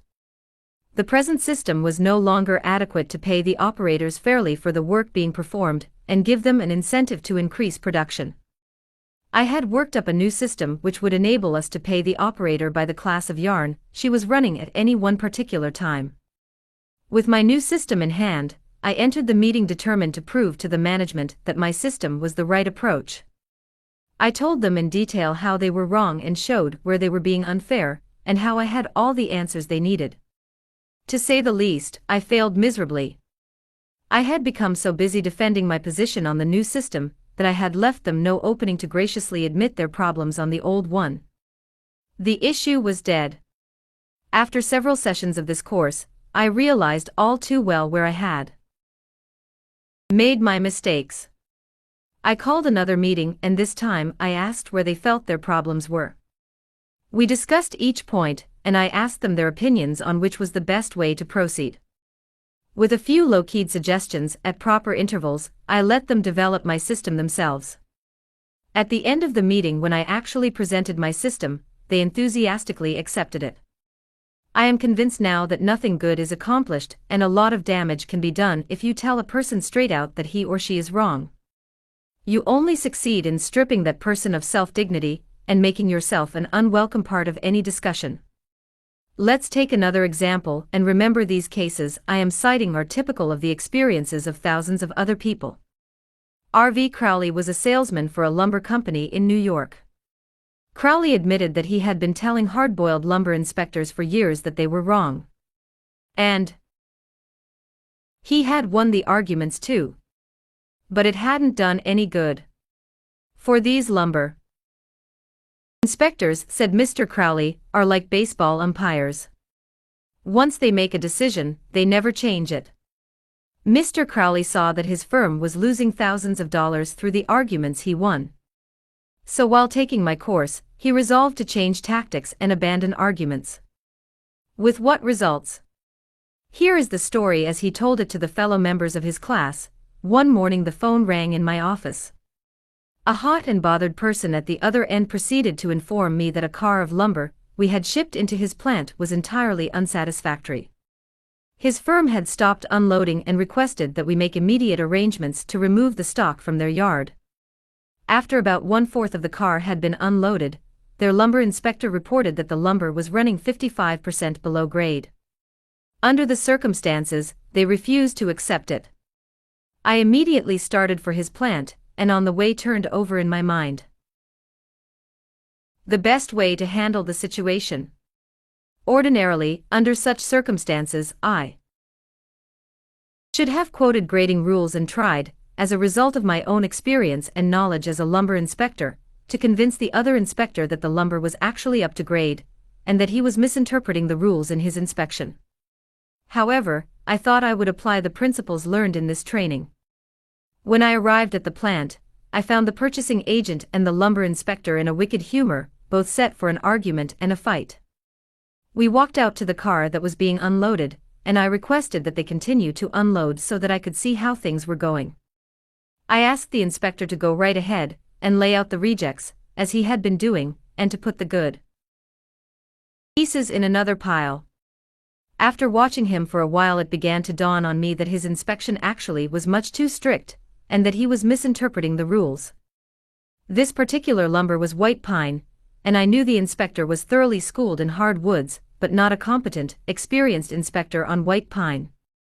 White pine happened to be my own strong suit, but did I offer any objection to the way he was grading the lumber? None whatever. I kept on watching and gradually began to ask questions as to why certain pieces were not satisfactory. I didn't for one instant insinuate that the inspector was wrong. I emphasized that my only reason for asking was in order that we could give his firm exactly what they wanted in future shipments. By asking questions in a very friendly, cooperative spirit, and insisting continually that they were right in laying out boards not satisfactory to their purpose, I got him warmed up, and the strained relations between us began to thaw and melt away. An occasional carefully put remark on my part gave birth to the idea, in his mind, that possibly some of these rejected pieces were actually within the grade that they had bought, and that their requirements demanded a more expensive grade. I was very careful, however, not to let him think I was making an issue of this point. Gradually his whole attitude changed.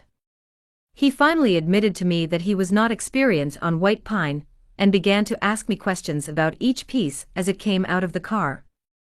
I would explain why such a piece came within the grade specified, but kept on insisting that we did not want him to take it if it was unsuitable for their purpose. He finally got to the point where he felt guilty every time he put a piece in the rejected pile. And at last he saw that the mistake was on their part for not having specified as good a grade as they needed. The ultimate outcome was that he went through the entire carload again. After I left, accepted the whole lot, and we received a check in full.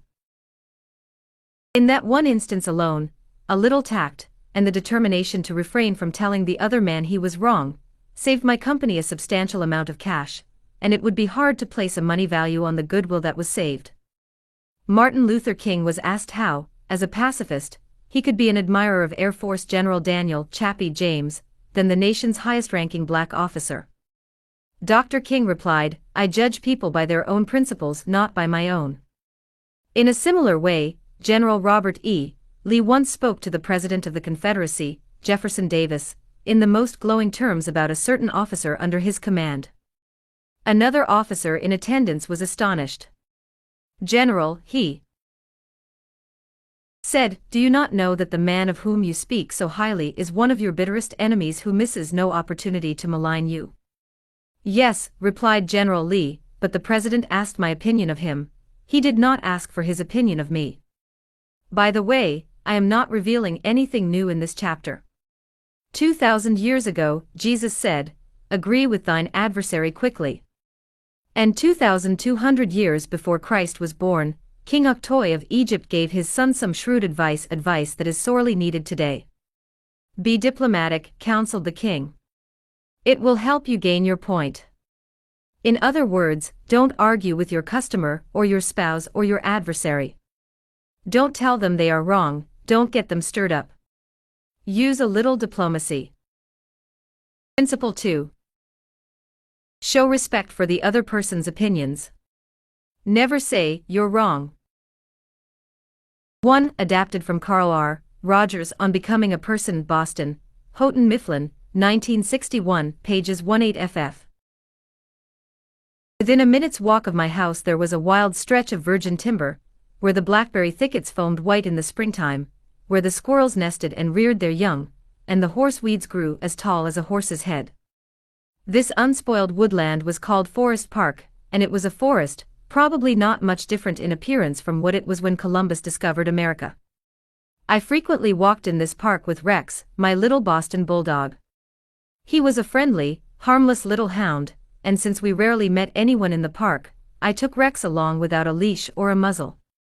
One day we encountered a mounted policeman in the park, a policeman itching to show his authority. "What do you mean by letting that dog run loose in the park without a muzzle and leash?" he reprimanded me. "Don't you know it's against the law?" "Yes, I know it is," I replied softly, but I didn't think he would do any harm out here.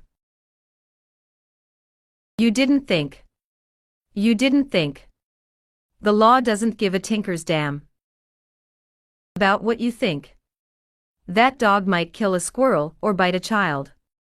Now, I'm going to let you off this time, but if I catch this dog out here again without a muzzle and a leash, you'll have to tell it to the judge. I meekly promised to obey. And I did obey for a few times. But Rex didn't like the muzzle, and neither did I, so we decided to take a chance. Everything was lovely for a while, and then we struck a snag. Rex and I raced over the brow of a hill one afternoon, and there, suddenly to my dismay, I saw the majesty of the law, astride a bay horse. Rex was out in front, heading straight for the officer. I was in for it. I knew it. So I didn't wait until the policeman started talking. I beat him to it. I said, "Officer, you've caught me red-handed. I'm guilty. I have no alibis, no excuses. You warned me last week that if I brought the dog out here again without a muzzle you would fine me." "Well, now," the policeman responded in a soft tone. "I know it's a temptation to let a little dog like that have a run out here when nobody is around." "Sure, it's a temptation," I replied, "but it is against the law." "Well, a little dog like that isn't going to harm anybody," the policeman remonstrated. "No, but he may kill squirrels," I said. "Well now, I think you are taking this a bit too seriously," he told me. "I'll tell you what you do. You just let him run over the hill there where I can't see him, and we'll forget all about it." That policeman, being human, wanted a feeling of importance, so when I began to condemn myself, the only way he could nourish his self-esteem was to take the magnanimous attitude of showing mercy. But suppose I had tried to defend myself well, did you ever argue with a policeman? But instead of breaking lances with him, I admitted that he was absolutely right, and I was absolutely wrong. I admitted it quickly, openly, and with enthusiasm.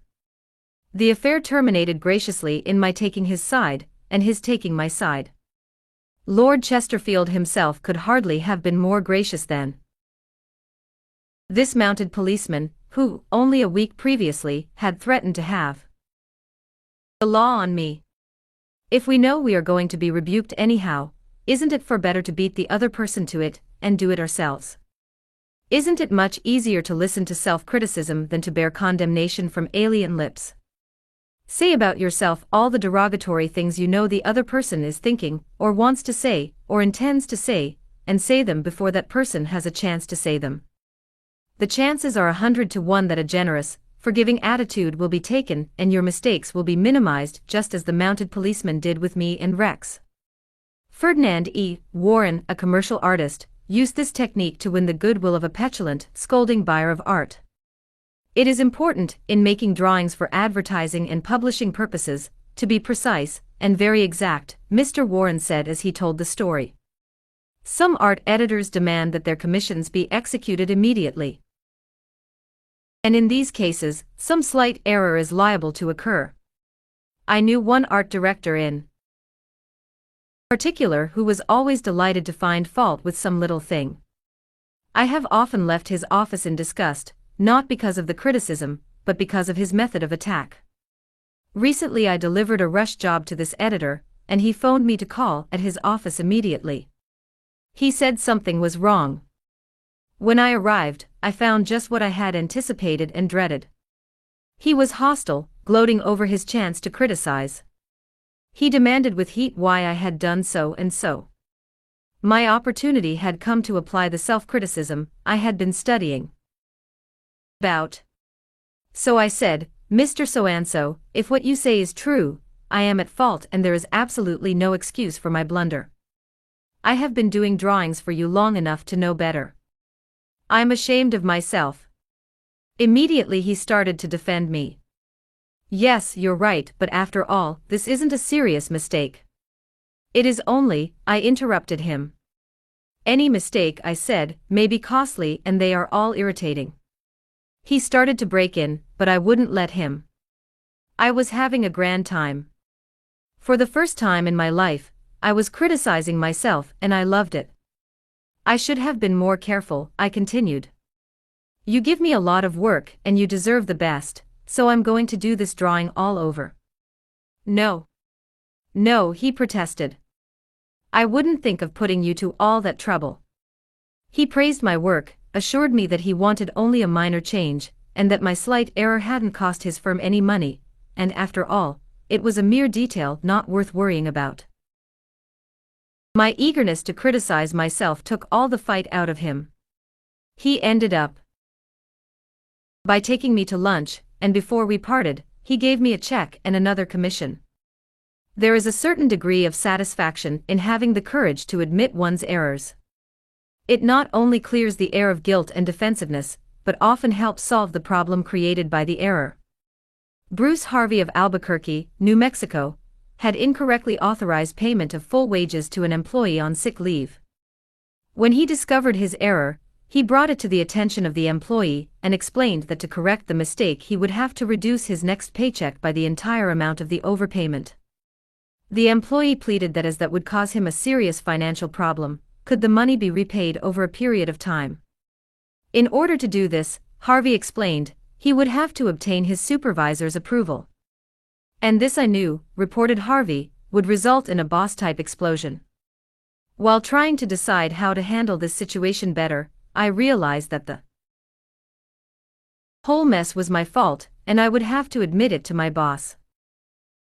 I walked into his office, told him that I had made a mistake, and then informed him of the complete facts. He replied in an explosive manner that it was the fault of the personnel department. I repeated that it was my fault. He exploded again about carelessness in the accounting department. Again I explained it was my fault. He blamed 2 other people in the office. But each time I reiterated it was my fault. Finally, he looked at me and said, "Okay, it was your fault. Now straighten it out." The error was corrected and nobody got into trouble. I felt great because I was able to handle a tense situation and had the courage not to seek alibis. My boss has had more respect for me ever since. Any fool can try to defend his or her mistakes, and most fools do, but it raises one above the herd, and gives one a feeling of nobility and exaltation to admit one's mistakes. For example, one of the most beautiful things that history records about Robert E. Lee is the way he blamed himself, and only himself, for the failure of Pickett's charge at Gettysburg. Pickett's charge was undoubtedly the most brilliant and picturesque attack that ever occurred in the Western world. General George E. Pickett himself was picturesque. He wore his hair so long that his auburn locks almost touched his shoulders, and like Napoleon in his Italian campaigns, he wrote ardent love letters almost daily while on the battlefield. His devoted troops cheered him that tragic July afternoon, as he rode off jauntily toward the Union lines, his cap set at rakish angle over his right ear. They cheered and they followed him, man touching man, rank pressing rank, with banners flying and bayonets gleaming in the sun. It was a gallant sight. Daring. Magnificent. A murmur of admiration ran through the Union lines as they beheld it. Pickett's troops swept forward at an easy trot, through orchard and cornfield, across a meadow and over a ravine. All the time, the enemy's cannon was tearing ghastly holes in their ranks. But on they pressed, grim, irresistible. Suddenly the Union infantry rose from behind the stone wall on Cemetery Ridge, where they had been hiding, and fired volley after volley into Pickett's onrushing troops. The crest of the hill was a sheet of flame, a slaughterhouse, a blazing volcano. In a few minutes, all of Pickett's brigade commanders except one were down, and 4/5 of his 5,000 men had fallen. General Lewis A. Armistead, leading the troops in the final plunge, ran forward, vaulted over the stone wall, and waving his cap on the top of his sword, shouted, "Give 'em the steel, boys." They did. They leaped over the wall, bayonet their enemies, smashed skulls with clubbed muskets, and planted the battle flags of the South on Cemetery Ridge. The banners waved there only for a moment. But that moment, brief as it was, recorded the high water mark of the Confederacy. Pickett's charge, brilliant, heroic, was nevertheless the beginning of the end. Lee had failed. He could not penetrate the North. And he knew it. The South was doomed. Lee was so saddened, so shocked, that he sent in his resignation and asked Jefferson Davis, the President of the Confederacy, to appoint a younger and abler man. If Lee had wanted to blame the disastrous failure of Pickett's charge on someone else, he could have found a score of alibis. Some of his division commanders had failed him. The cavalry hadn't arrived in time to support the infantry attack. This had gone wrong, and that had gone awry. But Lee was far too noble to blame others. As Pickett's beaten and bloody troops struggled back to the Confederate lines, Robert E. Lee rode out to meet them all alone and greeted them with a self-condemnation that was little short of sublime. "All this has been my fault," he confessed. I alone have lost this battle." Few generals in all history have had the courage and character to admit that. Michael Chung, who teaches our course in Hong Kong, told of how the Chinese culture presents some special problems, and how sometimes it is necessary to recognize that the benefit of applying a principle may be more advantageous than maintaining an old tradition. He had one middle-aged class member who had been estranged from his son for many years. The father had been an opium addict but was now cured. In Chinese tradition, an older person cannot take the first step. The father felt that it was up to his son to take the initiative toward a reconciliation. In an early session, he told the class about the grandchildren he had never seen, and how much he desired to be reunited with his son. His classmates, all Chinese, understood his conflict between his desire and long-established tradition. The father felt that young people should have respect for their elders, and that he was right in not giving in to his desire, but to wait for his son to come to him. Toward the end of the course, the father again addressed his class. "I have pondered this problem," he said. Dale Carnegie says, "If you are wrong, admit it quickly and emphatically." It is too late for me to admit it quickly, but I can admit it emphatically. I wronged my son. He was right in not wanting to see me and to expel me from his life. I may lose face by asking a younger person's forgiveness, but I was at fault and it is my responsibility to admit this. The class applauded and gave him their full support. At the next class he told how he went to his son's house, asked for and received forgiveness, and was now embarked on a new relationship with his son, his daughter-in-law, and the grandchildren he had at last met. Elbert Hubbard was one of the most original authors who ever stirred up a nation, and his stinging sentences often aroused fierce resentment. But Hubbard, with his rare skill for handling people, frequently turned his enemies into friends. For example, when some irritated reader wrote in to say that he didn't agree with such and such an article and ended by calling Hubbard this and that, Elbert Hubbard would answer like this: "Come to think it over, I don't entirely agree with it myself. Not everything I wrote yesterday appeals to me today. I am glad to learn what you think on the subject. The next time you are in the neighborhood you must visit us, and we'll get this subject threshed out for all time.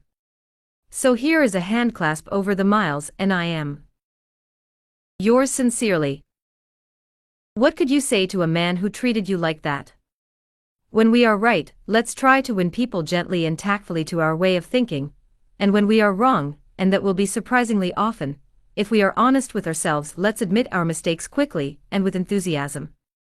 Not only will that technique produce astonishing results, but believe it or not, it is a lot more fun, under the circumstances, than trying to defend oneself. Remember the old proverb, by fighting you never get enough, but by yielding you get more than you expected. Principle 3. If you are wrong, admit it quickly and emphatically. If your temper is aroused and you tell them a thing or two, you will have a fine time unloading your feelings. But what about the other person? Will he share your pleasure? Will your belligerent tones, your hostile attitude, make it easy for him to agree with you? "If you come at me with your fists doubled," said Woodrow Wilson, "I think I can promise you that mine will double as fast as yours, but if you come to me and say, 'Let us sit down and take counsel together, and if we differ from each other, understand why it is that we differ, just what the points at issue are,' we will presently find that we are not so far apart after all, that the points on which we differ are few, and the points on which we agree are many, and that if we only have the patience and the candor and the desire to get together, we will get together. Nobody appreciated the truth of Woodrow Wilson's statement more than John D. Rockefeller, Jr. Back in 1915, Rockefeller was the most fiercely despised man in Colorado. One of the bloodiest strikes in the history of American industry had been shocking the state for 2 terrible years. Irate, belligerent miners were demanding higher wages from the Colorado Fuel and Iron Company. Rockefeller controlled that company. Property had been destroyed, troops had been called out. Blood had been shed. Strikers had been shot, their bodies riddled with bullets. At a time like that, with the air seething with hatred, Rockefeller wanted to win the strikers to his way of thinking. And he did it. How? Here's the story. After weeks spent in making friends, Rockefeller addressed the representatives of the strikers. This speech, in its entirety, is a masterpiece. It produced astonishing results. It calmed the tempestuous waves of hate that threatened to engulf Rockefeller. It won him a host of admirers. It presented facts in such a friendly manner that the strikers went back to work without saying another word about the increase in wages for which they had fought so violently. The opening of that remarkable speech follows. Note how it fairly glows with friendliness. Rockefeller, remember, was talking to men who, a few days previously, had wanted to hang him by the neck to a sour apple tree, yet he couldn't have been more gracious, more friendly if he had addressed a group of medical missionaries. His speech was radiant with such phrases as "I am proud to be here, having visited in your homes, met many of your wives and children, we meet here not as strangers, but as friends, spirit of mutual friendship, our common interests, it is only by your courtesy that I am here. This is a red-letter day in my life," Rockefeller began. "It is the first time I have ever had the good fortune to meet the representatives of the employees of this great company, its officers and superintendents, together, and I can assure you that I am proud to be here, and that I shall remember this gathering as long as I live. Had this meeting been held 2 weeks ago, I should have stood here a stranger to most of you, recognizing a few faces. Having had the opportunity last week of visiting all the camps in the southern coal field, and of talking individually with practically all of the representatives, except those who were away, having visited in your homes, met many of your wives and children, we meet here not as strangers, but as friends, and it is in that spirit of mutual friendship that I am glad to have this opportunity to discuss with you our common interests. Since this is a meeting of the officers of the company and the representatives of the employees, it is only by your courtesy that I am here, for I am not so fortunate as to be either one or the other, and yet I feel that I am intimately associated with you men, for, in a sense, I represent both the stockholders and the directors. Isn't that a superb example of the fine art of making friends out of enemies? Suppose Rockefeller had taken a different tack. Suppose he had argued with those miners and hurled devastating facts in their faces. Suppose he had told them by his tones and insinuations that they were wrong. Suppose that, by all the rules of logic, he had proved that they were wrong. What would have happened? More anger would have been stirred up, more hatred, more revolt. If a man's heart is rankling with discord and ill-feeling toward you, you can't win him to your way of thinking with all the logic in Christendom. Scolding parents and domineering bosses and husbands and nagging wives ought to realize that people don't want to change their minds. They can't be forced or driven to agree with you or me. But they may possibly be led to, if we are gentle and friendly, ever so gentle and ever so friendly. Lincoln said that, in effect, over 100 years ago. Here are his words. It is an old and true maxim that a drop of honey catches more flies than a gallon of gall. So with men, if you would win a man to your cause, first convince him that you are his sincere friend. Therein is a drop of honey that catches his heart, which, say what you will, is the great high road to his reason. Business executives have learned that it pays to be friendly to strikers.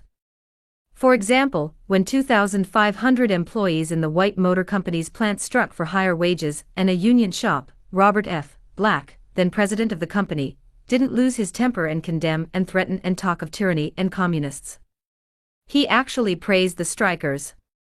He published an advertisement in the Cleveland papers, complimenting them on the peaceful way in which they laid down their tools. Finding the strike pickets idle, he bought them a couple of dozen baseball bats and gloves and invited them to play ball on vacant lots. For those who preferred bowling, he rented a bowling alley. This friendliness on Mr. Black's part did what friendliness always does, it begot friendliness.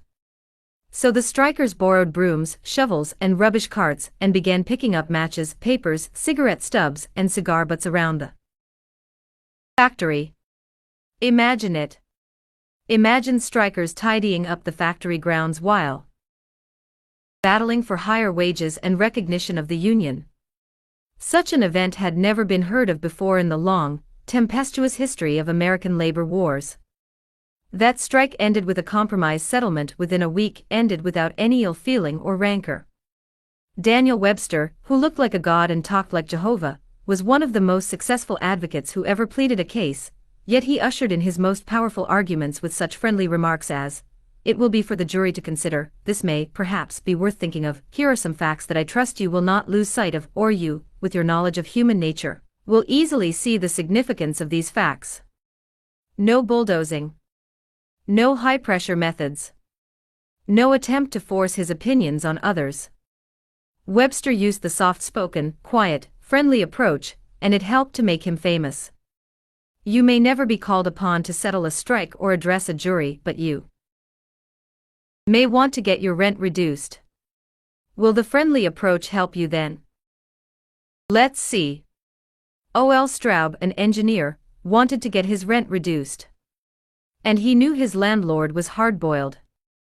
"I wrote him," Mr. Straub said in a speech before the class, notifying him that I was vacating my apartment as soon as my lease expired. The truth was, I didn't want to move. I wanted to stay if I could get my rent reduced. But the situation seemed hopeless. Other tenants had tried and failed. Everyone told me that the landlord was extremely difficult to deal with. But I said to myself, I am studying a course in how to deal with people, so I'll try it on him and see how it works. He and his secretary came to see me as soon as he got my letter. I met him at the door with a friendly greeting. I fairly bubbled with goodwill and enthusiasm. I didn't begin talking about how high the rent was. I began talking about how much I liked his apartment house. Believe me, I was hearty in my approbation and lavish in my praise. I complimented him on the way he ran the building and told him I should like so much to stay for another year, but I couldn't afford it. He had evidently never had such a reception from a tenant. He hardly knew what to make of it. Then he started to tell me his troubles.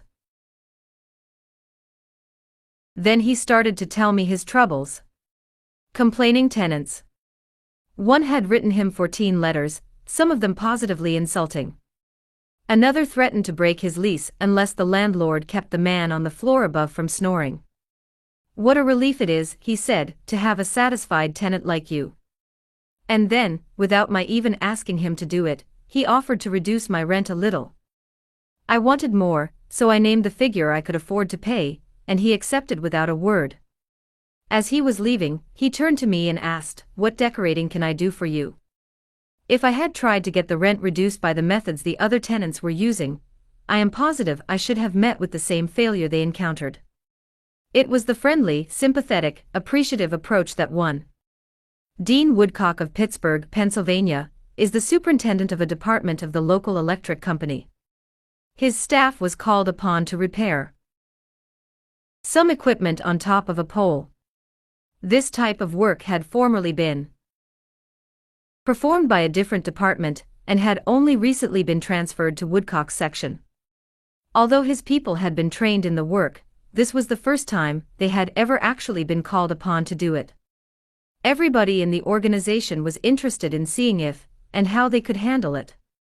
Mr. Woodcock, several of his subordinate managers, and members of other departments of the utility went to see the operation. Many cars and trucks were there, and a number of people were standing around watching the two lone men on top of the pole. Glancing around, Woodcock noticed a man up the street getting out of his car with a camera. He began taking pictures of the scene. Utility people are extremely conscious of public relations, and suddenly Woodcock realized what this setup looked like to the man with the camera. Overkill, dozens of people being called out to do a two-person job. He strolled up the street to the photographer. "I see you're interested in our operation." "Yes, and my mother will be more than interested. She owns stock in your company. This will be an eye-opener for her. She may even decide her investment was unwise.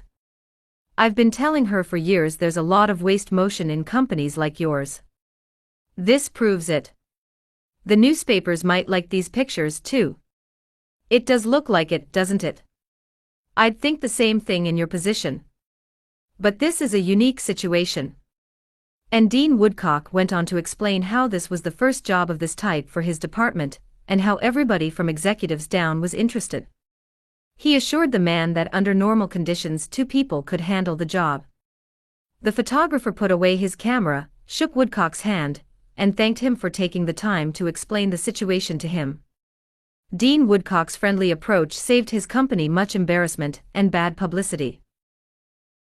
Another member of one of our classes, Gerald H. Wynne of Littleton, New Hampshire, reported how by using a friendly approach, he obtained a very satisfactory settlement on a damage claim. Early in the spring, he reported, before the ground had thawed from the winter freezing, there was an unusually heavy rainstorm, and the water, which normally would have run off to nearby ditches and storm drains along the road, took a new course onto a building lot where I had just built a new home. Not being able to run off, the water pressure built up around the foundation of the house. The water forced itself under the concrete basement floor, causing it to explode, and the basement filled with water. This ruined the furnace and the hot water heater. The cost to repair this damage was in excess of $2,000. I had no insurance to cover this type of damage. However, I soon found out that the owner of the subdivision had neglected to put in a storm drain near the house, which could have prevented this problem. I made an appointment to see him.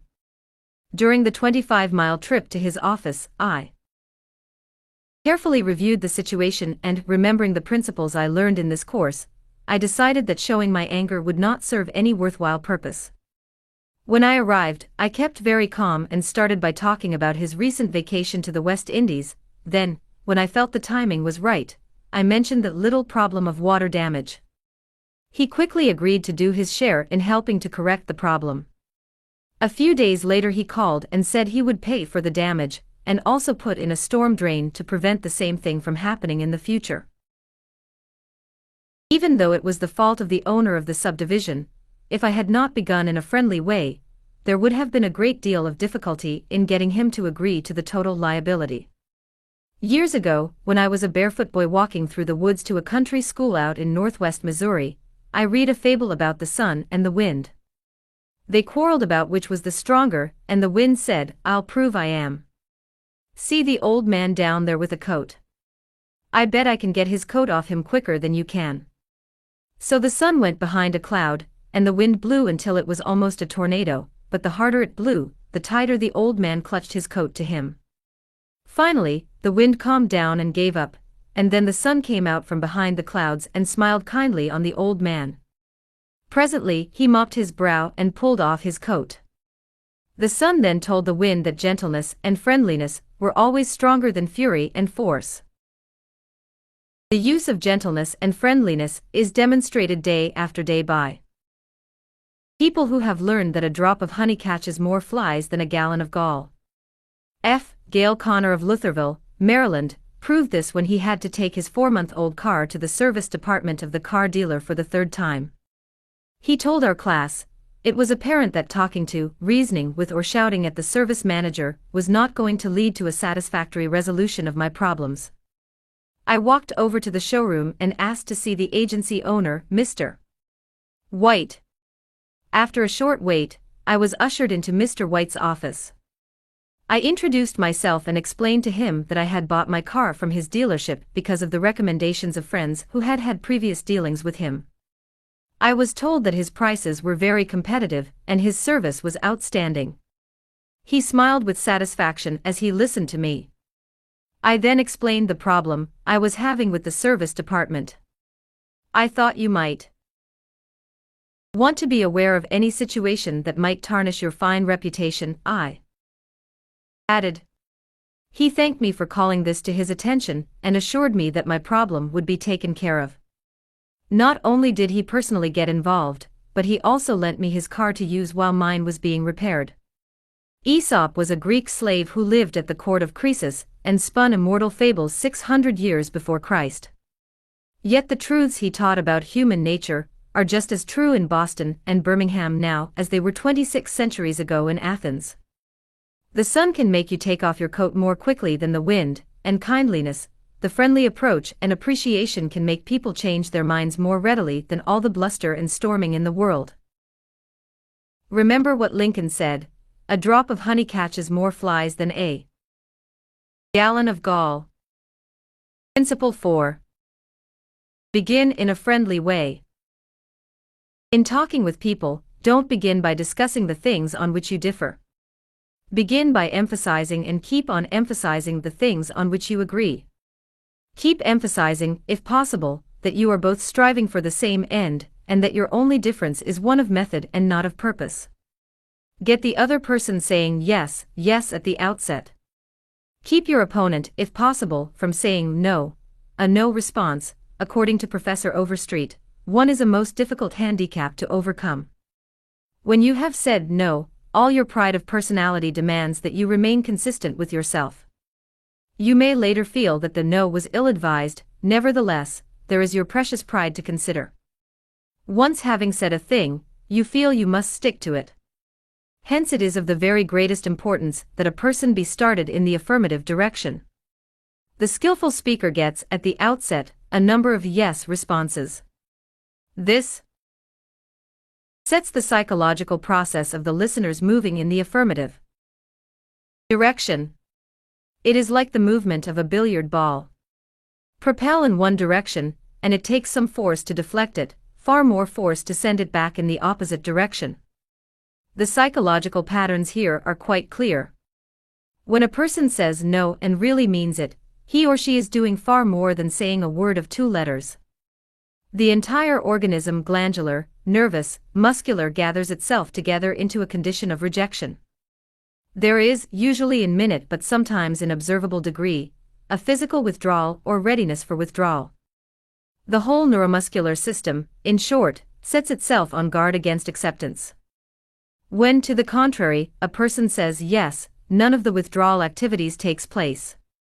The organism is in a forward-moving, accepting, open attitude. Hence the more yes we can, at the very outset, induce, the more likely we are to succeed in capturing the attention for our ultimate proposal. It is a very simple technique, this yes response. And yet, how much it is neglected. It often seems as if people get a sense of their own importance by antagonizing others at the outset.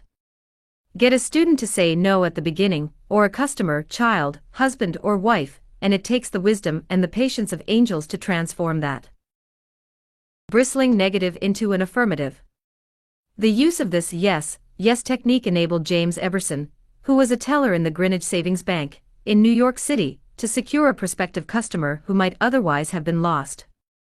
This man came in to open an account, said Mr. Eberson, and I gave him our usual form to fill out.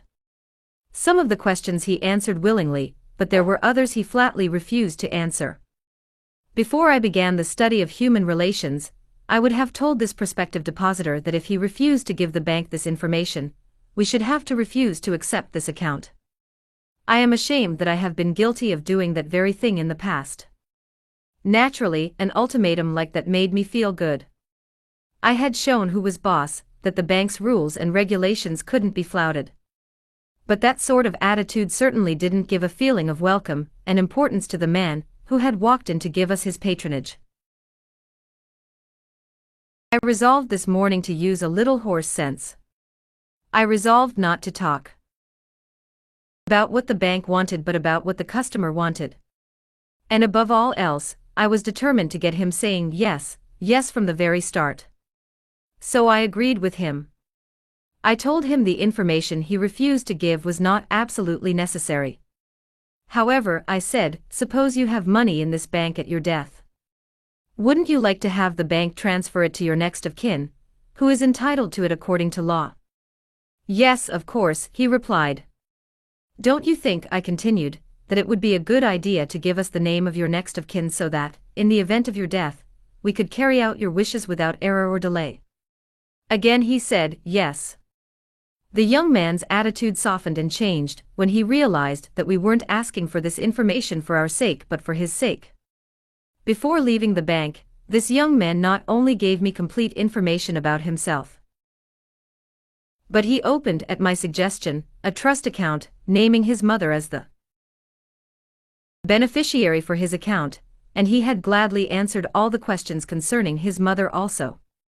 I found that by getting him to say yes, yes from the outset, he forgot the issue at stake and was happy to do all the things I suggested. Joseph Allison, a sales representative for Westinghouse Electric Company, had this story to tell. There was a man in my territory that our company was most eager to sell to. My predecessor had called on him for 10 years without selling anything. When I took over the territory, I called steadily for 3 years, without getting an order. Finally, after 13 years of calls and sales talk, we sold him a few motors. If these proved to be all right, an order for several hundred more would follow. Such was my expectation. Right? I knew they would be all right. So when I called 3 weeks later, I was in high spirits. The chief engineer greeted me with this shocking announcement, Allison, I can't buy the remainder of the motors from you. Why? I asked in amazement. Why? Because your motors are too hot. I can't put my hand on them. I knew it wouldn't do any good to argue. I had tried that sort of thing too long. So I thought of getting the yes, yes response. Well, now look, Mr. Smith, I said. I agree with you 100%, if those motors are running too hot, you ought not to buy any more of them. You must have motors that won't run any hotter than standards set by the National Electrical Manufacturers Association. Isn't that so? He agreed it was. I had gotten my first yes. The Electrical Manufacturers Association regulations say that a properly designed motor may have a temperature of 72 degrees Fahrenheit above room temperature. Is that correct? Yes, he agreed. That's quite correct. But your motors are much hotter. I didn't argue with him. I merely asked, how hot is the mill room? Oh, he said, about 75 degrees Fahrenheit. Well, I replied, if the mill room is 75 degrees, and you add 72 to that, that makes a total of 147 degrees Fahrenheit. Wouldn't you scald your hand if you held it under a spigot of hot water at a temperature of 147 degrees Fahrenheit? Again he had to say yes. Well, I suggested, wouldn't it be a good idea to keep your hands off those motors? Well, I guess you're right, he admitted. We continued to chat for a while. Then he called his secretary and lined up approximately $35,000 worth of business for the ensuing month. It took me years and cost me countless thousands of dollars in lost business, before I finally learned that it doesn't pay to argue, that it is much more profitable and much more interesting to look at things from the other person's viewpoint and try to get that person saying yes, yes. Eddie Snow, who sponsors our courses in Oakland, California, tells how he became a good customer of a shop because the proprietor got him to say yes, yes. Eddie had become interested in bow hunting and had spent considerable money in purchasing equipment and supplies from a local bow store. When his brother was visiting him, he wanted to rent a bow for him from this store. The sales clerk told him they didn't rent bows, so Eddie phoned another bow store. Eddie described what happened. A very pleasant gentleman answered the phone. His response to my question for a rental was completely different from the other place. He said he was sorry but they no longer rented bows because they couldn't afford to do so. He then asked me if I had rented before. I replied, yes, several years ago. He reminded me that I probably paid $25 to $30 for the rental. I said yes again. He then asked if I was the kind of person who liked to save money. Naturally, I answered yes. He went on to explain that they had bow sets with all the necessary equipment on sale for $34.95. I could buy a complete set for only $4.95 more than I could rent one. He explained that is why they had discontinued renting them. Did I think that was reasonable? My yes response led to a purchase of the set, and when I picked it up I purchased several more items at this shop, and have since become a regular customer. Socrates, the gadfly of Athens, was one of the greatest philosophers the world has ever known. He did something that only a handful of men in all history have been able to do. He sharply changed the whole course of human thought, and now, 24 centuries after his death, he is honored as one of the wisest persuaders who ever influenced this wrangling world. His method. Did he tell people they were wrong? Oh no, not Socrates. He was far too adroit for that. His whole technique, now called the Socratic method, was based upon getting a yes response. He asked questions with which his opponent would have to agree. He kept on winning one admission after another until he had an armful of yes. He kept on asking questions until finally, almost without realizing it, his opponents found themselves embracing a conclusion they would have bitterly denied a few minutes previously. The next time we are tempted to tell someone he or she is wrong, let's remember old Socrates, and ask a gentle question, a question that will get the yes response. The Chinese have a proverb pregnant with the age-old wisdom of the Orient: he who treads softly goes far. They have spent 5,000 years studying human nature, those cultured Chinese, and they have garnered a lot of perspicacity. He who treads softly goes far. Principle 5. Get the other person saying yes immediately. 1. Harry A. Overstreet, Influencing Human Behavior, New York, Norton, 1925. Most people trying to win others to their way of thinking do too much talking themselves. Let the other people talk themselves out. They know more about their business and problems than you do. So ask them questions. Let them tell you a few things. If you disagree with them, you may be tempted to interrupt. But don't. It is dangerous. They won't pay attention to you while they still have a lot of ideas of their own crying for expression. So listen patiently and with an open mind. Be sincere about it. Encourage them to express their ideas fully. Does this policy pay in business? Let's see. Here is the story of a sales representative who was forced to try it. One of the largest automobile manufacturers in the United States was negotiating for a year's requirements of upholstery fabrics. 3 important manufacturers had worked up fabrics in sample bodies. These had all been inspected by the executives of the motor company, and notice had been sent to each manufacturer saying that, on a certain day, a representative from each supplier would be given an opportunity to make a final plea for the contract.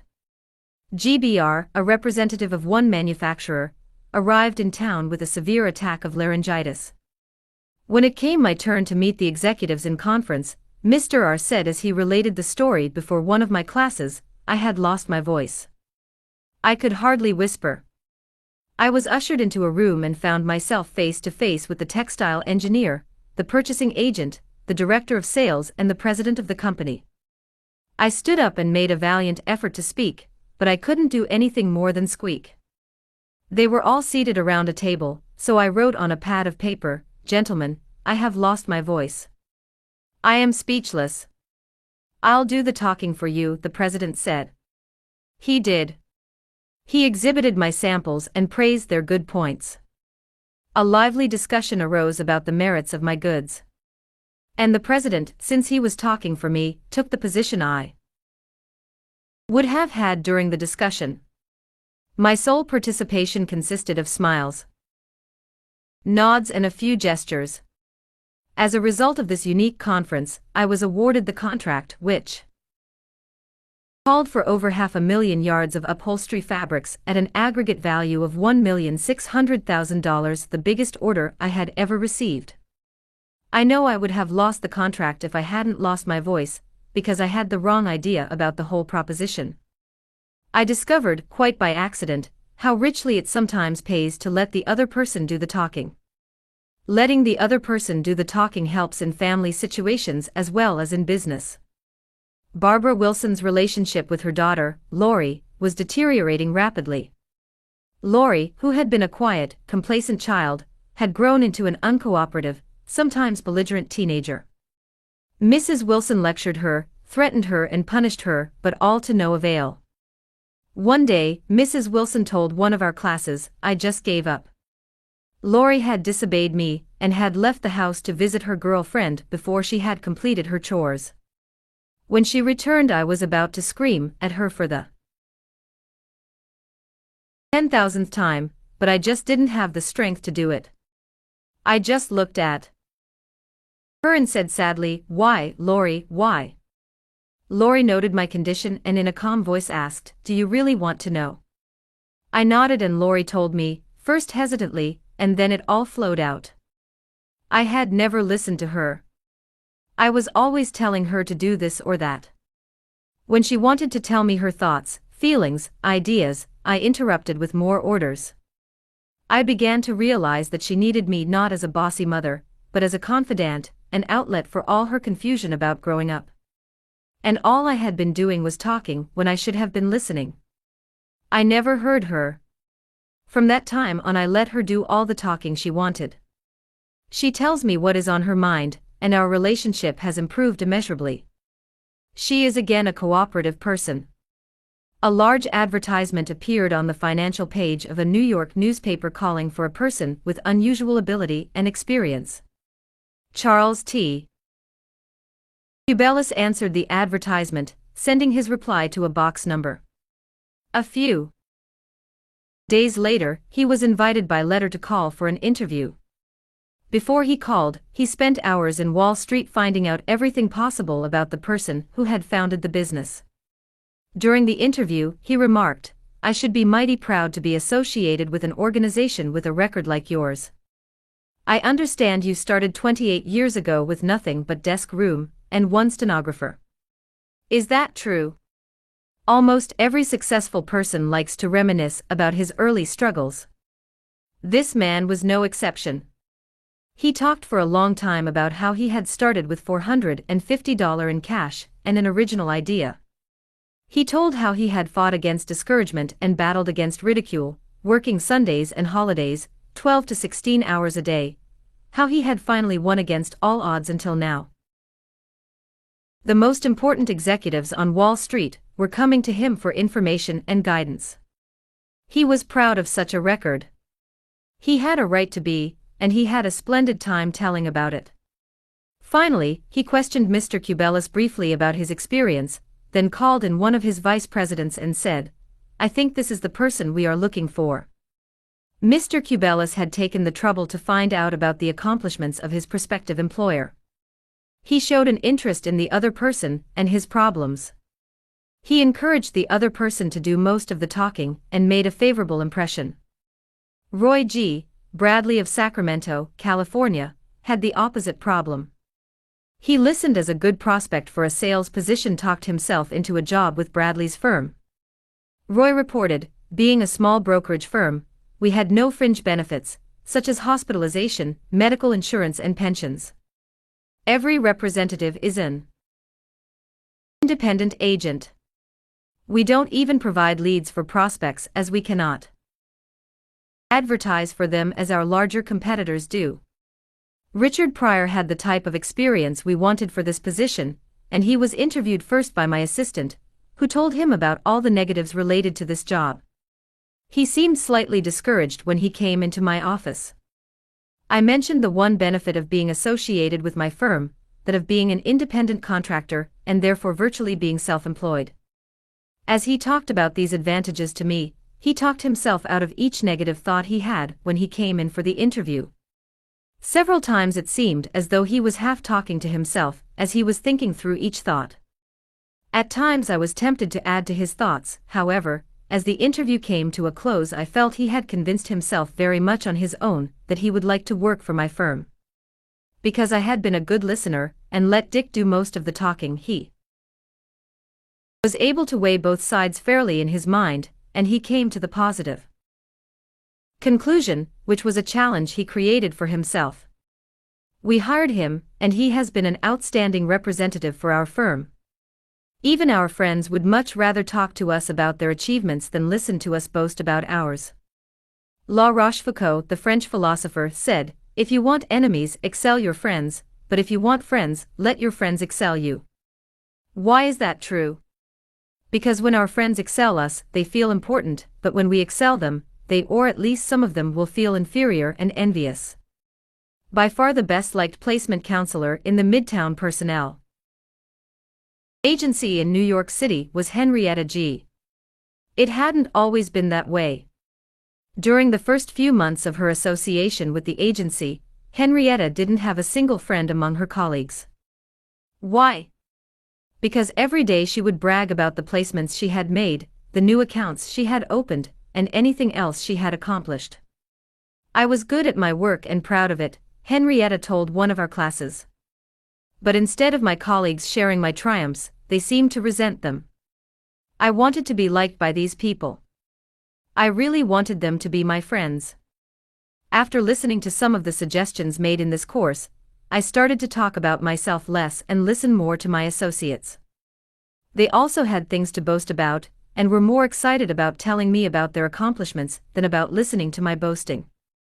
Now, when we have some time to chat, I ask them to share their joys with me, and I only mention my achievements when they ask. Principle 6. Let the other person do a great deal of the talking. Don't you have much more faith in ideas that you discover for yourself than in ideas that are handed to you on a silver platter? If so, isn't it bad judgment to try to ram your opinions down the throats of other people? Isn't it wiser to make suggestions and let the other person think out the conclusion?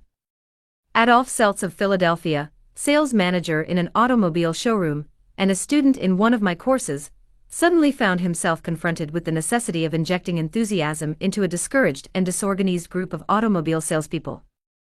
Calling a sales meeting, he urged his people to tell him exactly what they expected from him. As they talked, he wrote their ideas on the blackboard. He then said, "I'll give you all these qualities you expect from me. Now I want you to tell me what I have a right to expect from you." The replies came quick and fast: loyalty, honesty, initiative, optimism, teamwork. 8 hours a day of enthusiastic work. The meeting ended with a new courage, a new inspiration. One salesperson volunteered to work 14 hours a day, and Mr. Seltz reported to me that the increase of sales was phenomenal.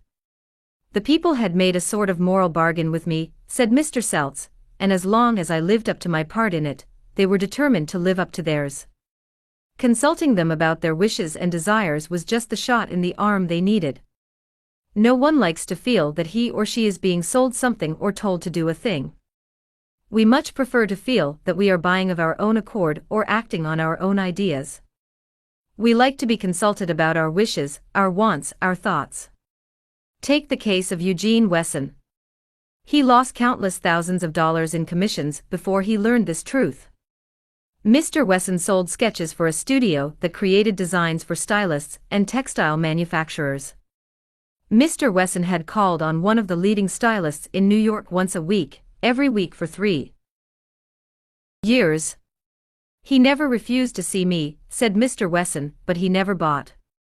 He always looked over my sketches very carefully and then said, 'No, Wesson, I guess we don't get together today.'"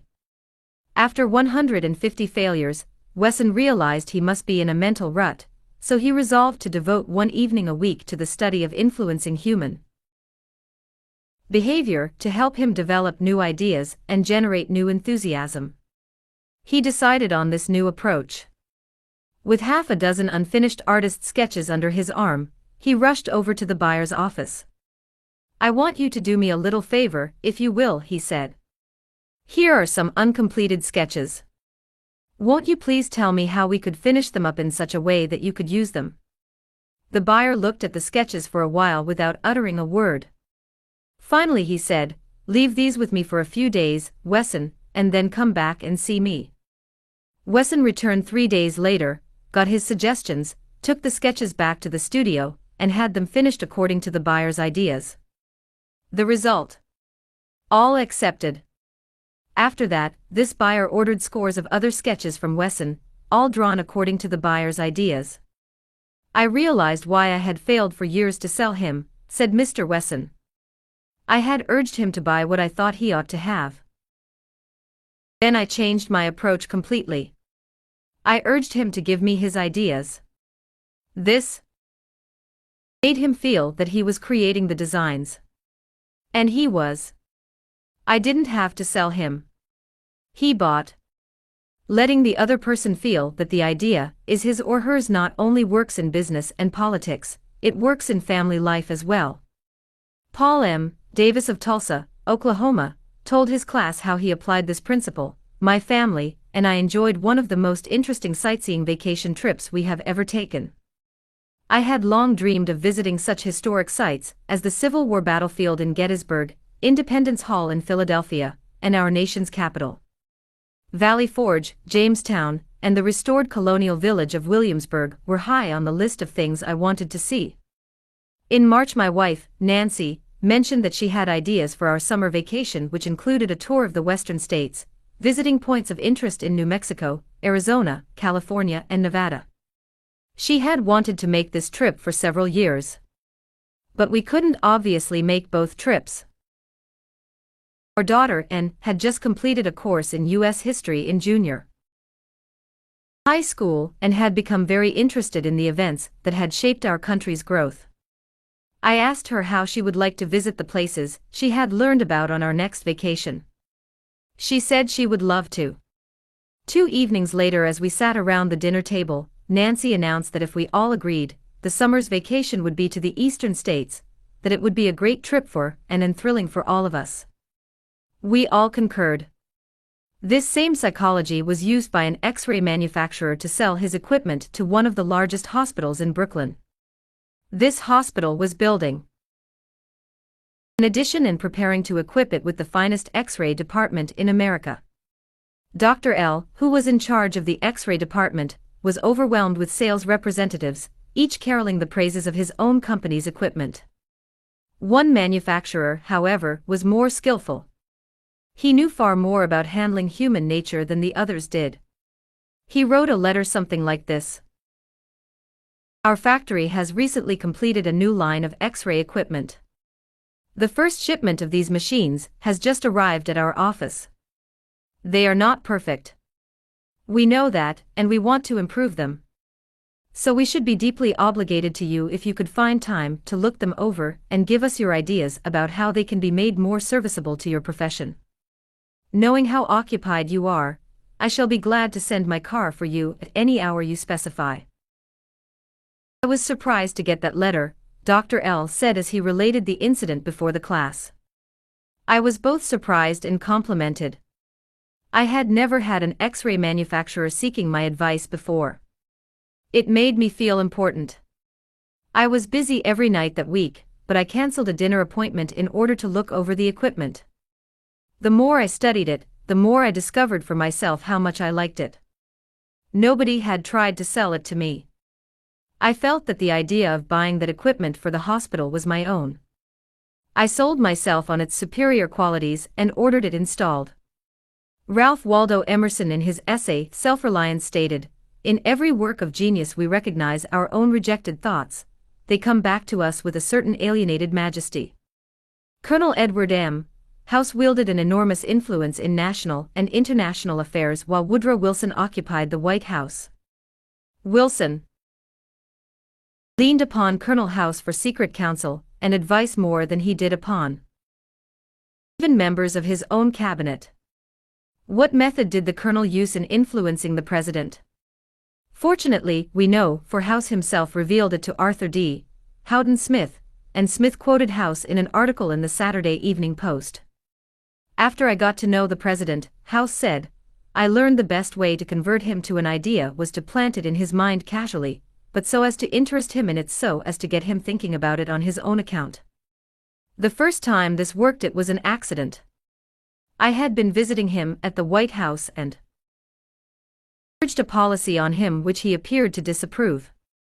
But several days later, at the dinner table, I was amazed to hear him trot out my suggestion as his own. Did House interrupt him and say, "That's not your idea. That's mine"? Oh no. Not House. He was too adroit for that. He didn't care about credit. He wanted results. So he let Wilson continue to feel that the idea was his. House did even more than that. He gave Wilson public credit for these ideas. Let's remember that everyone we come in contact with is just as human as Woodrow Wilson. So let's use Colonel House's technique. A man up in the beautiful Canadian province of New Brunswick used this technique on me and won my patronage. I was planning at the time to do some fishing and canoeing in New Brunswick. So I wrote the Tourist Bureau for information.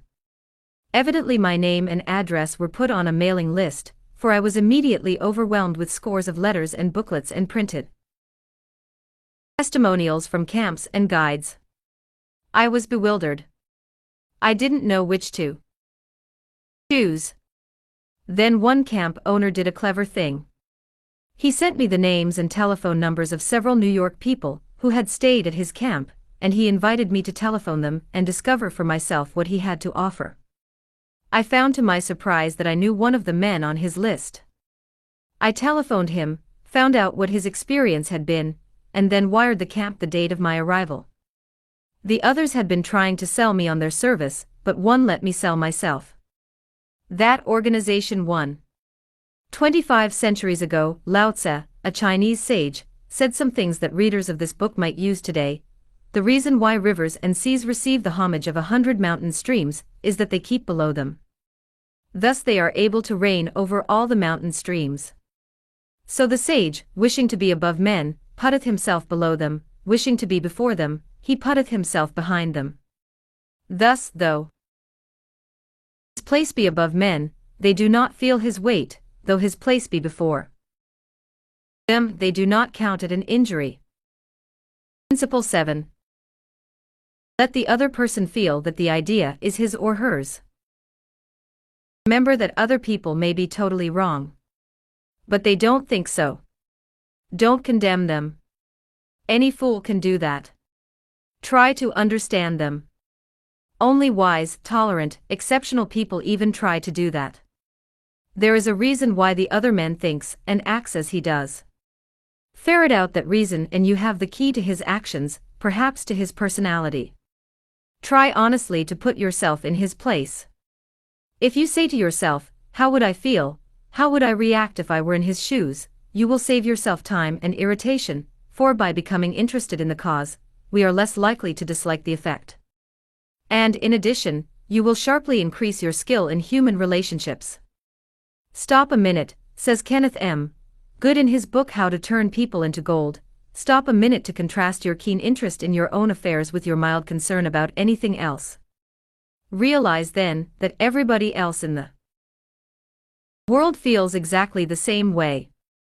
Then, along with Lincoln and Roosevelt, you will have grasped the only solid foundation for interpersonal relationships, namely, that success in dealing with people depends on a sympathetic grasp of the other person's viewpoint. Sam Douglas of Hempstead, New York, used to tell his wife that she spent too much time working on their lawn, pulling weeds, fertilizing, cutting the grass twice a week, when the lawn didn't look any better than it had when they moved into their home 4 years earlier. Naturally, she was distressed by his remarks, and each time he made such remarks the balance of the evening was ruined. After taking our course, Mr. Douglas realized how foolish he had been all those years. It never occurred to him that she enjoyed doing that work, and she might really appreciate a compliment on her diligence. One evening after dinner, his wife said she wanted to pull some weeds and invited him to keep her company. He first declined, but then thought better of it. Went out after her and began to help her pull weeds. She was visibly pleased. And together they spent an hour in hard work and pleasant conversation. After that he often helped her with the gardening and complimented her on how fine the lawn looked, what a fantastic job she was doing with the yard ware. The soil was like concrete. Result: a happier life for both because he had learned to look at things from her point of view even if the subject was only weeds. In his book Getting Through to People, Dr. Gerald S. Nierenberg commented, "Cooperativeness in conversation is achieved when you show that you consider the other person's ideas and feelings as important as your own. Starting your conversation by giving the other person the purpose or direction of your conversation, governing what you say by what you would want to hear if you were the listener, and accepting his or her viewpoint will encourage the listener to have an open mind to your ideas." 1. I have always enjoyed walking and riding in a park near my home. Like the Druids of ancient Gaul, I all but worship an oak tree, so I was distressed season after season to see the young trees and shrubs killed off by needless fires. These fires weren't caused by careless smokers. They were almost all caused by youngsters who went out to the park to go native and cook a frankfurter or an egg under the trees. Sometimes, these fires raged so fiercely that the fire department had to be called out to fight the conflagration. There was a sign on the edge of the park saying that anyone who started a fire was liable to fine and imprisonment, but the sign stood in an unfrequented part of the park, and few of the culprits ever saw it. A mounted policeman was supposed to look after the park, but he didn't take his duties too seriously, and the fires continued to spread season after season. On one occasion, I rushed up to a policeman and told him about a fire spreading rapidly through the park, and wanted him to notify the fire department, and he nonchalantly replied that it was none of his business because it wasn't in his precinct. I was desperate, so after that when I went riding, I acted as a self-appointed committee of one to protect the public domain. In the beginning, I am afraid I didn't even attempt to see the other people's point of view. When I saw a fire blazing under the trees, I was so unhappy about it, so eager to do the right thing, that I did the wrong thing. I would ride up to the boys, warn them that they could be jailed for starting a fire, order with a tone of authority that it be put out, and if they refused, I would threaten to have them arrested. I was merely unloading my feelings without thinking of their point of view. The result: they obeyed sullenly and with resentment. After I rode on over the hill, they probably rebuilt the fire and longed to burn up the whole park. With the passing of the years, I acquired a trifle more knowledge of human relations, a little more tact, a somewhat greater tendency to see things from the other person's standpoint. Then, instead of giving orders, I would ride up to a blazing fire and begin something like this. "Having a good time, boys? What are you going to cook for supper? I loved to build fires myself when I was a boy, and I still love to. But you know they are dangerous here in the park. I know you boys don't mean to do any harm, but other boys aren't so careful. They come along and see that you have built a fire, so they build one and don't put it out when they go home, and it spreads among the dry leaves and kills the trees. We won't have any trees here at all if we aren't more careful. You could be put in jail for building this fire. But I don't want to be bossy and interfere with your pleasure. I like to see you enjoy yourselves, but won't you please rake all the leaves away from the fire right now, and you'll be careful to cover it with dirt, a lot of dirt, before you leave, won't you? And the next time you want to have some fun, won't you please build your fire over the hill there in the sand pit? It can't do any harm there. Thanks so much, boys. Have a good time." What a difference that kind of talk made. It made the boys want to cooperate. No sullenness, no resentment. They hadn't been forced to obey orders. They had saved their faces. They felt better and I felt better because I had handled the situation with consideration for their point of view. Seeing things through another person's eyes may ease tensions when personal problems become overwhelming. Elizabeth Novak of New South Wales, Australia, was 6 weeks late with her car payment. On a Friday, she reported, "I received a nasty phone call from the man who was handling my account informing me that if I did not come up with $122 by Monday morning I could anticipate further action from the company. I had no way of raising the money over the weekend, So when I received his phone call first thing on Monday morning, I expected the worst. Instead of becoming upset, I looked at the situation from his point of view. I apologized most sincerely for causing him so much inconvenience and remarked that I must be his most troublesome customer, as this was not the first time I was behind in my payments. His tone of voice changed immediately, and he reassured me that I was far from being one of his really troublesome customers. He went on to tell me several examples of how rude his customers sometimes were, how they lied to him, and often tried to avoid talking to him at all. I said nothing. I listened and let him pour out his troubles to me. Then, without any suggestion from me, he said it did not matter if I couldn't pay all the money immediately.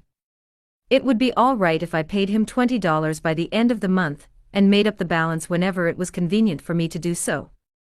Tomorrow, before asking anyone to put out a fire, or buy your product or contribute to your favorite charity, why not pause and close your eyes and try to think the whole thing through from another person's point of view? Ask yourself, why should he or she want to do it? True, this will take time, but it will avoid making enemies, and will get better results, and with less friction and less shoe leather. I would rather walk the sidewalk in front of a person's office for 2 hours before an interview, said Dean Donham of the Harvard Business School, than step into that office without a perfectly clear idea of what I was going to say, and what that person from my knowledge of his or her interests and motives was likely to answer. That is so important that I am going to repeat it in italics for the sake of emphasis. I would rather walk the sidewalk in front of a person's office for 2 hours before an interview than step into that office without a perfectly clear idea of what I was going to say, and what that person from my knowledge of his or her interests and motives was likely to answer. If, as a result of reading this book, you get only one thing, an increased tendency to think always in terms of the other person's point of view, and see things from that person's angle, as well as your own, if you get only one thing from this book, it may easily prove to be one of the stepping stones of your career. Principle 8. Try honestly to see things from the other person's point of view. 1. Dr. Gerald S. Nierenberg, Getting Through to People, Englewood Cliffs, N.J. Prentice Hall, 1963, p. 31. Wouldn't you like to have a magic phrase that would stop arguments, eliminate ill feeling, create goodwill, and make the other person listen attentively? Yes? All right. Here it is. I don't blame you one iota for feeling as you do. If I were you, I would undoubtedly feel just as you do. An answer like that will soften the most cantankerous old cuss alive. And you can say that and be 100% sincere, because if you were the other person, you, of course, would feel just as he does. Take Al Capone, for example. Suppose you had inherited the same body and temperament and mind that Al Capone had. Suppose you had his environment and experiences. You would then be precisely what he was and where he was. For it is those things, and only those things, that made him what he was. The only reason, for example, that you are not a rattlesnake is that your mother and father weren't rattlesnakes. You deserve very little credit for being what you are, and remember, the people who come to you irritated, bigoted, unreasoning, deserve very little credit for being what they are. Feel sorry for the poor devils. Pity them. Sympathize with them. Say to yourself, there, but for the grace of God, go I. 3/4 of the people you will ever meet are hungering and thirsting for sympathy. Give it to them, and they will love you. I once gave a broadcast about the author of Little Women, Louisa May Alcott. Naturally, I knew she had lived and written her immortal books in Concord, Massachusetts. But without thinking what I was saying, I spoke of visiting her old home in Concord, New Hampshire. If I had said New Hampshire only once, it might have been forgiven. But alas and alack, I said it twice. I was deluged with letters and telegrams, stinging messages that swirled around my defenseless head like a swarm of hornets. Many were indignant. A few insulting. One colonial dame, who had been reared in Concord, Massachusetts, and who was then living in Philadelphia, vented her scorching wrath upon me. She couldn't have been much more bitter if I had accused Miss Alcott of being a Cannibal from New Guinea. As I read the letter, I said to myself, thank God, I am not married to that woman.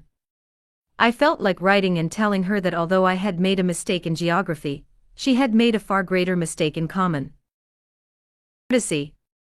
That was to be just my opening sentence. Then I was going to roll up my sleeves and tell her what I really thought. But I didn't. I controlled myself.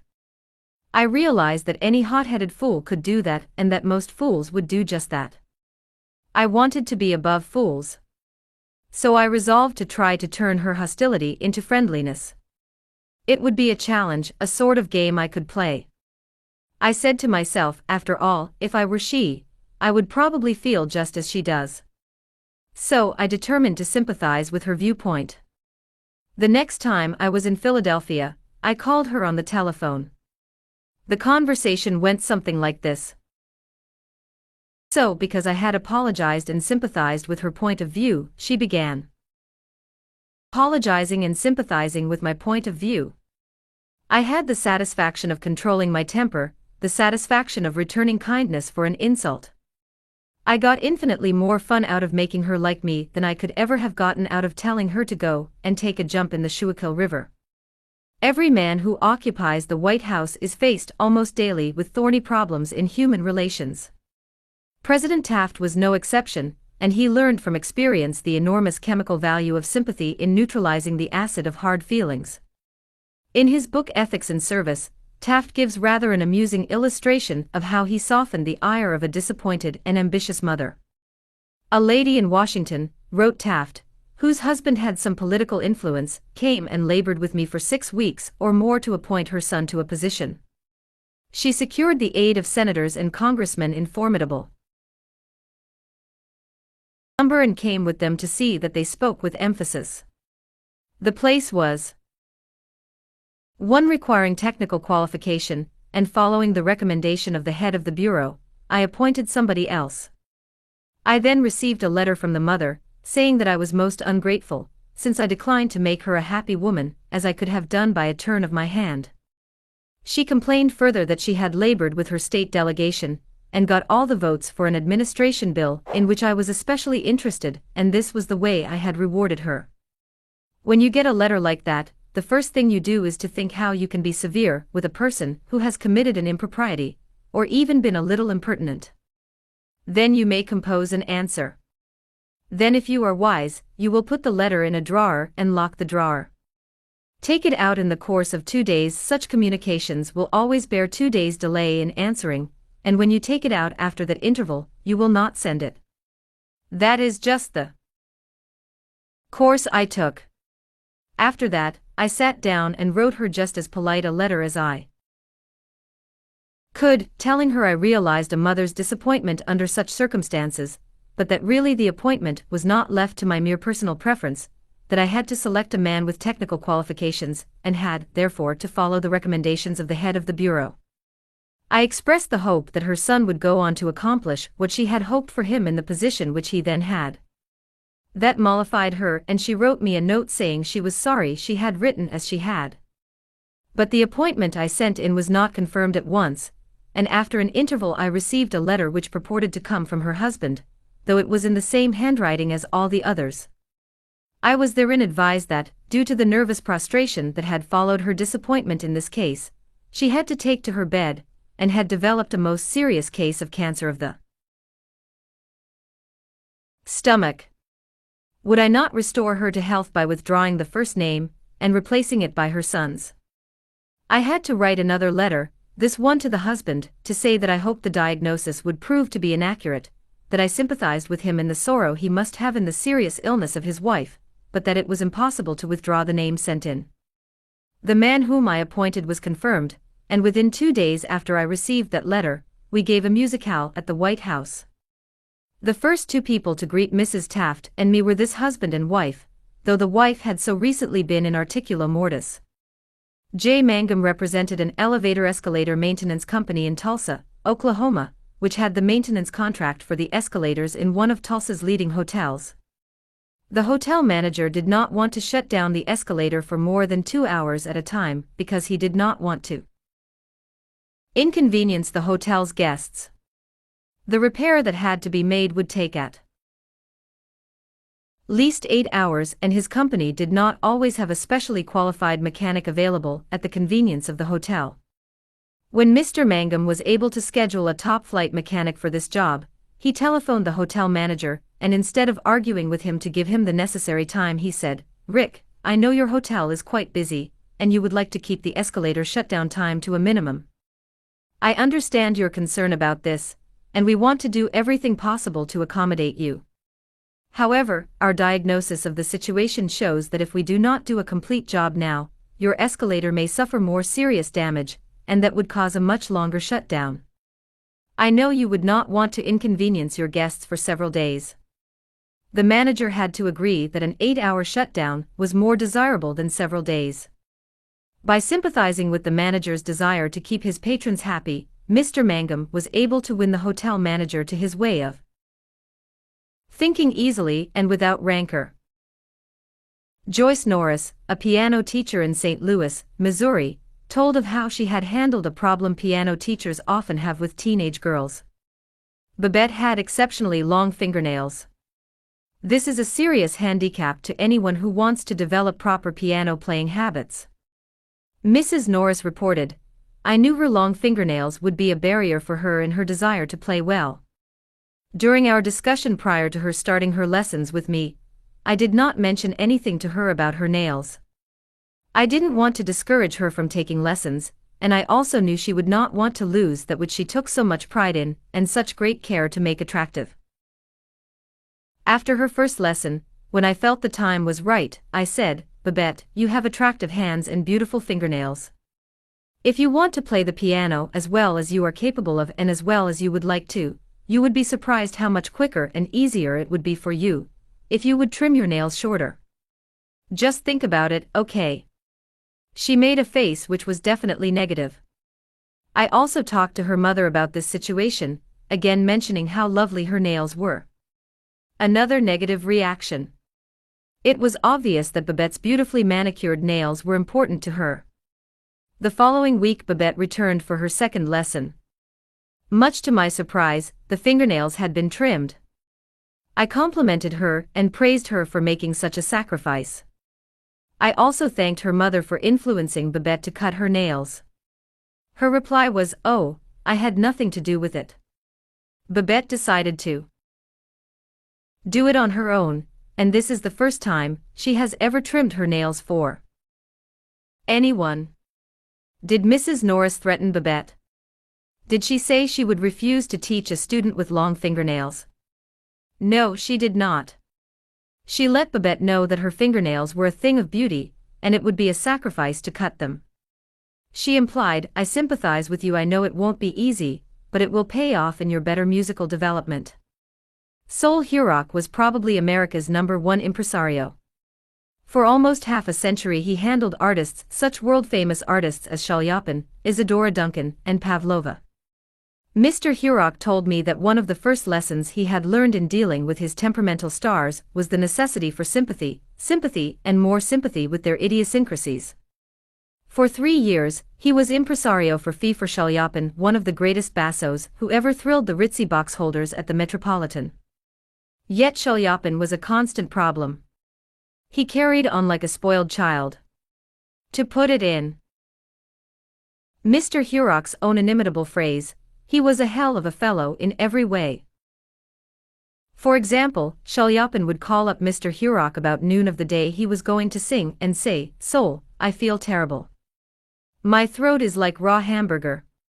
It is impossible for me to sing tonight." Did Mr. Hurok argue with him? Oh, no. He knew that an entrepreneur couldn't handle artists that way. So he would rush over to Shalyapin's hotel, dripping with sympathy. "What a pity," he would mourn. "What a pity. My poor fellow. Of course you cannot sing.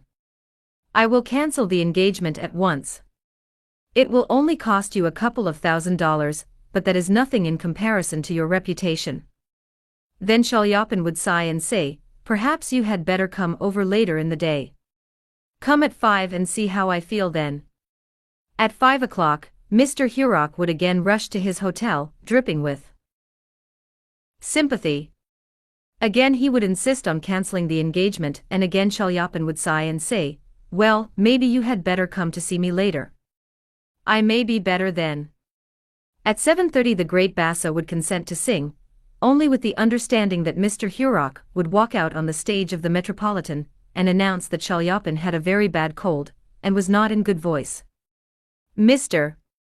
Hurok would lie and say he would do it, for he knew that was the only way to get the basso out on the stage. Dr. Arthur I. Gates said in his splendid book Educational Psychology, "Sympathy the human species universally craves. The child eagerly displays his injury, or even inflicts a cut or bruise in order to reap abundant sympathy. For the same purpose adults show their bruises, relate their accidents, illness, especially details of surgical operations. Self-pity for misfortunes real or imaginary is, in some measure, practically a universal practice. So, if you want to win people to your way of thinking, put in practice. Principle 9. Be sympathetic with the other person's ideas and desires. I was reared on the edge of the Jesse James country out in Missouri, and I visited the James farm at Carnegie, Missouri, where the son of Jesse James was then living. His wife told me stories of how Jesse robbed trains and held up banks, and then gave money to the neighboring farmers to pay off their mortgages. Jesse James probably regarded himself as an idealist at heart, just as Dutch Schultz, Two-Gun Crowley, Al Capone, and many other organized crime godfathers did generations later. The fact is that all people you meet have a high regard for themselves, and like to be fine and unselfish in their own estimation. J. Pierpont Morgan observed, in one of his analytical interludes, that a person usually has two reasons for doing a thing, one that sounds good and a real one. The person himself will think of the real reason. You don't need to emphasize that. But all of us, being idealists at heart, like to think of motives that sound good. So, in order to change people, appeal to the nobler motives. Is that too idealistic to work in business? Let's see. Let's take the case of Hamilton J. Farrell of the Farrell-Mitchell Company of Glenolden, Pennsylvania. Mr. Farrell had a disgruntled tenant who threatened to move. The tenant's lease still had 4 months to run, nevertheless, he served notice that he was vacating immediately, regardless of lease. "These people had lived in my house all winter, the most expensive part of the year," Mr. Farrell said as he told the story to the class, "and I knew it would be difficult to rent the apartment again before fall. I could see all that rent income going over the hill, and believe me, I so read. Now, ordinarily, I would have waded into that tenant and advised him to read his lease again. I would have pointed out that if he moved, the full balance of his rent would fall due at once, and that I could, and would move to collect. However, instead of flying off the handle and making a scene, I decided to try other tactics. So I started like this, Mr. Doe, I said, I have listened to your story, and I still don't believe you intend to move. Years in the renting business have taught me something about human nature, and I sized you up in the first place as being a man of your word.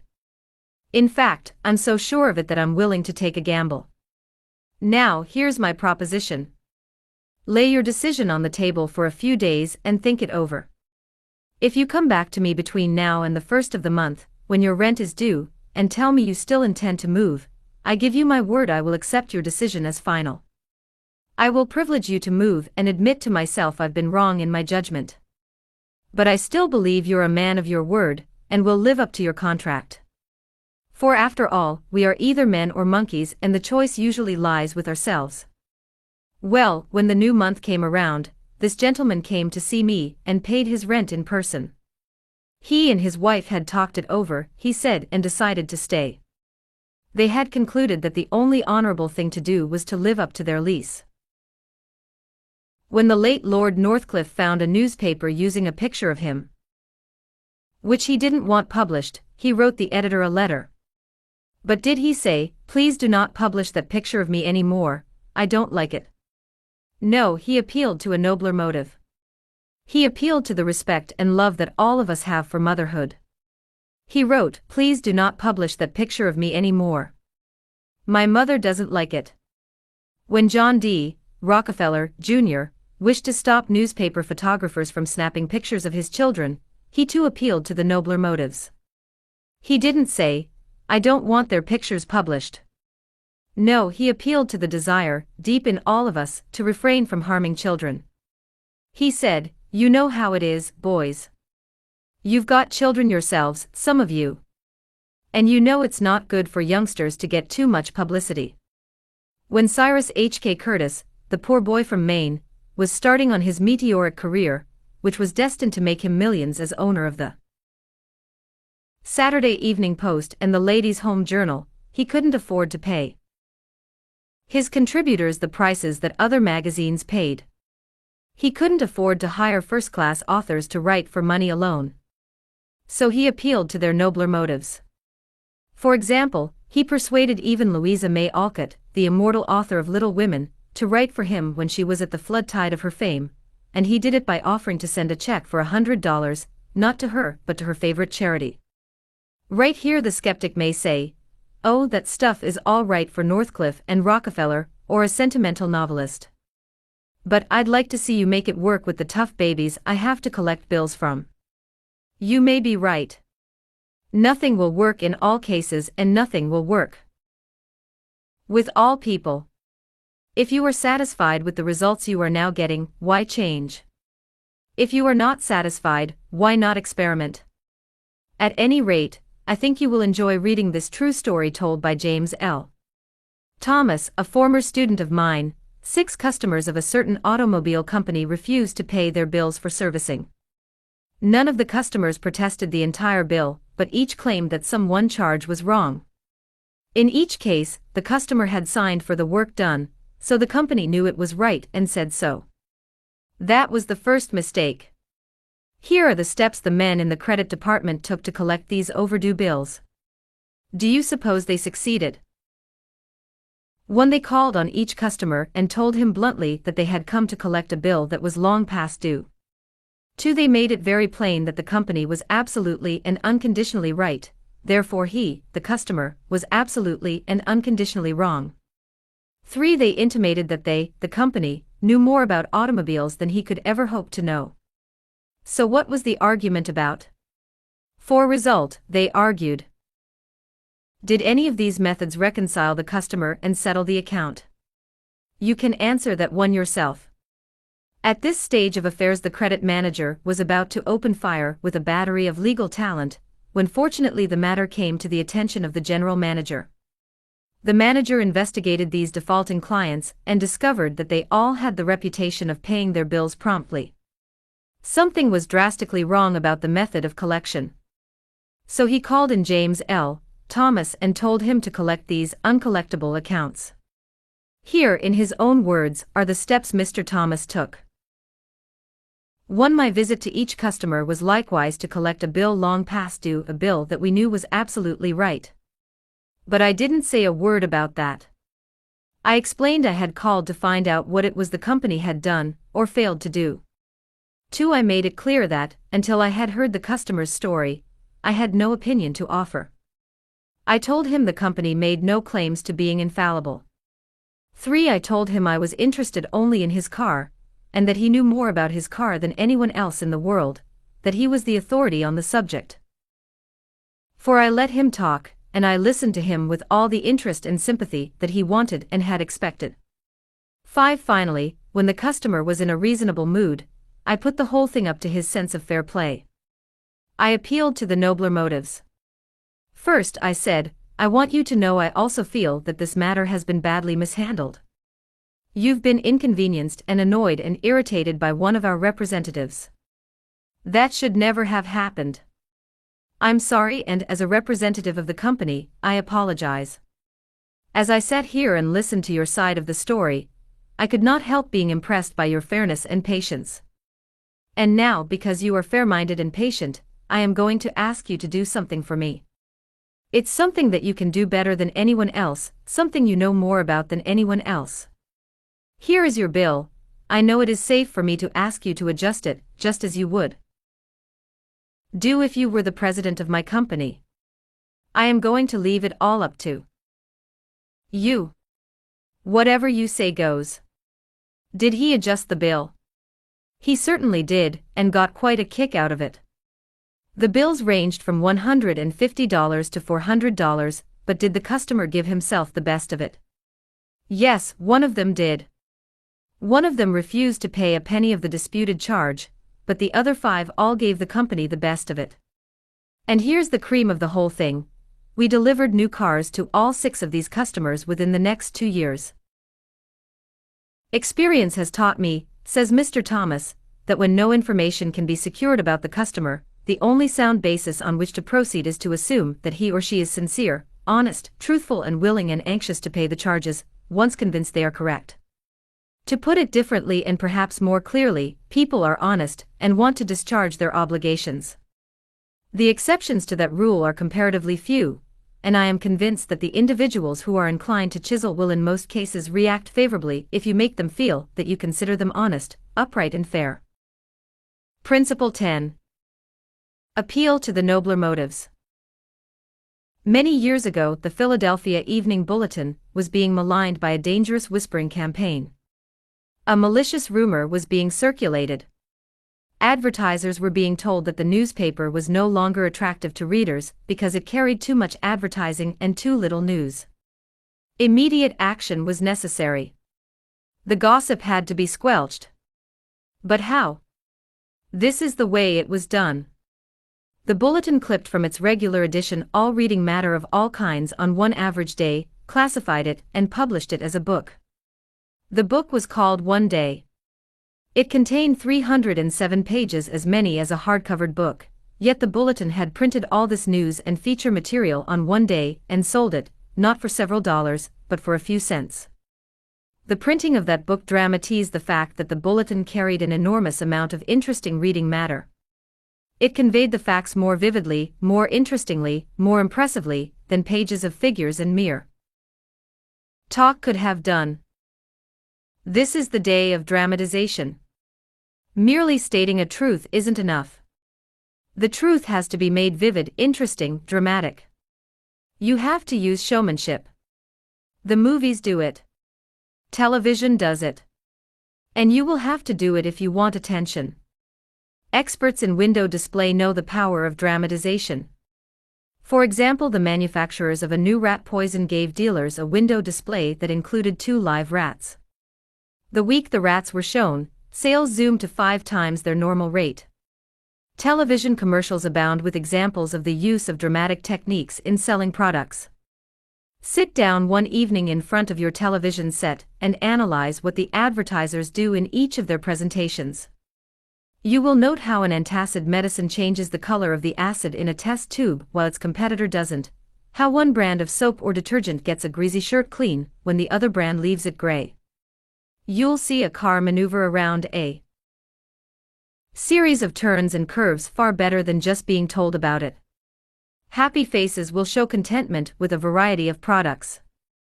All of these dramatize for the viewer the advantages offered by whatever is being sold, and they do get people to buy them. You can dramatize your ideas in business, or in any other aspect of your life. It's easy. Jim Yeamans, who sells for the NCR Company, National Cash Register, in Richmond, Virginia, told how he made a sale by dramatic demonstration.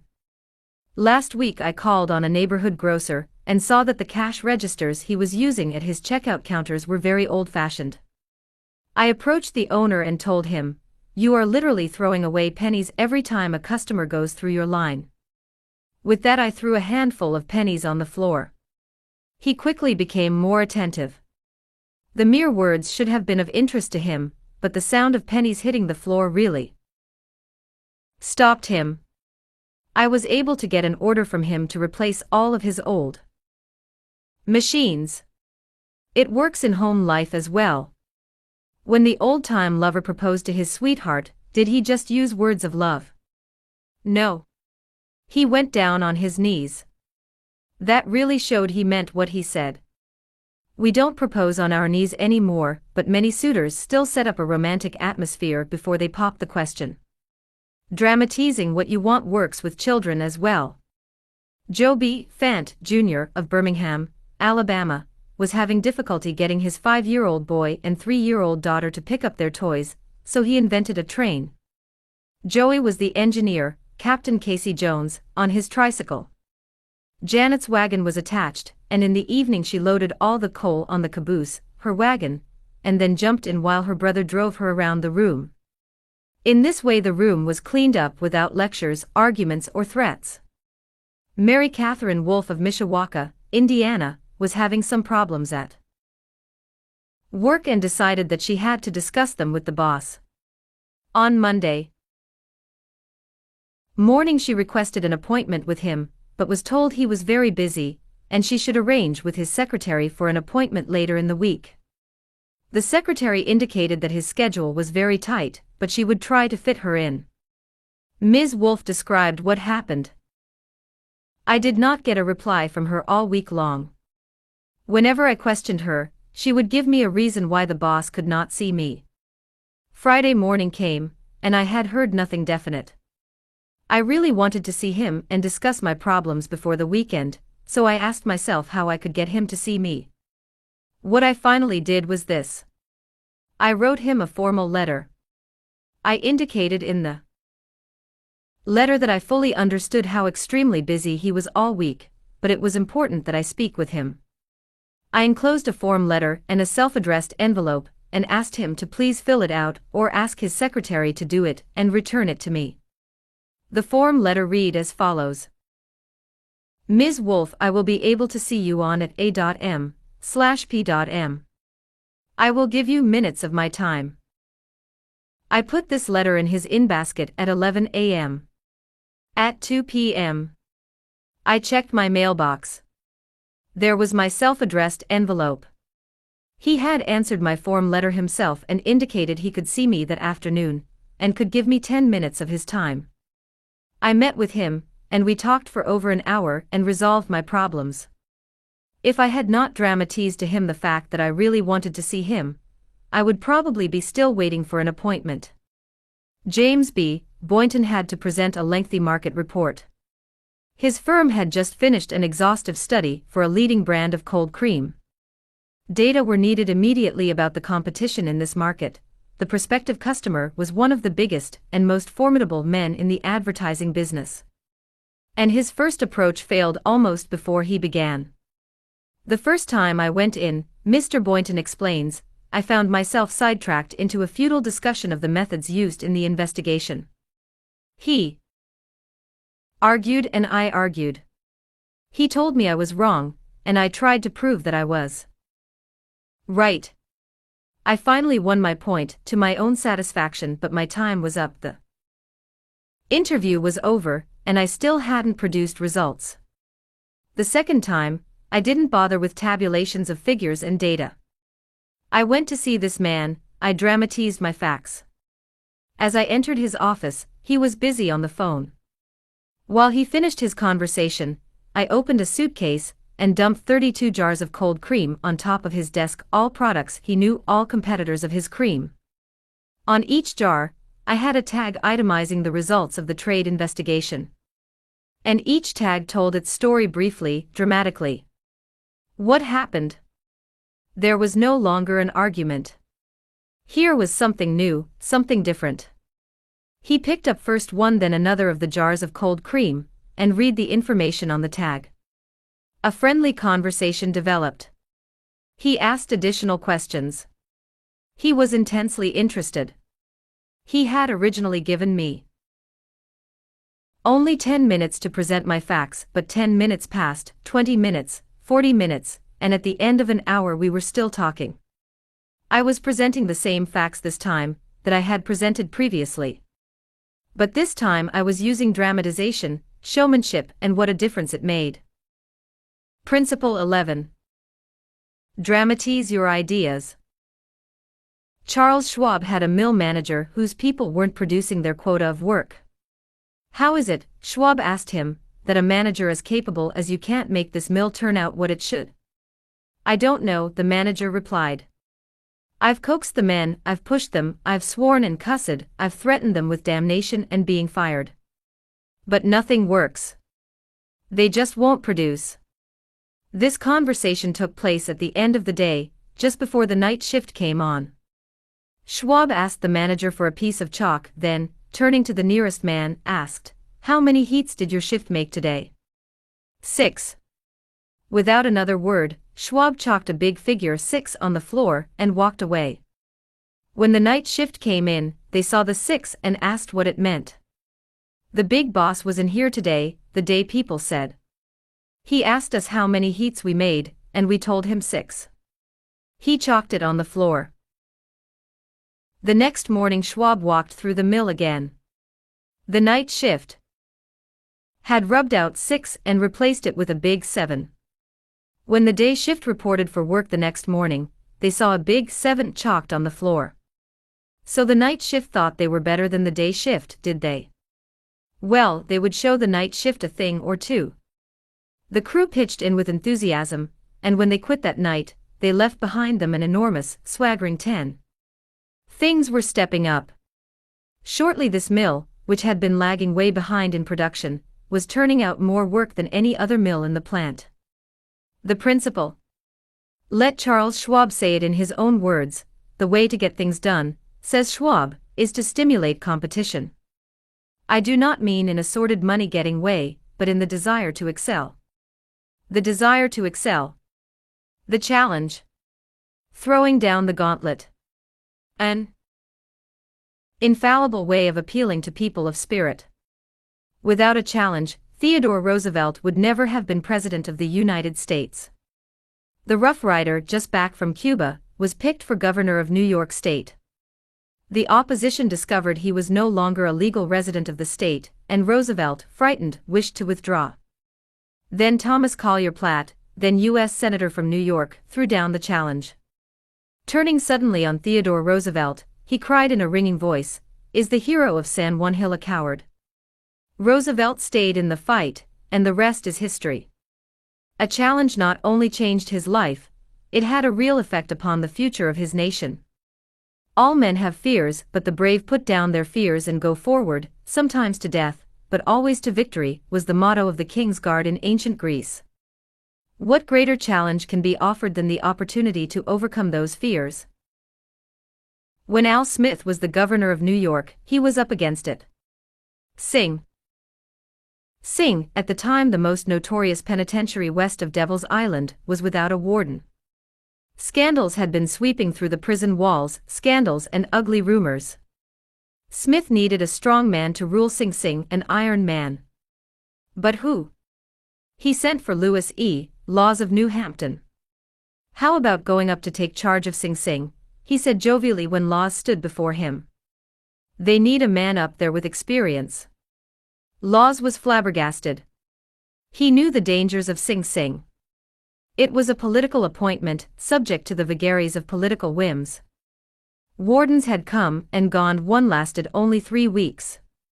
He had a career to consider. Was it worth the risk? Then Smith, who saw his hesitation, leaned back in his chair and smiled. "Young fellow," he said, "I don't blame you for being scared. It's a tough spot. It'll take a big person to go up there and stay." So he went. And he stayed. He stayed to become the most famous warden of his time. His book 20,000 Years in Sing Sing sold into the hundred of thousands of copies. His broadcasts on the air and his stories of prison life have inspired dozens of movies.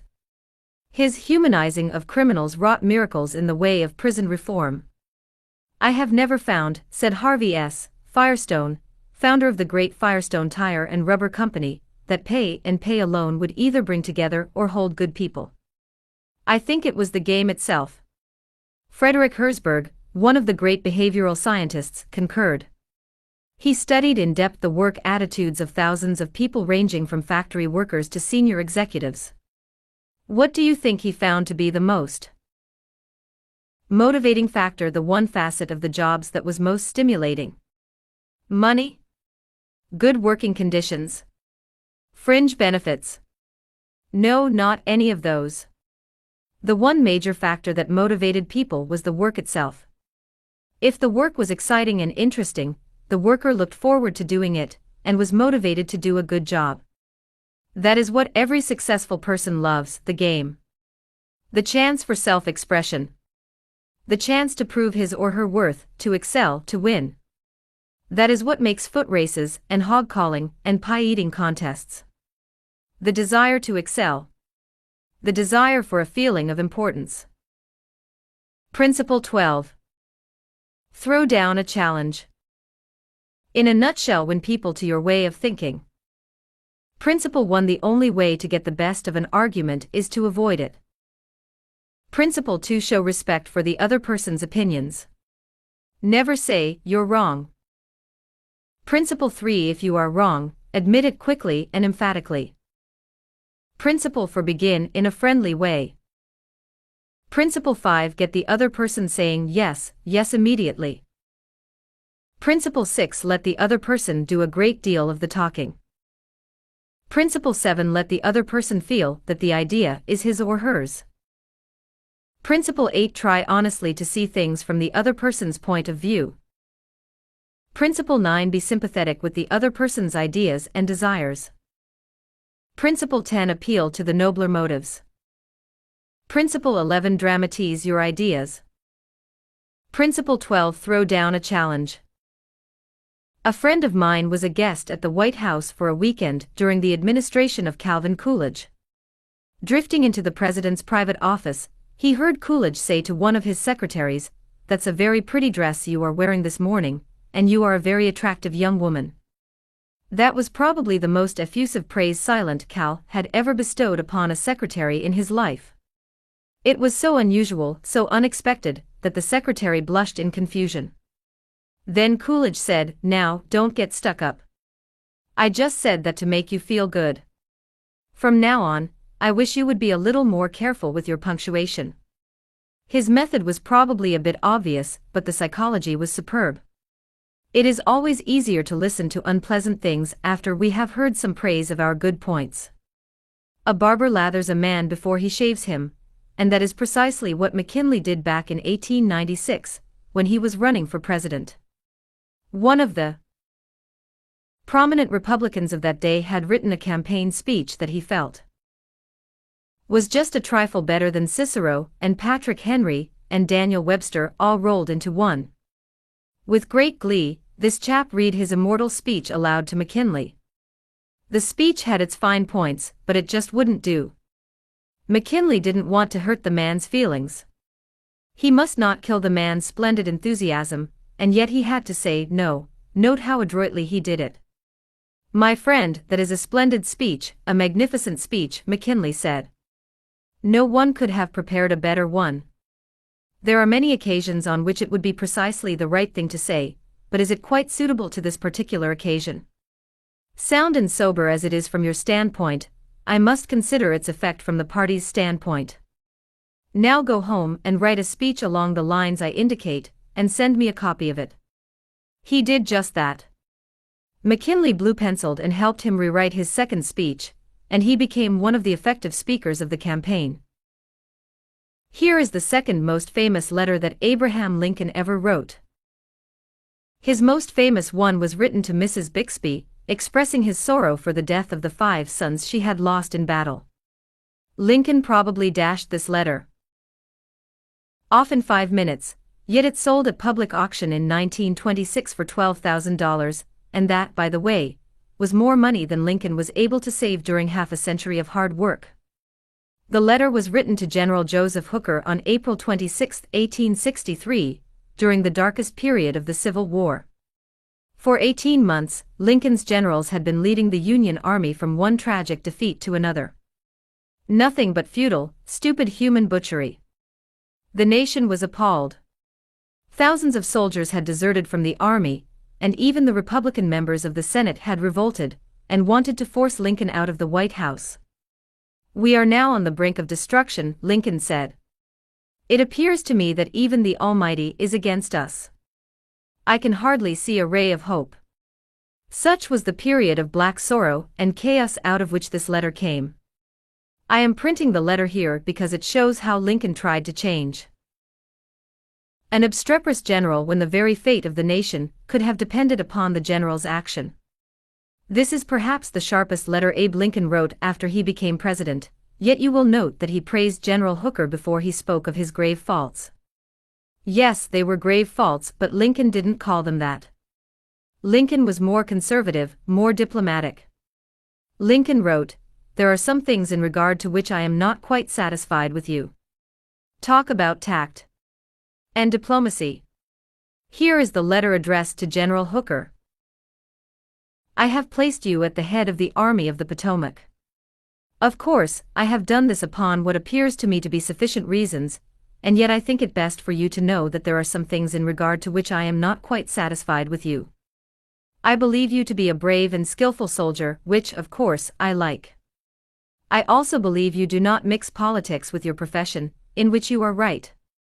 You have confidence in yourself, which is a valuable if not an indispensable quality. You are ambitious, which, within reasonable bounds, does good rather than harm. But I think that during General Burnside's command of the army you have taken counsel of your ambition and thwarted him as much as you could, in which you did a great wrong to the country, and to a most meritorious and honorable brother officer. I have heard, in such a way as to believe it, of your recently saying that both the army and the government needed a dictator. Of course, it was not for this, but in spite of it, that I have given you command.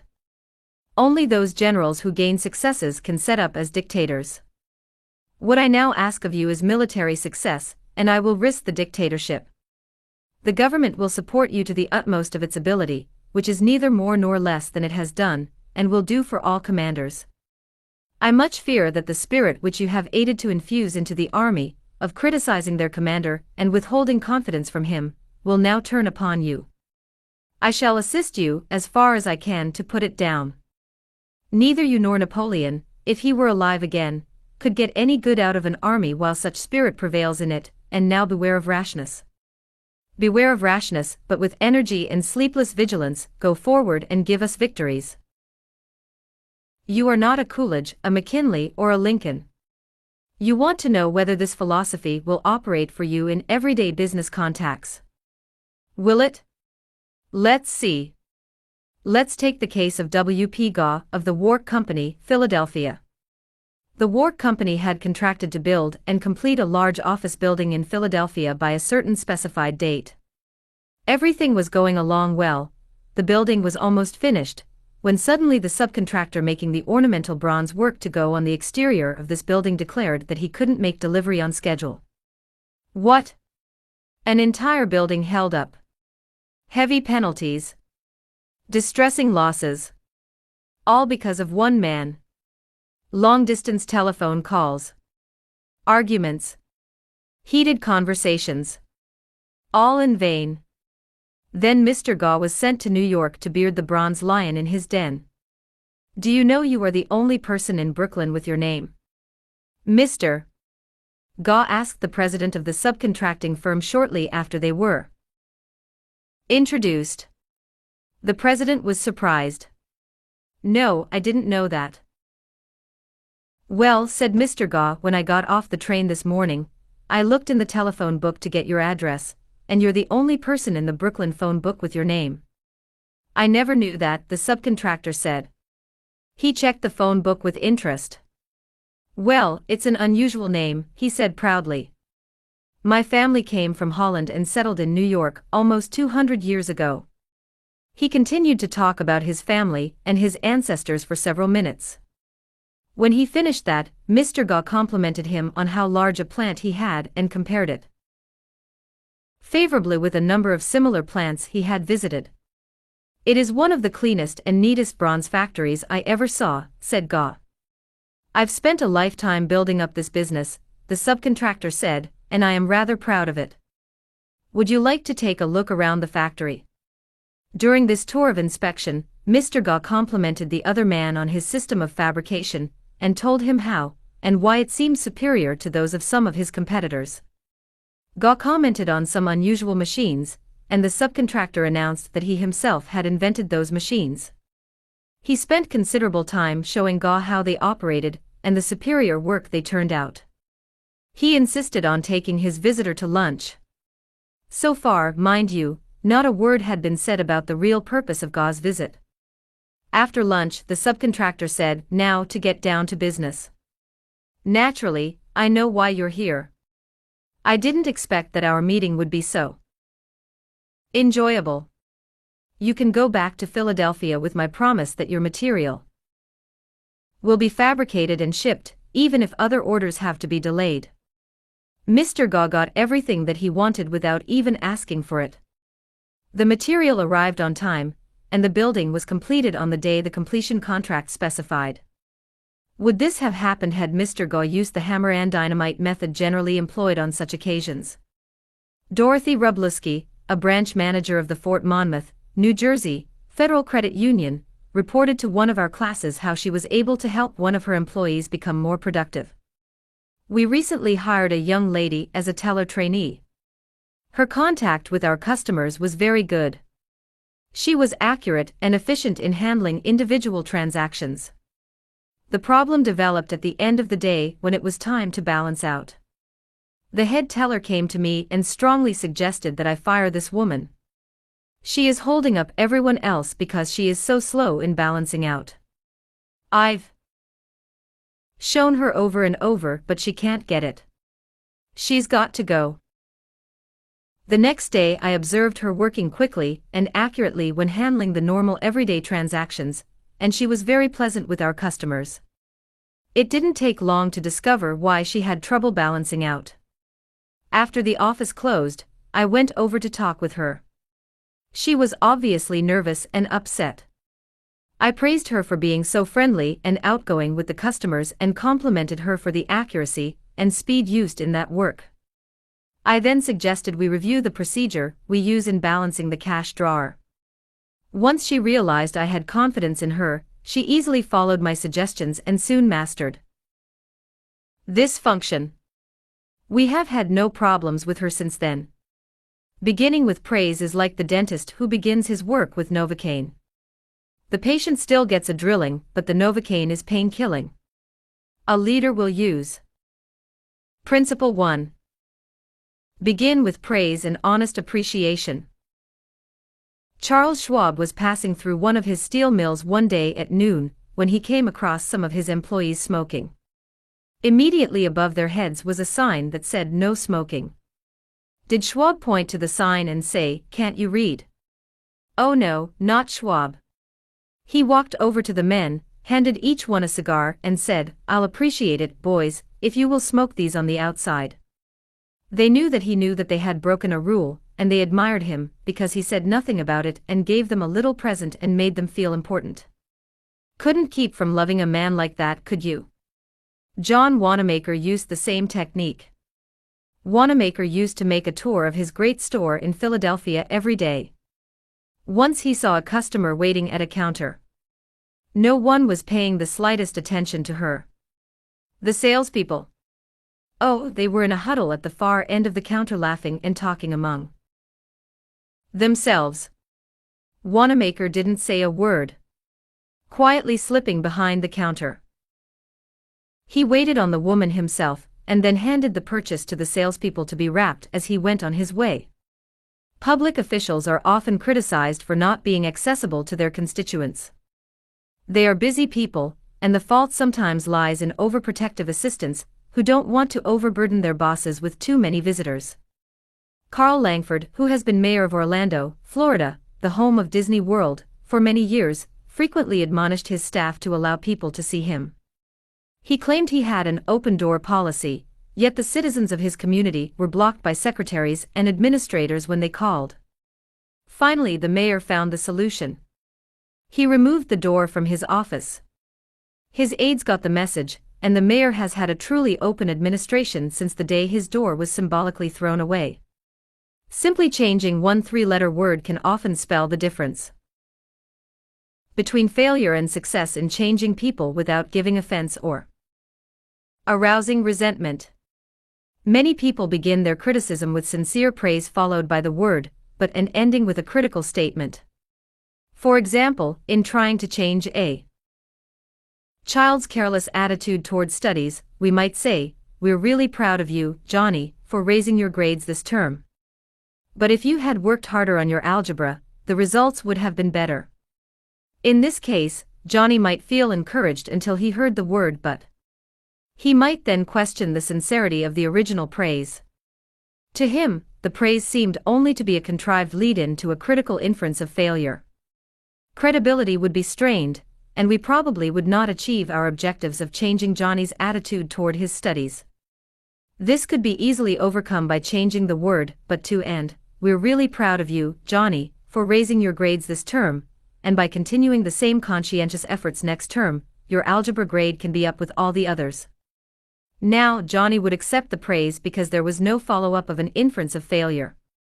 We have called his attention to the behavior we wished to change indirectly, and the chances are he will try to live up to our expectations. Calling attention to one's mistakes indirectly works wonders with sensitive people who may resent bitterly any direct criticism. Marge Jacob of Woonsocket, Rhode Island, told one of our classes how she convinced some sloppy construction workers to clean up after themselves when they were building additions to her house. For the first few days of the work, when Mrs. Jacob returned from her job, she noticed that the yard was strewn with the cut ends of lumber. She didn't want to antagonize the builders because they did excellent work. So after the workers had gone home, she and her children picked up and neatly piled all the lumber debris in a corner. The following morning she called the foreman to one side and said, "I'm really pleased with the way the front lawn was left last night. It is nice and clean, and does not offend the neighbors." From that day forward the workers picked up and piled the debris to one side, and the foreman came in each day seeking approval of the condition the lawn was left in after a day's work. One of the major areas of controversy between members of the Army Reserves and their regular Army trainers is haircuts. The reservists consider themselves civilians, which they are most of the time, and resent having to cut their hair short. Master Sergeant Harley Kaiser of the 542nd USAR School addressed himself to this problem when he was working with a group of reserve non-commissioned officers. As an old-time regular Army Master Sergeant, he might have been expected to yell at his troops and threaten them. Instead he chose to make his point indirectly. "Gentlemen," he started, "you are leaders. You will be most effective when you lead by example. You must be the example for your men to follow. You know what the Army regulations say about haircuts. I am going to get my hair cut today, although it is still much shorter than some of yours. You look at yourself in the mirror, and if you feel you need a haircut to be a good example, we'll arrange time for you to visit the post barbership." The result was predictable. Several of the candidates did look in the mirror, and went to the barbershop that afternoon, and received regulation haircuts. Sergeant Kaiser commented the next morning that he already could see the development of leadership qualities in some of the members of the squad. On March 8, 1887, the eloquent Henry Ward Beecher died. The following Sunday, Lyman Abbott was invited to speak in the pulpit left silent by Beecher's passing. Eager to do his best, he wrote, rewrote, and polished his sermon with the meticulous care of a Flaubert. Then he read it to his wife. It was poor as most written speeches are. She might have said, if she had had less judgment, "Lyman, that is terrible. That'll never do. You'll put people to sleep. It reads like an encyclopedia. You ought to know better than that after all the years you have been preaching. For heaven's sake, why don't you talk like a human being? Why don't you act natural? You'll disgrace yourself if you ever read that stuff." That's what she might have said. And if she had, you know what would have happened. And she knew too. So she merely remarked that it would make an excellent article for the North American Review. In other words, she praised it and at the same time subtly suggested that it wouldn't do as a speech. Lyman Abbott saw the point, tore up his carefully prepared manuscript and preached without even using notes. An effective way to correct others' mistakes is Principle 2. Call attention to people's mistakes indirectly. My niece, Josephine Carnegie, had come to New York to be my secretary. She was 19, had graduated from high school 3 years previously, and her business experience was a trifle more than zero. She became one of the most proficient secretaries west of Suez, but in the beginning, she was susceptible to improvement. One day when I started to criticize her, I said to myself, "Just a minute, Dale Carnegie, just a minute. You are twice as old as Josephine. You have had 10,000 times as much business experience. How can you possibly expect her to have your viewpoint, your judgment, your initiative, mediocre though they may be? And just a minute, Dale, what were you doing at 19? Remember the asinine mistakes and blunders you made. Remember the time you did this and that." After thinking the matter over, honestly and impartially, I concluded that Josephine's batting average at 19 was better than mine had been, and that, I'm sorry to confess, isn't paying Josephine much of a compliment. So after that, when I wanted to call Josephine's attention to a mistake, I used to begin by saying, "You have made a mistake, Josephine, but the Lord knows, it's no worse than many I have made. You were not born with judgment. That comes only with experience, and you are better than I was at your age. I have been guilty of so many stupid, silly things myself. I have very little inclination to criticize you or anyone. But don't you think it would have been wiser if you had done so and so? It isn't nearly so difficult to listen to a recital of your faults if the person criticizing begins by humbly admitting that he, too, is far from impeccable." E.g. Dilly Stone, an engineer in Brandon, Manitoba, Canada, was having problems with his new secretary. Letters he dictated were coming to his desk for signature with 2 or 3 spelling mistakes per page. Mr. Dilly Stone reported how he handled this. "Like many engineers, I have not been noted for my excellent English or spelling. For years I have kept a little black thumb index book for words I had trouble spelling. When it became apparent that merely pointing out the errors was not going to cause my secretary to do more proofreading and dictionary work, I resolved to take another approach. When the next letter came to my attention that had errors in it, I sat down with the typist and said, "Somehow this word doesn't look right. It's one of the words I always have had trouble with. That's the reason I started this spelling book of mine." I opened the book to the appropriate page. Yes, here it is.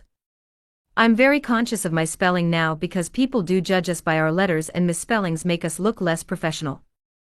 I don't know whether she copied my system or not, but since that conversation, her frequency of spelling errors has been significantly reduced. The polished Prince Bernhard von Bülow learned the sharp necessity of doing this back in 1909.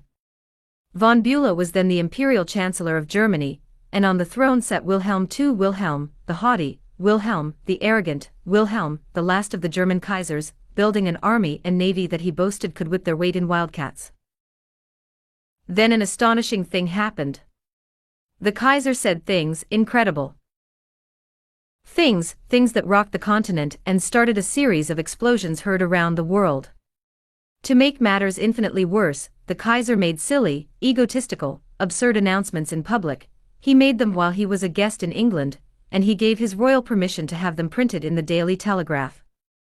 For example, he declared that he was the only German who felt friendly toward the English, that he was constructing a navy against the menace of Japan, that he, and he alone, had saved England from being humbled in the dust by Russia and France, that it had been his campaign plan that enabled England's Lord Roberts to defeat the Boers in South Africa, and so on and on.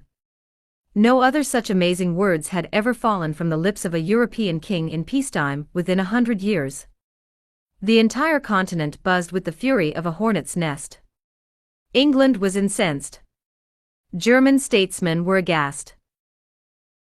And in the midst of all this consternation, the Kaiser became panicky and suggested to Prince von Bülow, the Imperial Chancellor, that he take the blame. Yes, he wanted von Bülow to announce that it was all his responsibility, that he had advised his monarch to say these incredible things. "But Your Majesty," von Bülow protested, "it seems to me utterly impossible that anybody either in Germany or England could suppose me capable of having advised Your Majesty to say any such thing." The moment those words were out of von Bülow's mouth, he realized he had made a grave mistake. The Kaiser blew up. "You consider me a donkey," he shouted, "capable of blunders you yourself could never have committed." Von Bülow knew that he ought to have praised before he condemned, but since that was too late, he did the next best thing. He praised after he had criticized. And it worked a miracle. I'm far from suggesting that, he answered respectfully. Your Majesty surpasses me in many respects, not only, of course, in naval and military knowledge, but above all, in natural science. I have often listened in admiration when Your Majesty explained the barometer, or wireless telegraphy, or the Röntgen rays. I am shamefully ignorant of all branches of natural science, have no notion of chemistry or physics, and am quite incapable of explaining the simplest of natural phenomena. But von Bülow continued, in compensation, I possess some historical knowledge and perhaps certain qualities useful in politics, especially in diplomacy. The Kaiser beamed. Von Bülow had praised him. Von Bülow had exalted him, and humbled himself. The Kaiser could forgive anything after that. Haven't I always told you, he exclaimed with enthusiasm, that we complete one another? Famously. We should stick together and we will. He shook hands with von Bülow, not once, but several times. And later in the day he waxed so enthusiastic that he exclaimed with doubled fists, if anyone says anything to me against Prince von Bülow, I shall punch him in the nose. Von Bülow saved himself in time, but canny diplomat that he was, he nevertheless had made one error. He should have begun by talking about his own shortcomings and Wilhelm's superiority, not by intimating that the Kaiser was a halfwit in need of a guardian. If a few sentences humbling oneself and praising the other party can turn a haughty, insulted Kaiser into a staunch friend, imagine what humility and praise can do for you and me in our daily contacts. Rightfully used, they will work veritable miracles in human relations.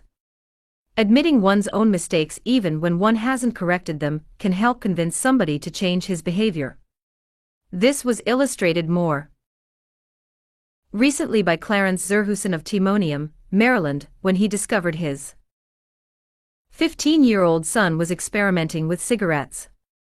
Naturally, I didn't want David to smoke, Mr. Zurhusen told us, but his mother and I smoke cigarettes. We were giving him a bad example all the time. I explained to Dave how I started smoking at about his age, and how the nicotine had gotten the best of me, and now it was nearly impossible for me to stop. I reminded him how irritating my cough was and how he had been after me to give up cigarettes not many years before. I didn't exhort him to stop or make threats or warn him about their dangers. All I did was point out how I was hooked on cigarettes and what it had meant to me. He thought about it for a while and decided he wouldn't smoke until he had graduated from high school. As the years went by, David never did start smoking, and has no intention of ever doing so. As a result of that conversation, I made the decision to stop smoking cigarettes myself, and with the support of my family, I have succeeded. A good leader follows this principle. Principle 3. Talk about your own mistakes before criticizing the other person. I once had the pleasure of dining with Miss Ida Tarbell, the Dean of American Biographers. When I told her I was writing this book, we began discussing this all-important subject of getting along with people, and she told me that while she was writing her biography of O&D Young, she interviewed a man who had sat for 3 years in the same office with Mr. Young. This man declared that during all that time, he had never heard O&D Young give a direct order to anyone. He always gave suggestions, not orders. O&D Young never said, for example, do this or do that, or don't do this or don't do that. He would say, you might consider this, or do you think that would work?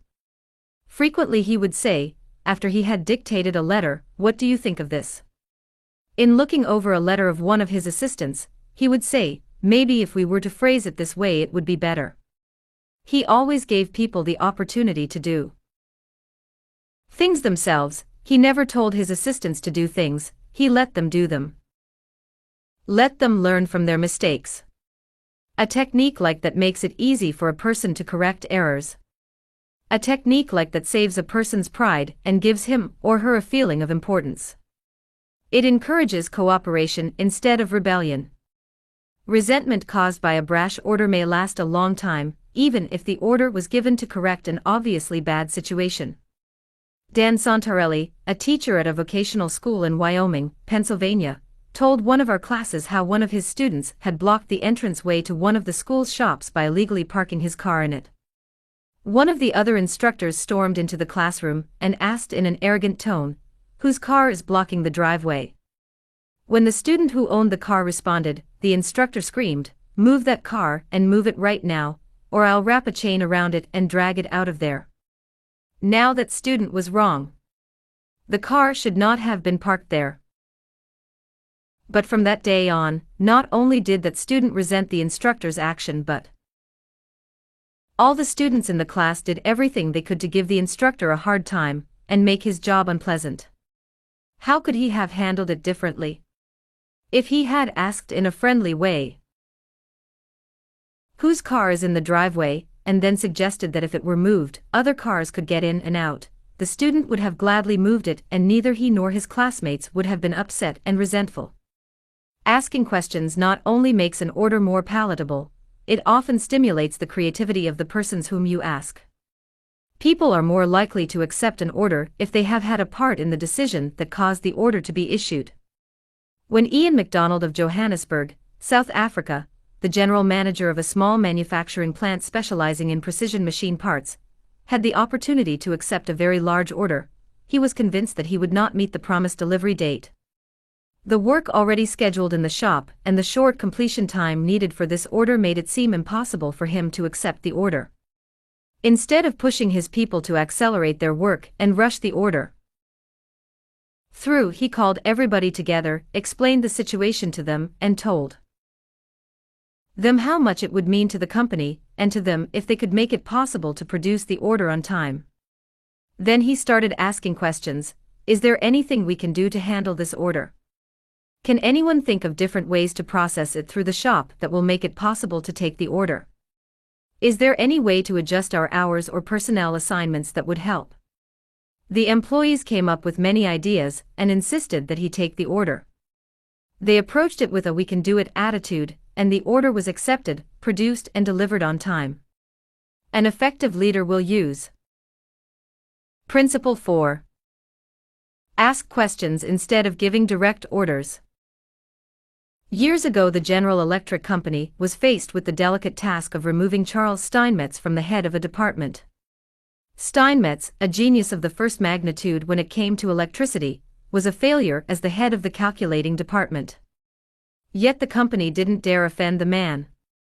He was indispensable and highly sensitive. So they gave him a new title.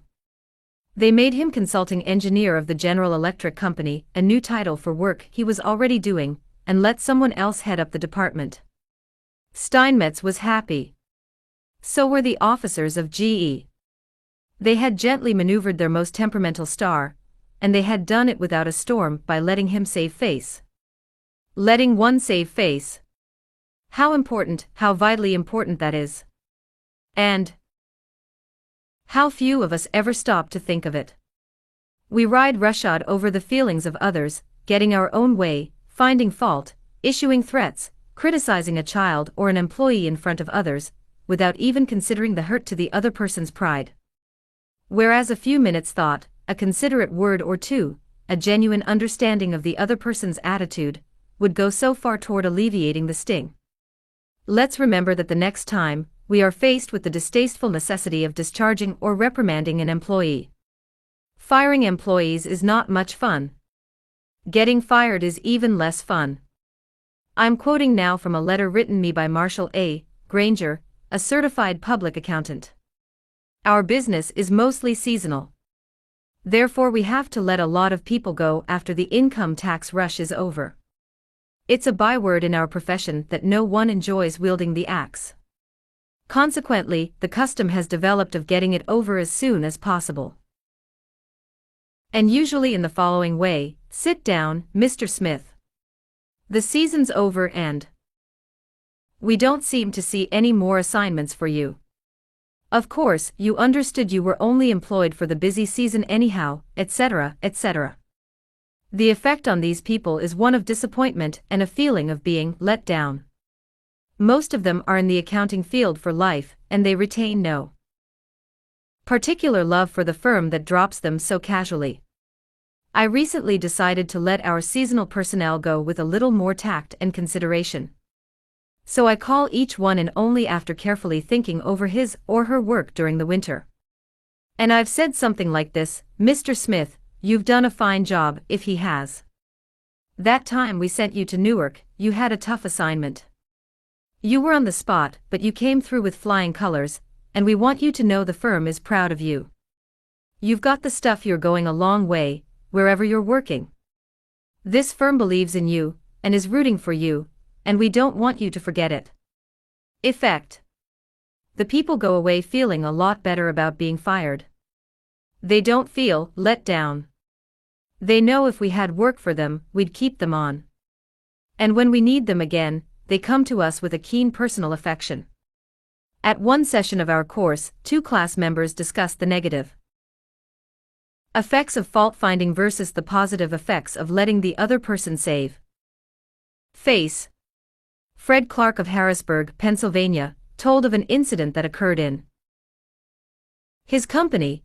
At one of our production meetings, a vice president was asking very pointed questions of one of our production supervisors regarding a production process. His tone of voice was aggressive and aimed at pointing out faulty performance on the part of the supervisor. Not wanting to be embarrassed in front of his peers, the supervisor was evasive in his responses. This caused the vice president to lose his temper, berate the supervisor, and accuse him of lying. Any working relationship that might have existed prior to this encounter was destroyed in a few brief moments. This supervisor, who was basically a good worker, was useless to our company from that time on. A few months later he left our firm, and went to work for a competitor, where I understand he is doing a fine job. Another class member, Anna Mazzone, related how a similar incident had occurred at her job, but what a difference in approach and results. Ms. Mazzone, a marketing specialist for a food packer, was given her first major assignment, the test marketing of a new product. She told the class, "When the results of the test came in, I was devastated. I had made a serious error in my planning, and the entire test had to be done all over again. To make this worse, I had no time to discuss it with my boss before the meeting in which I was to make my report on the project. When I was called on to give the report, I was shaking with fright. I had all I could do to keep from breaking down, but I resolved I would not cry and have all those men make remarks about women not being able to handle a management job because they are too emotional. I made my report briefly and stated that due to an error I would repeat the study before the next meeting. I sat down, expecting my boss to blow up. Instead, he thanked me for my work and remarked that it was not unusual for a person to make an error on a new project, and that he had confidence that the repeat survey would be accurate and meaningful to the company. He assured me, in front of all my colleagues, that he had faith in me and knew I had done my best, and that my lack of experience, not my lack of ability, was the reason for the failure. I left that meeting with my head up in the air, and with the determination that I would never let that boss of mine down again. Even if we are right and the other person is definitely wrong, we only destroy ego by causing someone to lose face. The legendary French aviation pioneer and author Antoine de Saint-Exupéry wrote, "I have no right to say or do anything that diminishes a man in his own eyes. What matters is not what I think of him but what he thinks of himself. Hurting a man in his dignity is a crime. A real leader will always follow." Principle 5. Let the other person save face. Pete Barlow was an old friend of mine. He had a dog and pony act and spent his life traveling with circuses and vaudeville shows. I loved to watch Pete train new dogs for his act. I noticed that the moment a dog showed the slightest improvement, Pete patted and praised him, and gave him meat, and made a great to-do about it. That's nothing new. Animal trainers have been using that same technique for centuries. Why, I wonder, don't we use the same common sense when trying to change people that we use when trying to change dogs? Why don't we use meat instead of a whip? Why don't we use praise instead of condemnation? Let us praise even the slightest improvement. That inspires the other person to keep on improving. In his book I Ain't Much, Baby, But I'm All I Got, the psychologist Jess Lair comments, praise is like sunlight to the warm human spirit, we cannot flower and grow without it. And yet, while most of us are only too ready to apply to others the cold wind of criticism, we are somehow reluctant to give our fellow the warm sunshine of praise. I can look back at my own life and see where a few words of praise have sharply changed my entire future. Can't you say the same thing about your life? History is replete with striking illustrations of the sheer witchery of praise. For example, many years ago a boy of 10 was working in a factory in Naples. He longed to be a singer, but his first teacher discouraged him. "You can't sing," he said. "You haven't any voice at all. It sounds like the wind in the shutters." But his mother, a poor peasant woman, put her arms about him and praised him and told him she knew he could sing. She could already see an improvement, and she went barefoot in order to save money to pay for his music lessons. That peasant mother's praise and encouragement changed that boy's life. His name was Enrico Caruso, and he became the greatest and most famous opera singer of his age. In the early 19th century, a young man in London aspired to be a writer. But everything seemed to be against him.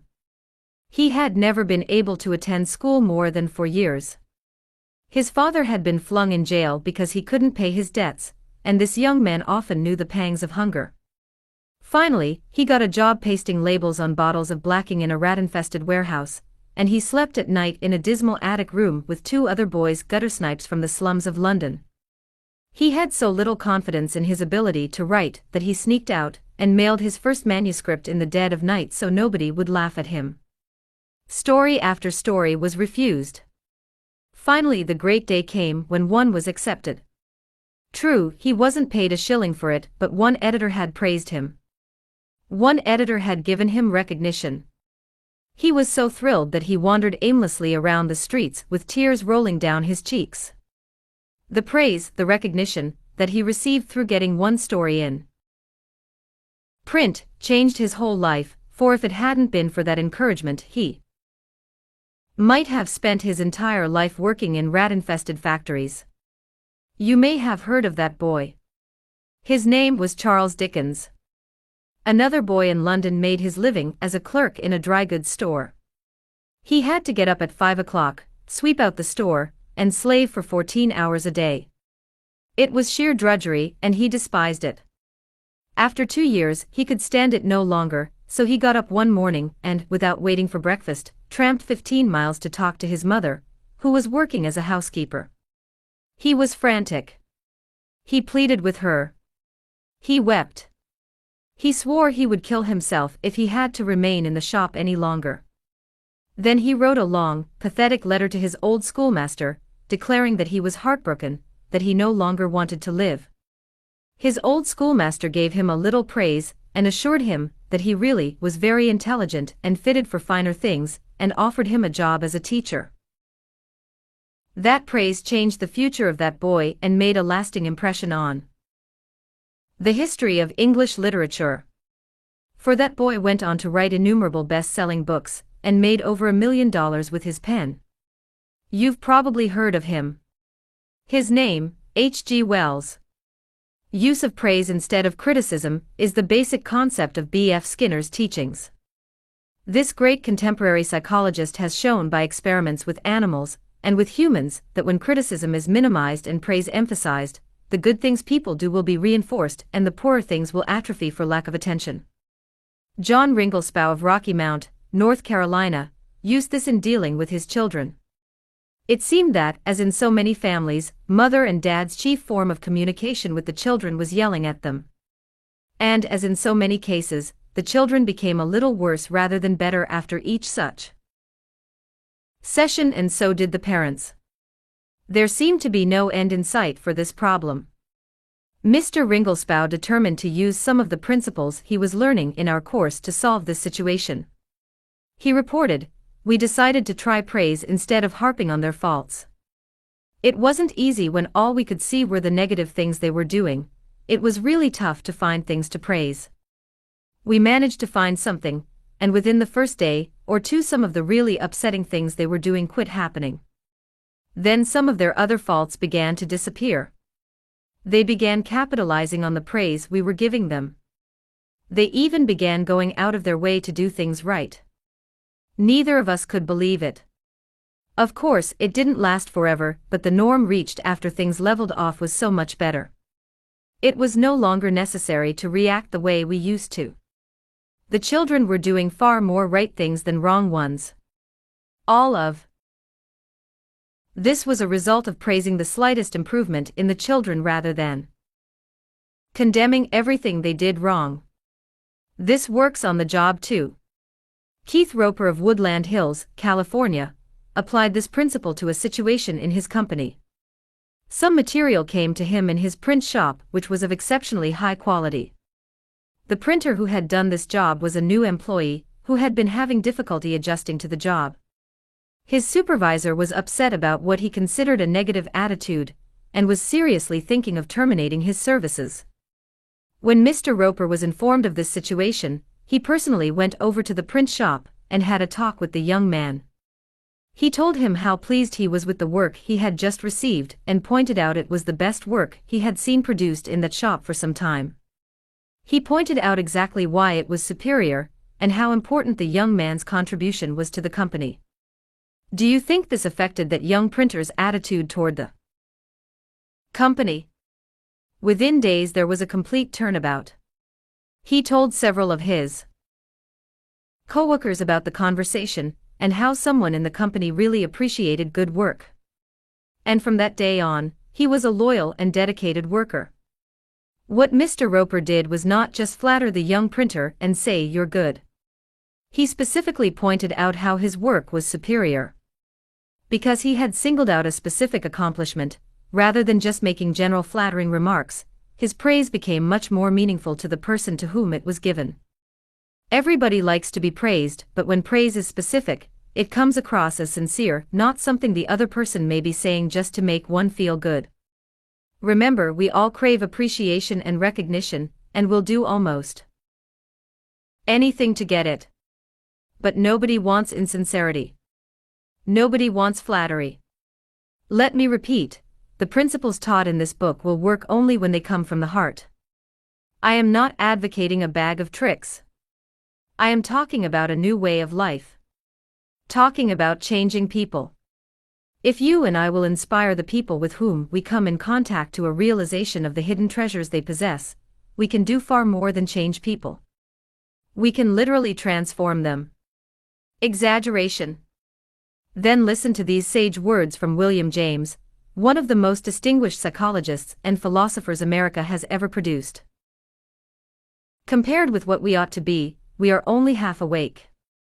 We are making use of only a small part of our physical and mental resources. Stating the thing broadly, the human individual thus lives far within his limits.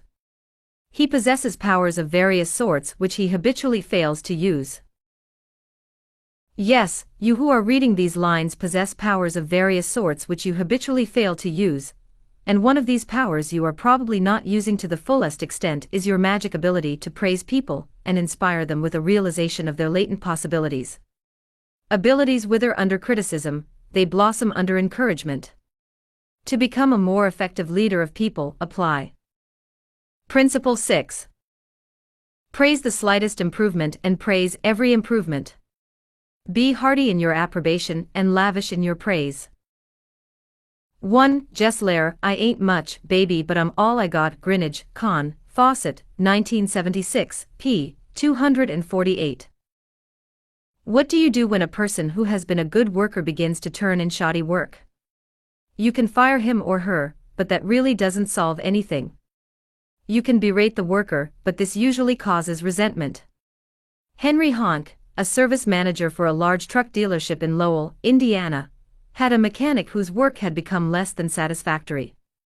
Instead of bawling him out or threatening him, Mr. Honk called him into his office and had a heart-to-heart talk with him. Bill, he said, you are a fine mechanic. You have been in this line of work for a good number of years. You have repaired many vehicles to the customer's satisfaction. In fact, we've had a number of compliments about the good work you have done. Yet of late, the time you take to complete each job has been increasing and your work has not been up to your own old standards. Because you have been such an outstanding mechanic in the past, I felt sure you would want to know that I am not happy with this situation, and perhaps jointly we could find some way to correct the problem. Bill responded that he hadn't realized he had been falling down in his duties, and assured his boss that the work he was getting was not out of his range of expertise, and he would try to improve in the future. Did he do it? You can be sure he did. He once again became a fast and thorough mechanic. With that reputation Mr. Honk had given him to live up to, how could he do anything else but turn out work comparable to that which he had done in the past?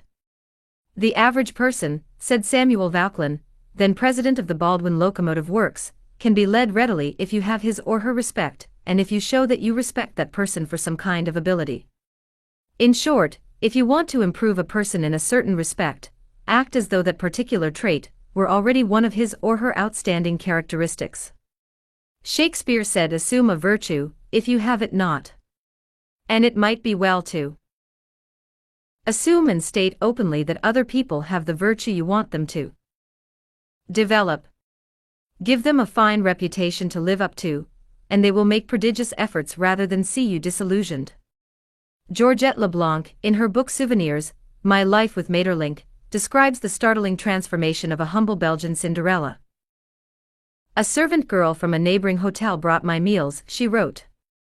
She was called Marie the dishwasher because she had started her career as a scullery assistant. She was a kind of monster, cross-eyed, bandy-legged, poor in flesh and spirit. One day, while she was holding my plate of macaroni in her red hand, I said to her point blank, "Marie, you do not know what treasures are within you." Accustomed to holding back her emotion, Marie waited for a few moments, not daring to risk the slightest gesture for fear of a catastrophe. Then she put the dish on the table, sighed and said ingenuously, "Madam, I would never have believed it." She did not doubt, she did not ask a question. She simply went back to the kitchen and repeated what I had said, and such is the force of faith that no one made fun of her. From that day on, she was even given a certain consideration. But the most curious change of all occurred in the humble Marie herself. Believing she was the tabernacle of unseen marvels, she began taking care of her face and body so carefully that her starved youth seemed to bloom and modestly hide her plainness. 2 months later, she announced her coming marriage with the nephew of the chef.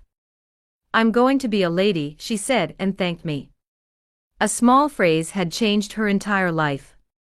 Georgette Leblanc had given Marie the dishwasher a reputation to live up to, and that reputation had transformed her.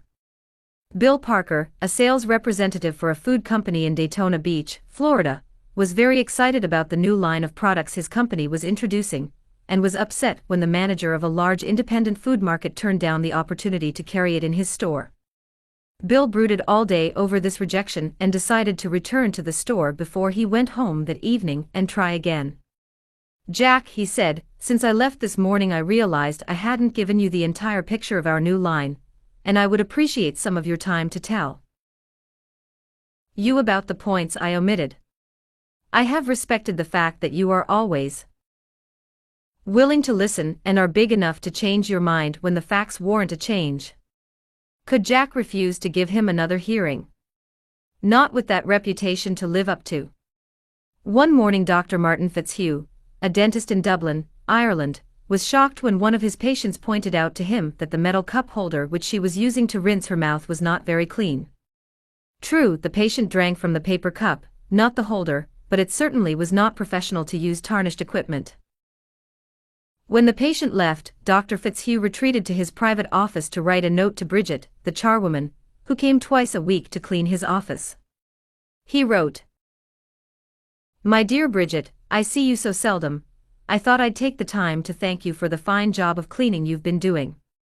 By the way, I thought I'd mention that since 2 hours, twice a week, is a very limited amount of time, please feel free to work an extra half hour from time to time if you feel you need to do those once in a while, things like polishing the cup holders and the like. I, of course, will pay you for the extra time." The next day, When I walked into my office, Dr. Fitzhugh reported, my desk had been polished to a mirror-like finish, as had my chair, which I nearly slid out of. When I went into the treatment room, I found the shiniest, cleanest chrome-plated cup holder I had ever seen nestled in its receptacle. I had given my charwoman a fine reputation to live up to, and because of this small gesture she outperformed all her past efforts. How much additional time did she spend on this? That's right, none at all. There is an old saying, give a dog a bad name, and you may as well hang him. But give him a good name, and see what happens. When Mrs. Ruth Hopkins, a fourth-grade teacher in Brooklyn, New York, looked at her class roster the first day of school, her excitement and joy of starting a new term was tinged with anxiety. In her class this year she would have Tommy T., the school's most notorious bad boy. His third-grade teacher had constantly complained about Tommy to colleagues, the principal and anyone else who would listen. He was not just mischievous, he caused serious discipline problems in the class, picked fights with the boys, teased the girls, was fresh to the teacher, and seemed to get worse as he grew older. His only redeeming feature was his ability to learn rapidly and master the school work easily. Mrs. Hopkins decided to face the Tommy problem immediately. When she greeted her new students, she made little comments to each of them. Rose, that's a pretty dress you are wearing. Alicia, I hear you draw beautifully. When she came to Tommy, she looked him straight in the eyes and said, Tommy, I understand you are a natural leader. I'm going to depend on you to help me make this class the best class in the fourth grade this year. She reinforced this over the first few days by complimenting Tommy on everything he did and commenting on how this showed what a good student he was. With that reputation to live up to, even a 9-year-old couldn't let her down, and he didn't. If you want to excel in that difficult leadership role of changing the attitude or behavior of others, use Principle 7. Give the other person a fine reputation to live up to. A bachelor friend of mine, about 40 years old, became engaged, and his fiancée persuaded him to take some belated dancing lessons. The Lord knows I needed dancing lessons, he confessed as he told me the story, for I danced just as I did when I first started 20 years ago. The first teacher I engaged probably told me the truth. She said I was all wrong. I would just have to forget everything and begin all over again. But that took the heart out of me. I had no incentive to go on. So I quit her. The next teacher may have been lying, but I liked it. She said nonchalantly that my dancing was a bit old-fashioned perhaps, but the fundamentals were all right, and she assured me I wouldn't have any trouble learning a few new steps. The first teacher had discouraged me by emphasizing my mistakes. This new teacher did the opposite. She kept praising the things I did right and minimizing my errors. You have a natural sense of rhythm, she assured me. You really are a natural-born dancer. Now my common sense tells me that I always have been and always will be a fourth-rate dancer, yet, deep in my heart, I still like to think that maybe she meant it. To be sure, I was paying her to say it, but why bring that up? At any rate, I know I am a better dancer than I would have been if she hadn't told me I had a natural sense of rhythm. That encouraged me. That gave me hope. That made me want to improve. Tell your child, your spouse, or your employee that he or she is stupid or dumb at a certain thing, has no gift for it, and is doing it all wrong, and you have destroyed almost every incentive to try to improve. But use the opposite technique, be liberal with your encouragement, make the thing seem easy to do, let the other person know that you have faith in his ability to do it, that he has an undeveloped flair for it and he will practice until the dawn comes in the window in order to excel. Lowell Thomas, a superb artist in human relations, used this technique. He gave you confidence, inspired you with courage and faith. For example, I spent a weekend with Mr. and Mrs. Thomas, and on Saturday night, I was asked to sit in on a friendly bridge game before a roaring fire. Bridge? Oh no. No. Not me. I knew nothing about it. The game had always been a black mystery to me. No. No. Impossible. Why, Dale, it is no trick at all, Lowell replied. There is nothing to bridge except memory and judgment. You've written articles on memory. Bridge will be a cinch for you. It's right up your alley. And presto, almost before I realized what I was doing, I found myself for the first time at a bridge table. All because I was told I had a natural flair for it, and the game was made to seem easy. Speaking of bridge reminds me of Ely Culbertson, whose books on bridge have been translated into a dozen languages, and have sold more than 1 million copies. Yet he told me he never would have made a profession out of the game if a certain young woman hadn't assured him he had a flair for it. When he came to America in 1922, he tried to get a job teaching in philosophy and sociology, but he couldn't. Then he tried selling coal, and he failed at that. Then he tried selling coffee, and he failed at that too. He had played some bridge, but it had never occurred to him in those days that someday he would teach it. He was not only a poor card player, but he was also very stubborn. He asked so many questions and held so many post-mortem examinations that no one wanted to play with him. Then he met a pretty bridge teacher, Josephine Dillon, fell in love and married her.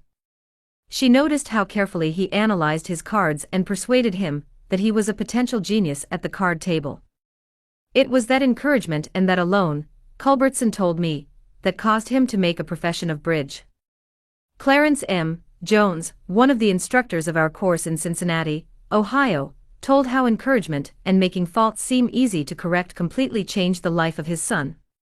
In 1970, my son David, who was then 15 years old, came to live with me in Cincinnati. He had led a rough life. In 1958, his head was cut open in a car accident, leaving a very bad scar on his forehead. In 1960, his mother and I were divorced and he moved to Dallas, Texas, with his mother. Until he was 15, he had spent most of his school years in special classes for slow learners in the Dallas school system. Possibly because of the scar, school administrators had decided he was brain injured and could not function at a normal level. He was 2 years behind his age group, so he was only in the 7th grade. Yet he did not know his multiplication tables, added on his fingers, and could barely read. There was one positive point. He loved to work on radio and TV sets. He wanted to become a TV technician. I encouraged this and pointed out that he needed maths to qualify for the training. I decided to help him become proficient in this subject. We obtained 4 sets of flashcards: multiplication, division, addition, and subtraction. As we went through the cards, we put the correct answers in a discard stack. When David missed one, I gave him the correct answer, and then put the card in the repeat stack until there were no cards left. I made a big deal out of each card he got right, particularly if he had missed it previously. Each night we would go through the repeat stack until there were no cards left. Each night we timed the exercise with a stopwatch. I promised him that when he could get all the cards correct in 8 minutes with no incorrect answers, we would quit doing it every night. This seemed an impossible goal to David. The first night it took 52 minutes, the second night, 48, then 45, 44, 41, then under 40 minutes. We celebrated each reduction. I'd call in my wife, and we would both hug him, and we'd all dance a jig. At the end of the month he was doing all the cards perfectly in less than 8 minutes. When he made a small improvement, he would ask to do it again. He had made the fantastic discovery that learning was easy and fun. Naturally, his grades in algebra took a jump. It is amazing how much easier algebra is when you can multiply. He astonished himself by bringing home a B in maths. That had never happened before. Other changes came with almost unbelievable rapidity. His reading improved rapidly, and he began to use his natural talents in drawing. Later in the school year, his science teacher assigned him to develop an exhibit. He chose to develop a highly complex series of models to demonstrate the effect of levers. It required skill not only in drawing and model making but in applied mathematics. The exhibit took first prize in his school's science fair, and was entered in the city competition, and won third prize for the entire city of Cincinnati. That did it. Here was a kid who had flunked 2 grades, who had been told he was brain damaged, who had been called Frankenstein by his classmates, and told his brains must have leaked out of the cut on his head. Suddenly he discovered he could really learn and accomplish things. The result? From the last quarter of the 8th grade all the way through high school, he never failed to make the honor roll. In high school, he was elected to the National Honor Society. Once he found learning was easy, his whole life changed. If you want to help others to improve, remember. Principle 8. Use encouragement. Make the fault seem easy to correct. Back in 1915, America was aghast. For more than a year, the nations of Europe had been slaughtering one another on a scale never before dreamed of in all the bloody annals of mankind. Could peace be brought about? No one knew. But Woodrow Wilson was determined to try. He would send a personal representative, a peace emissary, to counsel with the warlords of Europe.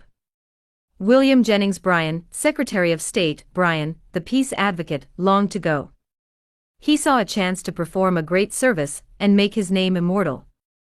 But Wilson appointed another man, his intimate friend and advisor Colonel Edward M. House, and it was House's thorny task to break the unwelcome news to Bryan without giving him offense. Bryan was distinctly disappointed when he heard I was to go to Europe as the peace emissary, Colonel House records in his diary. He said he had planned to do this himself. I replied that the president thought it would be unwise for anyone to do this officially, and that his going would attract a great deal of attention and people would wonder why he was there. You see the intimation. House practically told Bryan that he was too important for the job, and Bryan was satisfied. Colonel House, adroit, experienced in the ways of the world, was following one of the important rules of human relations: always make the other person happy about doing the thing you suggest. Woodrow Wilson followed that policy even when inviting William Gibbs Mikado to become a member of his cabinet. That was the highest honor he could confer upon anyone, and yet Wilson extended the invitation in such a way as to make Mikado feel doubly important. Here is the story in McAdoo's own words. He, Wilson, said that he was making up his cabinet, and that he would be very glad if I would accept a place in it as Secretary of the Treasury. He had a delightful way of putting things. He created the impression that by accepting this great honor, I would be doing him a favor. Unfortunately, Wilson didn't always employ such tact. If he had, history might have been different. For example, Wilson didn't make the Senate and the Republican Party happy by entering the United States in the League of Nations. Wilson refused to take such prominent Republican leaders as Elihu Root or Charles Evans Hughes or Henry Cabot Lodge to the peace conference with him. Instead, he took along unknown men from his own party.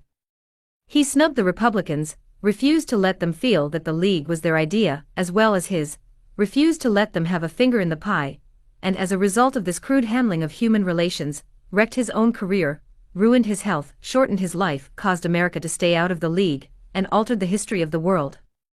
Statesmen and diplomats aren't the only ones who use this make a person happy to do things you want them to do approach.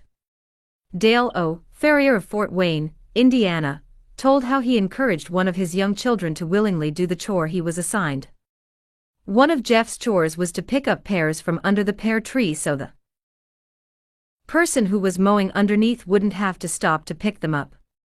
He didn't like this chore, and frequently it was either not done at all, or it was done so poorly that the mower had to stop and pick up several pears that he had missed. Rather than have an eyeball-to-eyeball confrontation about it, one day I said to him, "Jeff, I'll make a deal with you. For every bushel basket full of pears you pick up, I'll pay you $1. But after you are finished, for every pear I find left in the yard, I'll take away $1. How does that sound?" As you would expect, he not only picked up all of the pears, but I had to keep an eye on him to see that he didn't pull a few off the trees to fill up some of the baskets. I knew a man who had to refuse many invitations to speak, invitations extended by friends, invitations coming from people to whom he was obligated, and yet he did it so adroitly that the other person was at least contented with his refusal. How did he do it? Not by merely talking about the fact that he was too busy and too this and too that. No, after expressing his appreciation of the invitation and regretting his inability to accept it, he suggested a substitute speaker. In other words, he didn't give the other person any time to feel unhappy about the refusal. He immediately changed the other person's thoughts to some other speaker who could accept the invitation. Günther Schmidt, who took our course in West Germany, told of an employee in the food store he managed who was negligent about putting the proper price tags on the shelves where the items were displayed. This caused confusion and customer complaints. Reminders, admonitions, confrontations with her about this did not do much good. Finally, Mr. Schmidt called her into his office and told her he was appointing her supervisor of price tag posting for the entire store, and she would be responsible for keeping all of the shelves properly tagged. This new responsibility and title changed her attitude completely, and she fulfilled her duties satisfactorily from then on. Childish? Perhaps. But that is what they said to Napoleon when he created the Legion of Honor and distributed 15,000 crosses to his soldiers and made 18 of his generals marshals of France and called his troops the Grand Army. Napoleon was criticized for giving toys to war-hardened veterans, and Napoleon replied, "Men are ruled by toys." This technique of giving titles and authority worked for Napoleon, and it will work for you. For example, a friend of mine, Mrs. Ernest Gent of Scarsdale, New York, was troubled by boys running across and destroying her lawn. She tried coaxing. Neither worked. Then she tried giving the worst sinner in the gang a title and a feeling of authority. She made him her detective and put him in charge of keeping all trespassers off her lawn. That solved her problem. Her detective built a bonfire in the backyard, heated an iron red hot, and threatened to brand any boy who stepped on the lawn. The effective leader should keep the following guidelines in mind when it is necessary to change attitudes or behavior. 1. Be sincere. Do not promise anything that you cannot deliver. Forget about the benefits to yourself and concentrate on the benefits to the other person. 2. Know exactly what it is you want the other person to do. 3. Be empathetic. Ask yourself what is it the other person really wants. 4. Consider the benefits that person will receive from doing what you suggest. 5. Match those benefits to the other person's wants. 6. When you make your request, put it in a form that will convey to the other person the idea that he personally will benefit. We could give a curt order like this: "John, we have customers coming in tomorrow, and I need the stockroom cleaned out. So sweep it out, put the stock in neat piles on the shelves and polish the counter." Or we could express the same idea by showing John the benefits he will get from doing the task. "John, we have a job that should be completed right away. If it is done now, we won't be faced with it later. I am bringing some customers in tomorrow to show our facilities. I would like to show them the stockroom, but it is in poor shape. If you could sweep it out, put the stock in neat piles on the shelves, and polish the counter, it would make us look efficient, and you will have done your part to provide a good company image." Will John be happy about doing what you suggest? Probably not very happy, but happier than if you had not pointed out the benefits. Assuming you know that John has pride in the way his stockroom looks and is interested in contributing to the company image, he will be more likely to be cooperative. It also will have been pointed out to John that the job would have to be done eventually, and by doing it now, he won't be faced with it later. It is naive to believe you will always get a favorable reaction from other persons when you use these approaches, but the experience of most people shows that you are more likely to change attitudes this way than by not using these principles, and if you increase your successes by even a mere 10%, you have become 10% more effective as a leader than you were before, and that is your benefit. People are more likely to do what you would like them to do when you use Principle 9. Make the other person happy about doing the thing you suggest. In a nutshell, be a leader. A leader's job often includes changing your people's attitudes and behavior. Some suggestions to accomplish this. Principle 1. Begin with praise and honest appreciation. Principle 2. Call attention to people's mistakes indirectly. Principle 3. Talk about your own mistakes before criticizing the other person. Principle 4. Ask questions instead of giving direct orders. Principle 5. Let the other person save face. Principle 6. Praise the slightest improvement and praise every improvement. Be hearty in your approbation and lavish in your praise. Principle 7. Give the other person a fine reputation to live up to. Principle 8. Use encouragement. Make the fault seem easy to correct.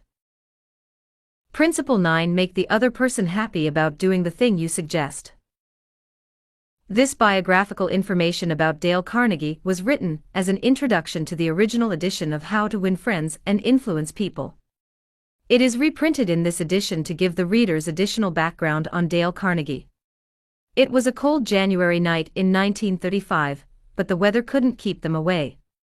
2,500 men and women thronged into the grand ballroom of the Hotel Pennsylvania in New York.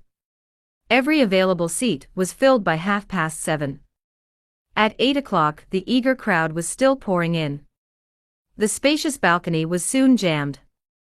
Presently, even standing space was at a premium, and hundreds of people, tired after navigating a day in business, stood up for an hour and a half that night to witness what? A fashion show.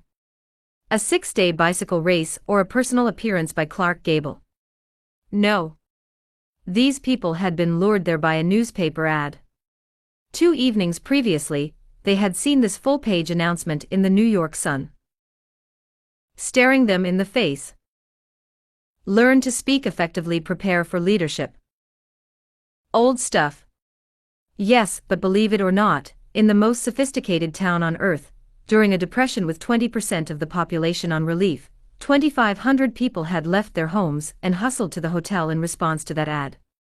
The people who responded were of the upper economic strata: executives, employers, and professionals. These men and women had come to hear the opening gun of an ultramodern, ultra-practical course in effective speaking and influencing men in business, a course given by the Dale Carnegie Institute of Effective Speaking and Human Relations. Why were they there, these 2,500 businessmen and women? Because of a sudden hunger for more education because of the Depression? Apparently not, for this same course had been playing to packed houses in New York City every season for the preceding 24 years. During that time, more than 15,000 business and professional people had been trained by Dale Carnegie. Even large, skeptical, conservative organizations such as the Westinghouse Electric Company, the McGraw-Hill Publishing Company, the Brooklyn Union Gas Company, the Brooklyn Chamber of Commerce, the American Institute of Electrical Engineers, and the New York Telephone Company have had this training conducted in their own offices for the benefit of their members and executives. The fact that these people, 10 or 20 years after leaving grade school, high school or college, come and take this training is a glaring commentary on the shocking deficiencies of our educational system. What do adults really want to study? That is an important question, and in order to answer it, the University of Chicago, the American Association for Adult Education, and the United YMCA Schools made a survey over a 2-year period. That survey revealed that the prime interest of adults is health. It also revealed that their second interest is in developing skill in human relationships. They want to learn the technique of getting along with and influencing other people. They don't want to listen to a lot of high-sounding talk about psychology. They want suggestions they can use immediately in business, in social contacts, and in the home. So that was what adults wanted to study, was it? All right, said the people making the survey. Fine. If that is what they want, we'll give it to them. Looking round for a textbook, they discovered that no working manual had ever been written to help people solve their daily problems in human relationships. Here was a fine kettle of fish. For hundreds of years, learned volumes had been written on Greek and Latin and higher mathematics, topics about which the average adult doesn't give two hoots. But on the one subject on which he has a thirst for knowledge, a veritable passion for guidance and help, nothing. This explained the presence of 2,500 eager adults crowding into the grand ballroom of the Hotel Pennsylvania in response to a newspaper advertisement. Here, apparently, at last was the thing for which they had long been seeking. Back in high school and college, they had pored over books, believing that knowledge alone was the open sesame to financial and professional rewards. But a few years in the rough and tumble of business and professional life had brought sharp disillusionment.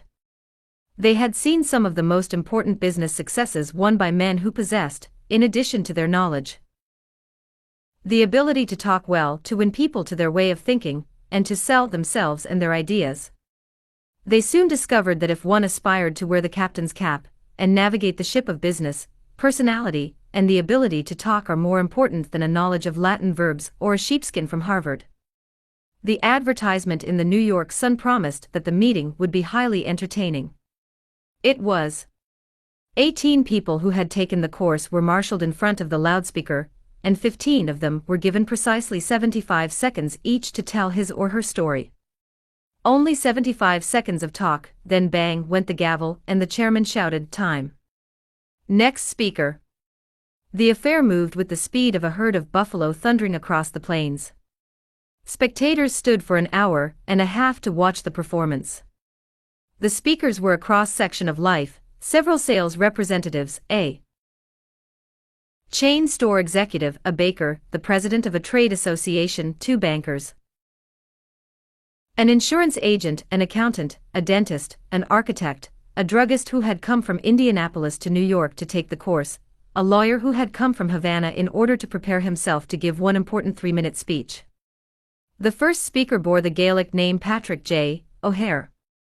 Born in Ireland, he attended school for only 4 years, drifted to America, worked as a mechanic, then as a chauffeur.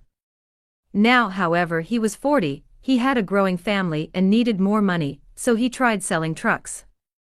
Suffering from an inferiority complex that, as he put it, was eating his heart out, he had to walk up and down in front of an office half a dozen times before he could summon up enough courage to open the door. He was so discouraged as a salesman that he was thinking of going back to working with his hands in a machine shop, when one day he received a letter inviting him to an organization meeting of the Dale Carnegie course in effective speaking. He didn't want to attend. He feared he would have to associate with a lot of college graduates, that he would be out of place. His despairing wife insisted that he go, saying, "It may do you some good, Pat. God knows you need it." He went down to the place where the meeting was to be held and stood on the sidewalk for 5 minutes before he could generate enough self-confidence to enter the room. The first few times he tried to speak in front of the others, he was dizzy with fear. But as the weeks drifted by, he lost all fear of audiences and soon found that he loved to talk. The bigger the crowd, the better. And he also lost his fear of individuals and of his superiors. He presented his ideas to them, and soon he had been advanced into the sales department. He had become a valued and much liked member of his company. This night, in the Hotel Pennsylvania, Patrick O'Hare stood in front of 2,500 people and told a gay, rollicking story of his achievements. Wave after wave of laughter swept over the audience. Few professional speakers could have equaled his performance. The next speaker, Godfrey Meyer, was a gray-headed banker, the father of 11 children. The first time he had attempted to speak in class, he was literally struck dumb. His mind refused to function. His story is a vivid illustration of how leadership gravitates to the person who can talk. He worked on Wall Street, and for 25 years he had been living in Clifton, New Jersey. During that time, he had taken no active part in community affairs and knew perhaps 500 people.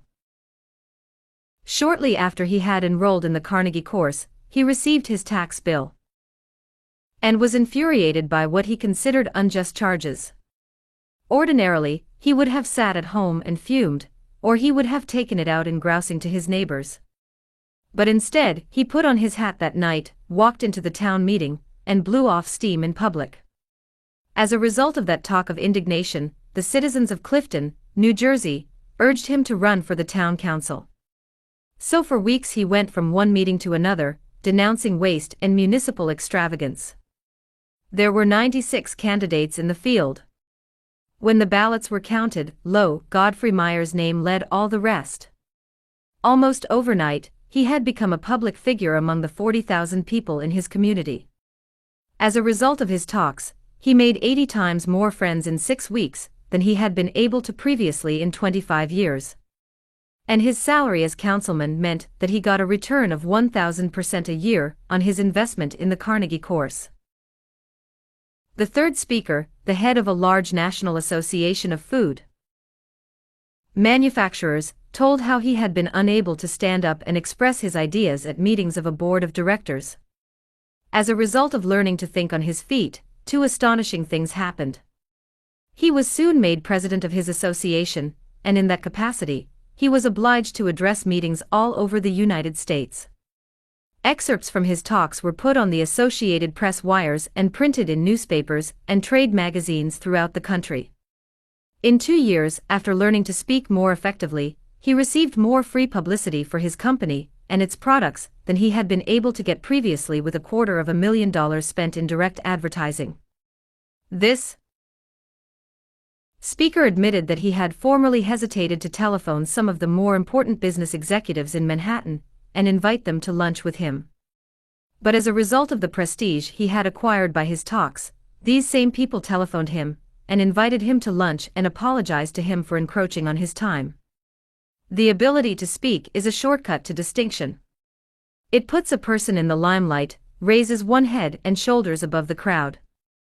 And the person who can speak acceptably is usually given credit for an ability out of all proportion to what he or she really possesses. A movement for adult education has been sweeping over the nation, and the most spectacular force in that movement was Dale Carnegie, a man who listened to and critiqued more talks by adults than has any other man in captivity. According to a cartoon by Believe It or Not Ripley, he had criticized 150,000 speeches. If that grand total doesn't impress you, remember that it meant one talk for almost every day that has passed since Columbus discovered America. Or to put it in other words, if all the people who had spoken before him had used only 3 minutes and had appeared before him in succession, it would have taken 10 months, listening day and night to hear them all.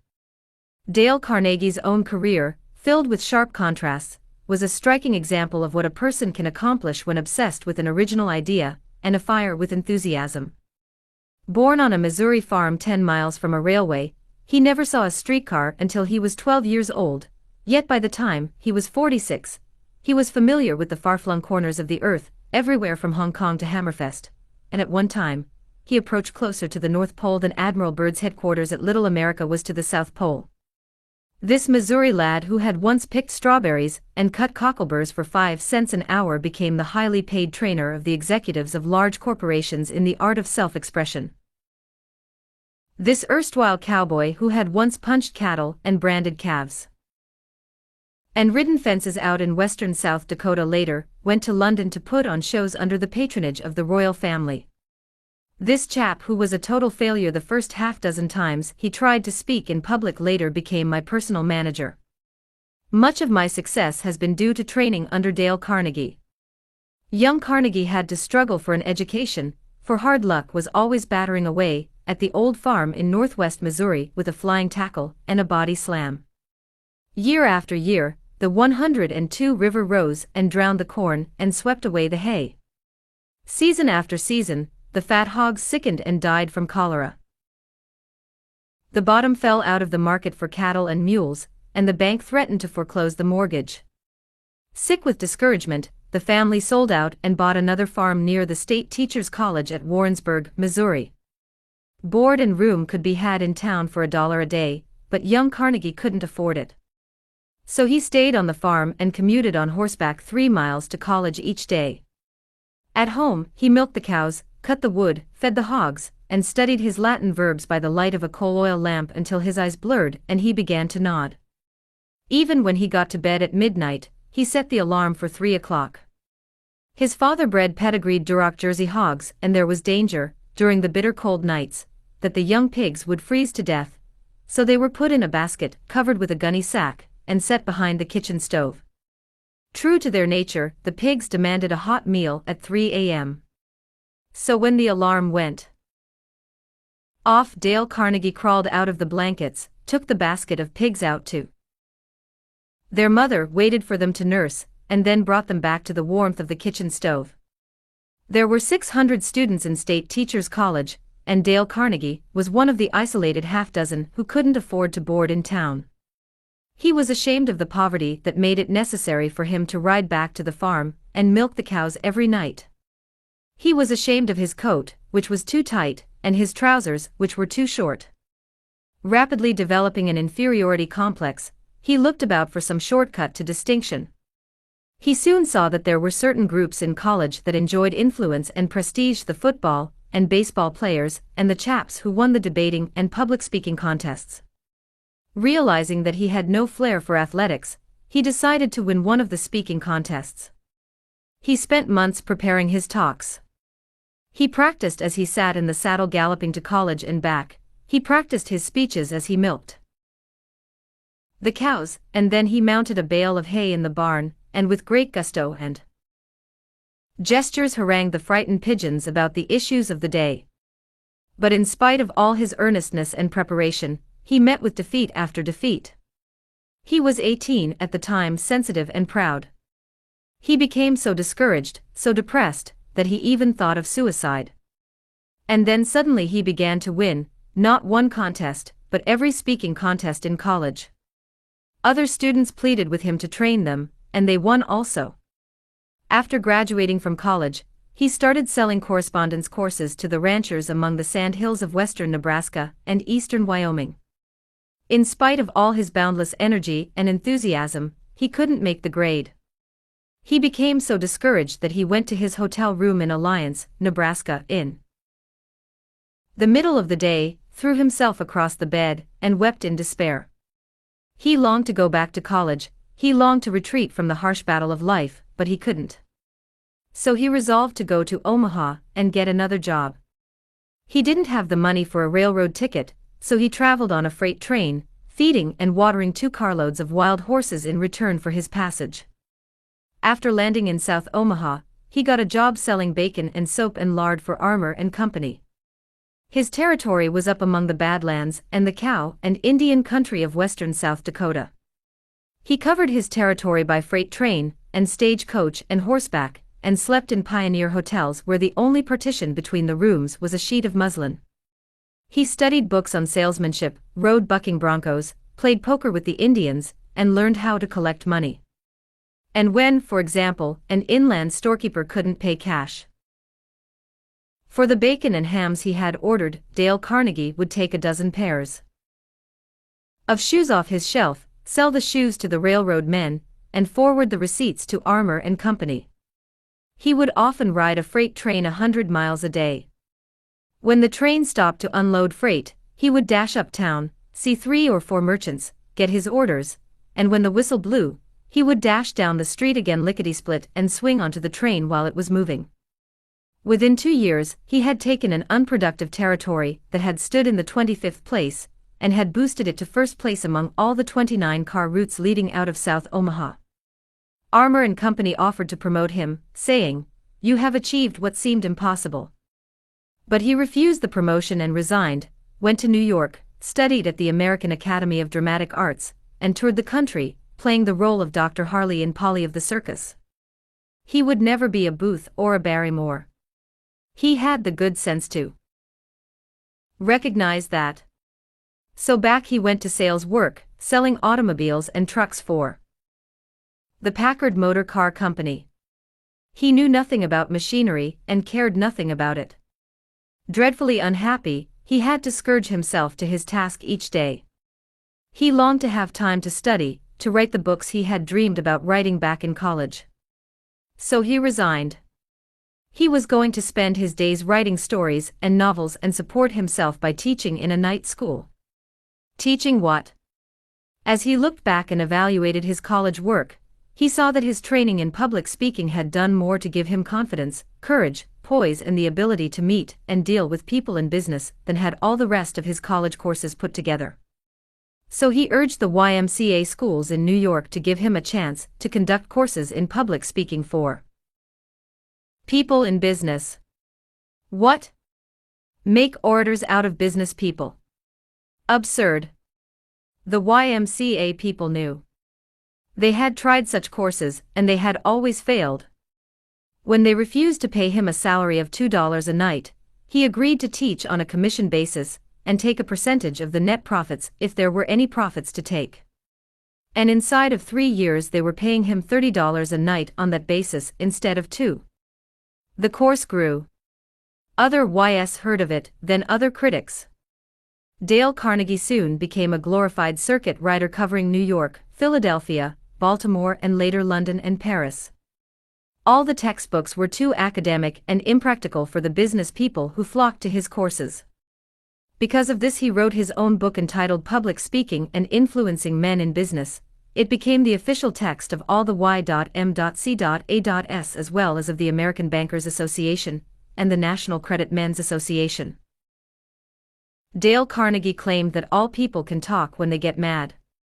He said that if you hit the most ignorant man in town on the jaw and knock him down, he would get on his feet and talk with an eloquence, heat and emphasis that would have rivaled that world-famous orator William Jennings Bryan at the height of his career. He claimed that almost any person can speak acceptably in public if he or she has self-confidence and an idea that is boiling and stewing within. The way to develop self-confidence, he said, is to do the thing you fear to do and get a record of successful experiences behind you. So he forced each class member to talk at every session of the course. The audience is sympathetic. They are all in the same boat, and by constant practice, they develop a courage, confidence and enthusiasm that carry over into their private speaking. Dale Carnegie would tell you that he made a living all these years, not by teaching public speaking that was incidental. His main job was to help people conquer their fears and develop courage. He started out at first to conduct merely a course in public speaking, but the students who came were businessmen and women. Many of them hadn't seen the inside of a classroom in 30 years. Most of them were paying their tuition on the installment plan. They wanted results, and they wanted them quick results that they could use the next day in business interviews and in speaking before groups. So he was forced to be swift and practical. Consequently, he developed a system of training that is unique, a striking combination of public speaking, salesmanship, human relations, and applied psychology. A slave to no hard and fast rules, he developed a course that is as real as the measles and twice as much fun. When the classes terminated, the graduates formed clubs of their own and continued to meet fortnightly for years afterwards. One group of 19 in Philadelphia met twice a month during the winter season for 17 years. Class members frequently travel 50 or 100 miles to attend classes. One student used to commute each week from Chicago to New York. Professor William James of Harvard used to say that the average person develops only 10% of his latent mental ability. Dale Carnegie, by helping businessmen and women to develop their latent possibilities, created one of the most significant movements in adult education. Lowell Thomas, 1936.